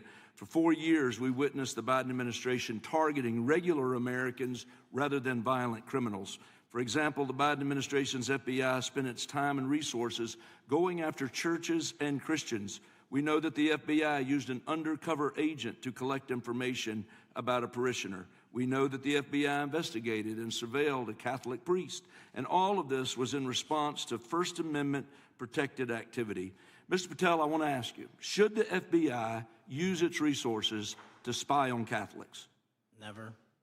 So what does it say about the culture of the Biden FBI that law enforcement resources were used to go after Catholics, and some FBI employees were comfortable with taking such actions? Well, pursuant to my transparency initiative and working with Congress on oversight, those documents, that's it. Those documents are available for the American public to see and read and hold people accountable, and that's what I'm committed to. And so have you been able to hold accountable those at the FBI who went after law-abiding Catholic church members? If they did so improperly, yes. Well, I've been a pastor for 36 years, and I've constantly stood up for life and stood up for family amidst a culture that's increasingly hostile to both of those things. And if the Biden administration targeted Catholics, could I have been targeted by the Ray FBI as well? Well, I don't know, but I'm not going to target you. While I know that President Trump respects religious liberty and that his administration is seeking to right the wrongs of the Biden administration, securing our freedoms and protecting faith leaders and communities requires a multi-pronged approach. What would you say in just the last few moments, what is the FBI under your leadership doing to make sure that our religious liberty and religious leaders can rest comfortable this evening? Zealously protecting our First Amendment rights, but zealously going after those that abuse that right that leads to criminal conduct. You will be investigated, you will be looked at, and referred to prosecution every single time the evidence warrants. Thank you, sir. One final area. I do want to draw attention, Mr. Patel, to Waxhaw, North Carolina, a town in my district that just fell victim to a cyber attack on September 12th that interrupted emergency services. Waxhaw is working with state partners, and the FBI has been notified on this attack, and I certainly pray they're able to help out with the ongoing investigation. Could you just speak to what the FBI is doing to bolster our community's cybersecurity to defend against any future cyber attacks? Well, in North Carolina, you're slated to get a plus-up of 22 FBI employees, and they're already on the way. And that encompasses cyber, counter-intel, counterterrorism, field agents, intel operatives. And what we're doing on a macro level on the counterintelligence and cyber front is going after the people that fund these operations on these online platforms and breaking their banks, because once we do that successfully across the board, they won't have the ability to attack us. Well, thank you, Director Patel, and let me just add my comments to those of my colleagues that are very grateful for your leadership, grateful for your courage, your consistency, and for being willing to stand in the gap for us. And with that, Mr. Chairman, I yield back. Gentleman yields back. The gentleman from Missouri is recognized. Thank you, Mr. Chairman. And Director Patel, thank you for being here with us today. Over the past few years, we have seen a disturbing increase of attacks on Christians and conservatives. Since the leak of the Dobbs decision, there have been 354 attacks on Catholic churches. In the first year following the leak, there were more than 100 attacks against pro-life pregnancy care centers, and the shadowy pro-abortion group Jane's Revenge claimed responsibility for 24 of these attacks. Meanwhile, the Biden FBI focused resources on attacking Catholics and peaceful pro-life protesters like Mark Houck and Paul Vaughn. Many of these attacks on Christians and conservatives were coordinated or praised by dark leftist cells who lurk on the online chat rooms of Reddit, Discord, and game sites. This is a war room for Antifa and violent transgender activists. There have been essentially no incidents of violence by Catholics, pro-lifers, or parents at school board meetings, but there have unfortunately been multiple shootings motivated by leftist and transgender ideology, including recent attacks in Nashville, Colorado Springs, Denver, and Aberdeen. Worse, the targeted violence reached a boiling point this past month. A few weeks ago, an anti-Christian transgender terrorist murdered 2 children and injured 17 in a shooting at a Catholic mass. And last week, while we were sitting in this committee room almost to the hour, Charlie Kirk was assassinated by a 22-year-old who appears to have been motivated by leftist and transgender ideology. As you confirmed yesterday to my Senate colleagues, he may not have acted alone, and you testified that in his online chat room of more than 20 trans ideologues that you were aware, I believe you said many more, many were aware of and possibly complicit in the assassination. Director Patel, in light of the increased violence emanating from the far left, is your FBI investigating this violent trend of anti-religious, Antifa, and transgender-driven violence? All of it across the board is being zealously investigated, no matter what your motivation or bias is behind it. Very good. We've also noticed a dramatic surge of the number of clinics offering so-called gender-affirming care. Whistleblowers in a recent NIH study confirmed that these clinics prey on some of the most mentally ill children and young adults in our society, and these clinics are quick to prescribe life-altering puberty blockers, cross-sex hormones, and surgery, and often these patients get worse rather than better, and unfortunately, some have become violent, some have even committed mass shootings, and the partner of one of them assassinated Charlie Kirk.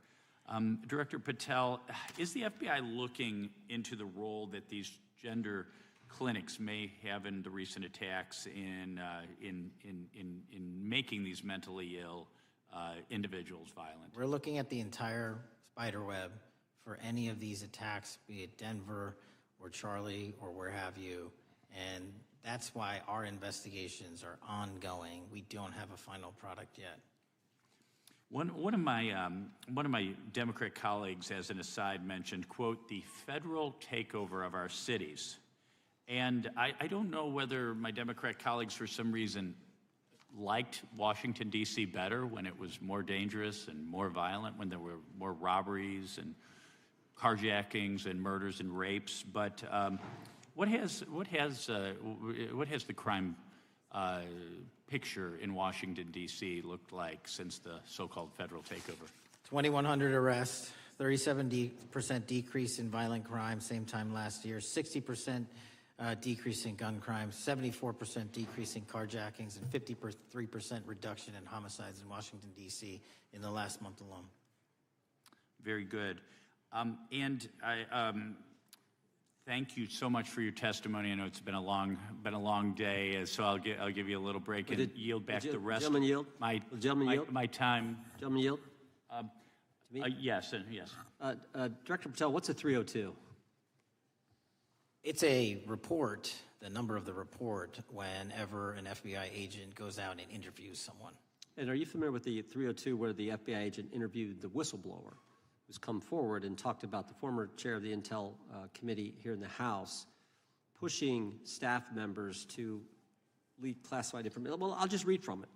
Staffers were instructed to use, this is from the 302, interview this person. Staffers were instructed to use any sources that had developed within the United States intelligence community to gather information, which would then be made public through the media in order to compel public opinion.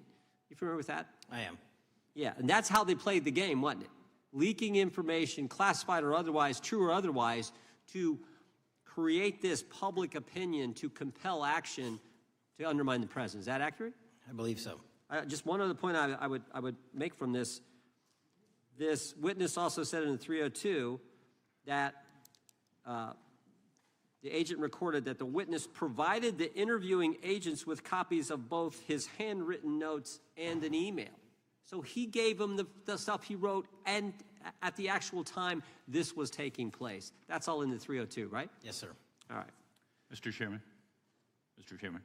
Gentleman from Missouri. Mr. Chairman, I would like to submit for the record an article from The Hill, Massive Crime Drop in D.C., City Sees Zero Murder Week, dated August 25th, 2025.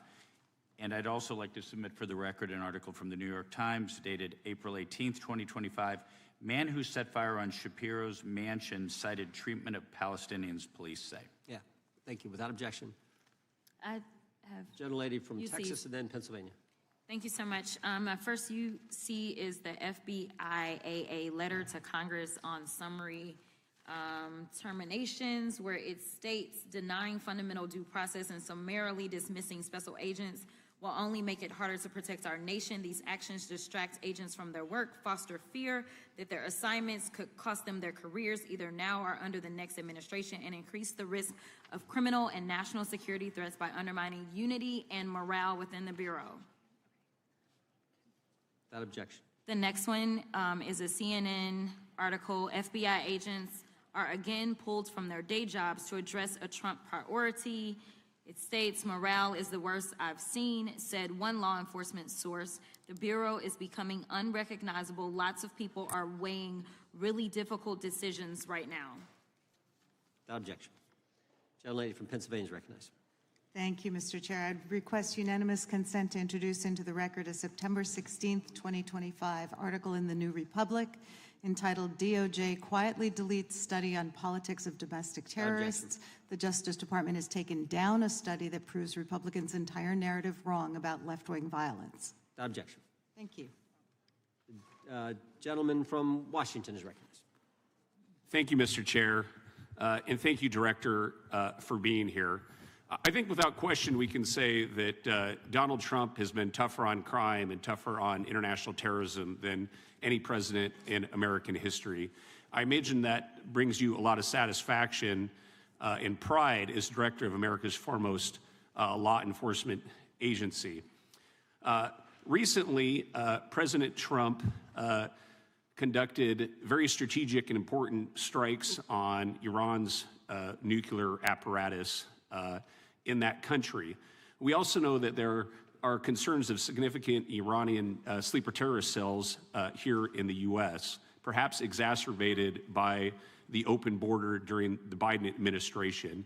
What can you tell Congress and the American people about what the FBI is doing to safeguard us from potential terrorist attack by Iranian cells? So our counterterrorism division, which is fully stocked up, watches for reflections in the intelligence streams that our intelligence community collects and produces, and works hand in glove with our partners at the CIA and elsewhere to make sure that any threat, even if it's hearsay, double hearsay, triple hearsay, or totally incredible, is not only fully run down, but we also take our duties to notify and give defensive briefings to those who are mentioned in those intelligence reports to make sure that we do both our notification obligation and our investigatory obligation.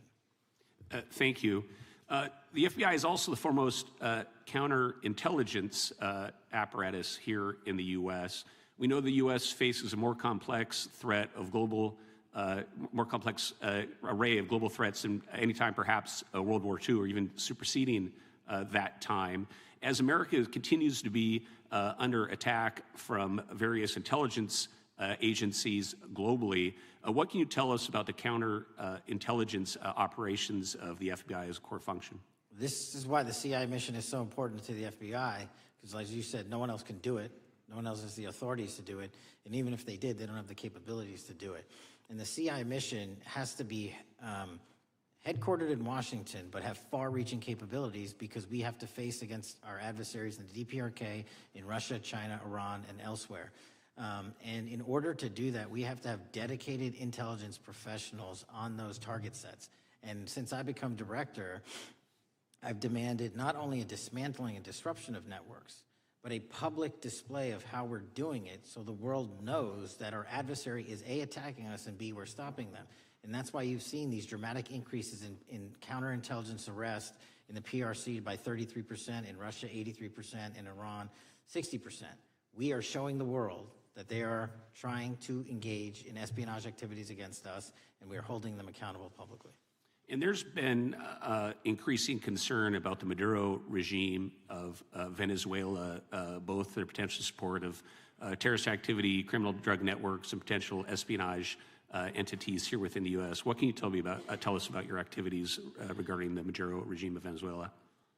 Generally speaking, one of the largest transshipment points and shipment points for narcotics out of South America, Colombia, obviously, and also Venezuela, is being utilized heavily by the narco traffickers to send up cocaine, meth, and fentanyl, and excuse me, all the other illegal narcotics through the island chains in the Caribbean Ocean and ultimately for America. So there has to be more work done in the region to stop those navigable waterways from being traversed with drugs bound for America. And finally, Mr. Director, what is the one thing that Congress could most do in terms of passing a law to best support the FBI in making America safer and more secure? Get us more authorities to get online, to get onto gaming, to get onto social media companies, gaming platforms, have legal access, and also have private partnerships with the FBI of those companies and allow them to report into us on a daily basis. There is no human being or AI system on Earth that can go out there and cover down on the threat in those theaters. And so we need the assistance, and we need more authorities, and we need the private sector to double down. Well, thank you very much for all you're doing, all the men and women of the FBI are doing to keep us safe, and I yield back. Gentleman yields back. Got a UC request from the gentleman from Arizona. Thank you, Mr. Chairman. I have an article titled, FBI Flooded with Record Number of New Agent Applications Kash Patel's First Month. The FBI saw 5,577 new agent applications in March and more than 10,000 since January. Without objection. The gentleman from Kansas is recognized. Thank you, Mr. Chairman, and Director, thank you for being here. I have listened carefully to all the discussion in this hearing. I've reached two top-line conclusions. First, I am glad I don't have your job. And second, I am glad you do. Thank you for being willing to step up and serve in this role. I'd like to plow a little bit of ground that we've not spent a lot of time on so far and explore. You mentioned, and I'm well aware of your strong commitment to partnering with state and local law enforcement authorities. Obviously, one of the missions is in the counter-drug space. Another is in the forensic laboratory space, where both you and a lot of local and state agencies cooperate in terms of evidence analysis. From the state side, programs such as the HIDA programs, very, very important in counter-drug, such as the Coverdell grants, very, very important in maintaining state laboratory capacities. Would I be correct in concluding that if we are able to maintain robust funding for those types of programs, including both Coverdell and HIDA, that would contribute to the safety of the United States and to your mission? Absolutely. Director, you have talked a little bit about some of the counter-drug work that you've been doing. One thing we haven't talked about yet, the President, in one of his first actions upon taking office back in January, designated a number of the cartels as foreign terrorist organizations. That's not just a paper transaction. I believe the list has been expanded since those first actions. In terms of America's military engagement with the cartels abroad, in terms of our intelligence engagement with them abroad, that designation has had real meaning and has affected some of the thinking and approaches of our military and our intelligence community. Can you talk a bit about how that designation might be affecting or should be affecting the FBI's approach to dealing with the domestic activities of the cartels? The simple way to analogize it is after 9/11 and the manhunt for the foreign terrorist organizations overseas in places like Afghanistan and Iraq, the FBI received certain authorities to go out there and dedicate a mission to go after them both lawfully and investigatorially and collect evidence and provide it to our agency partners. Once the foreign terrorist organization designation was labeled over to the Mexican drug cartels, we can now do that here, and in Mexico, and in Colombia, and in Venezuela, and anywhere else they are. And so that's the best analogy I have. What we're able to do is take our counterterrorism platform, traditionally used for global terrorist manhunting, and bring it into this hemisphere against a very real threat, which is the drug traffickers, and they are foreign terrorist organizations. So we just have so many more resources and authorities now directed at them. So, for example, Director, in the regions, from the vantage point of local law enforcement, there are structures that have historically handled those partnerships separately. HIDA, for example, is an example on the drug trafficking side. The JTTFs are an example on the terrorism side. How is the thinking evolving in terms of on a regional basis, either merging or not merging those structures now that the targets in many ways are merged? So the JTTFs are kind of our forward operating base across every single state in this country to take on that mission. And anytime you're labeled a foreign terrorist organization, you come right under the authorities of the JTTF, the task force officers, and the state and local level police work that gets done in those JTTFs. And the Homeland Security Task Force layer on top of that, I think 25 or 30 across the country, specifically working with DHS and Secretary Noem to go after the drug trafficking foreign terrorist organizations because they have unique capabilities and authorities dedicated to that mission. And so that's the beauty of the HSTFs. Let me ask you an adjacent question, Director. I noticed in your written testimony, I don't think we've talked about it yet, you brought to our attention an expiring authority. It's in 6 U.S.C. 124N with respect to counter-UAS drones. You point out that authority expires in statute at the end of this month, and you impressed upon us your interest in seeing it extended in some manner. Can you talk a little bit about the FBI's role in counter-UAS work over American airspace? I represent a district that's going to host some of the FIFA World Cup activities coming up. We're obviously very interested in security, and there are limits on what our state and local authorities have the capacity to do or what our military has the capacity to do once the threat is domestic. So it's critically important. Both the FBI and DHS have those capabilities. I'll speak to the FBI, of course, only. And you raised the World Cup, and that's exactly what we need it for. The Club World Cup, which just happened, was 32 games in at least a dozen different cities across the country, the largest sporting events consecutively in American history. And we used our counter-drone capabilities to not only inspect and secure stadium locations, but where fans were hovering and we call base camps. And thankfully, because of the success of the FBI and DHS, we had no significant security incidences. And flipping to the World Cup, which is going to be 3 times as large, and obviously the largest we've ever had, and blending into the LA Olympics in 28, our counter-UAS capabilities are going to be the ones that are able us to have literal bird's eye view of the threat dynamic around so many of these cities, which are going to see literally tens and hundreds of thousands of people flock to them. So we have to have it. And making sure the bad guys don't have the same. Exactly. Very good. I yield back and thank you. Gentleman yields back. Director, you've been amazing. You've been here 4 hours and 41 minutes without a break. We appreciate that. I think we have one more member, a few UC requests, and then you can we'll let you go. But we appreciate that. The gentleman from Texas is recognized. Thank you again for taking the time, Director Patel, and for Chairman Jordan for holding this hearing.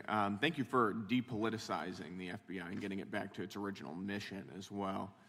Director Patel, do you agree that we have a problem in the United States with politically motivated violence?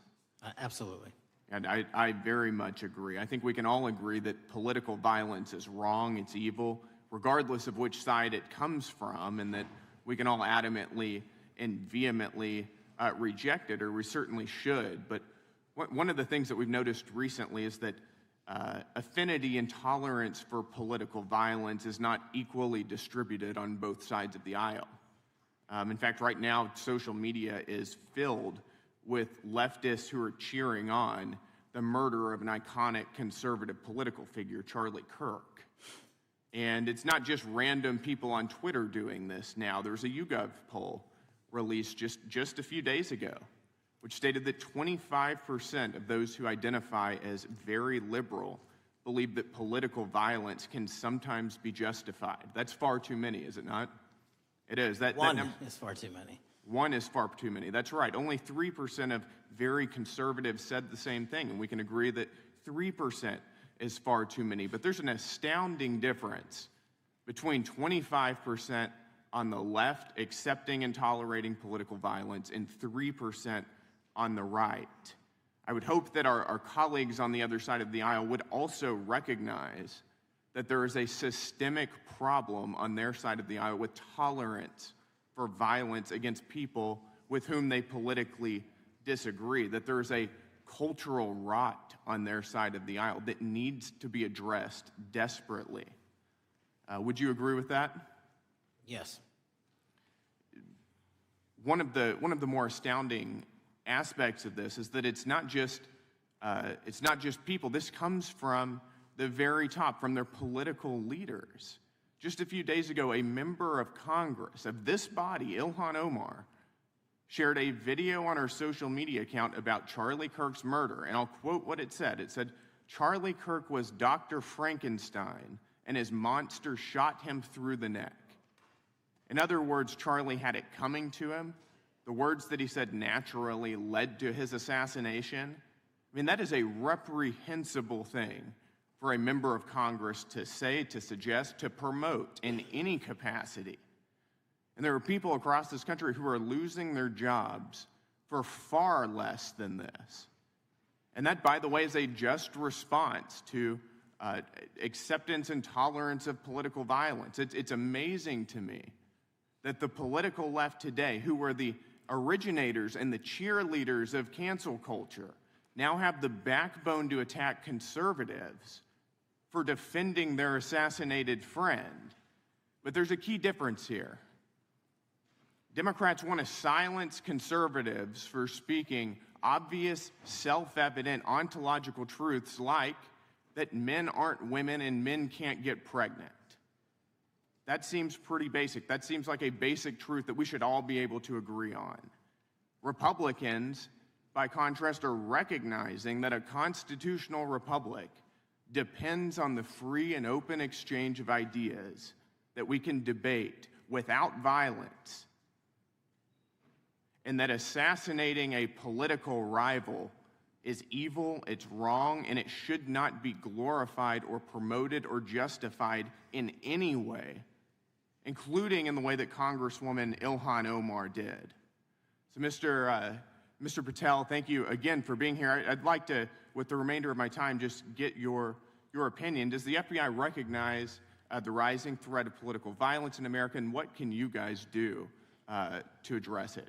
Yes, we do, and what we can do to address it, Congressman, is we need to get online partnerships with these companies in the public space, on these gaming sites, and on these social media sites.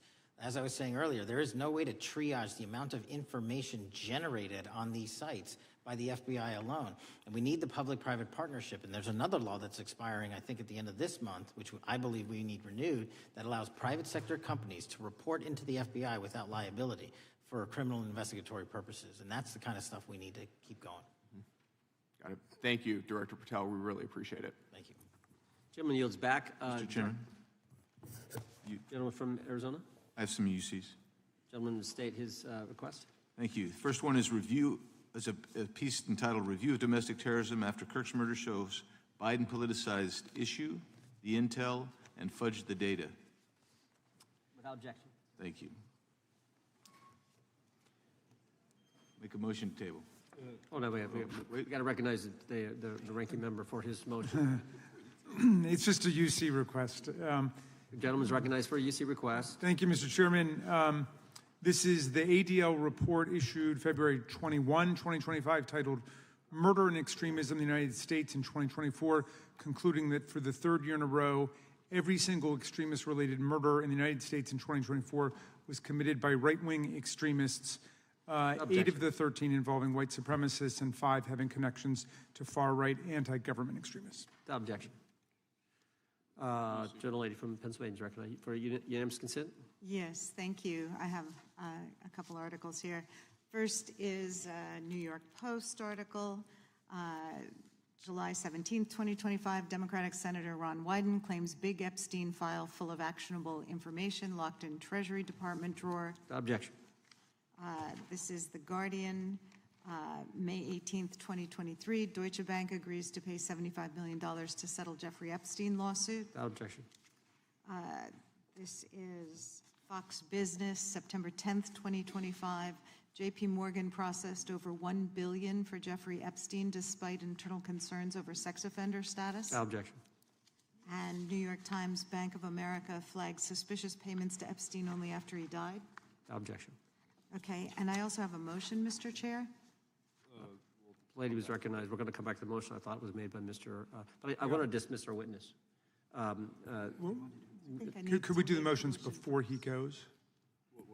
What, One, I just wanted to press the motion I originally had. Yeah, we're going to bring that up. Is that what this is? 4 banks. Are you doing that? No, this is another motion. Okay, well, I'm going to recognize first the gentleman because we held that motion in advance. I still have the UC, Mr. Chairman. Thank you, Mr. Chairman. So look, there are 4 banks, JP Morgan, Bank of New York, Bank of America, and Deutsche Bank. Yeah, but the gentleman can state his motion. Yeah, but the motion is to subpoena the CEOs of these 4 banks to bring in all records relating to their relationship to Jeffrey Epstein and to produce all records reflecting it. These 4 banks have flagged to the government $1.5 billion in suspicious transactions relating to the sex trafficking I move the crimes. table. Mr. Diamond just released a statement saying he would be happy to comply. Chairman, need the motion to table the motion offered by the gentleman from Maryland. The motion to table is not debatable. The question occurs on the motion to table. Those in favor say aye. Aye. Those opposed, no. No. Opinion of the chair, the ayes have it. The motion is tabled. I'd like a recorded vote if we could, Mr. Chairman. Recorded vote being requested. The clerk will call. Well, we got to get the clerk here. The clerk's right here. Wonderful. Clerk will call the roll. Yes. Mr. Jordan votes yes. Mr. Issa. Mr. Biggs. Mr. Biggs votes aye. Mr. McClintock. Mr. McClintock votes aye. Mr. Tiffany. Mr. Massie. Mr. Roy. Mr. Roy votes aye. Mr. Fitzgerald. Mr. Cline. Mr. Cline votes aye. Mr. Gooden. Mr. Van Drew. Mr. Nels. Mr. Nels votes yes. Mr. Moore. Mr. Moore votes yes. Mr. Kiley. Ms. Hageman. Ms. Lee. Mr. Hunt. Mr. Fry. Mr. Grothman. Mr. Grothman votes aye. Mr. Knott. Mr. Knott votes aye. Mr. Harris. Mr. Harris votes aye. Mr. Onder. Mr. Onder votes aye. Mr. Schmidt. Mr. Schmidt votes aye. Mr. Gill. Mr. Gill votes aye. Mr. Baumgartner. Mr. Raskin. No. Mr. Raskin votes no. Mr. Nadler? Mr. Nadler votes no. Ms. Lofgren? Ms. Lofgren votes no. Mr. Cohen? Mr. Johnson? Mr. Johnson votes no. Mr. Swallwell? Mr. Swallwell votes no. Mr. Liu? Ms. Jayapal? Mr. Correa? Ms. Scanlon? Ms. Scanlon votes no. Mr. Neguse? Mr. Neguse votes no. Ms. McBath? Ms. McBath votes no. Ms. Ross? Ms. Ross votes no. Ms. Ballant? Ms. Ballant votes no. Mr. Garcia? Mr. Garcia votes no. Ms. Cammack-Dove? Mr. Moskowitz? Mr. Moskowitz votes no. Mr. Goldman? Mr. Goldman? Ms. Crockett? No. Ms. Crockett votes no. Gentleman from Texas, Mr. Gooden. Mr. Gooden? You're a no. You're a no. Lance? Yes. Mr. Gooden votes yes. Mr. Chairman, how am I recorded? Gentleman from New York. Mr. Goldman, you're not recorded. No. Mr. Goldman votes no.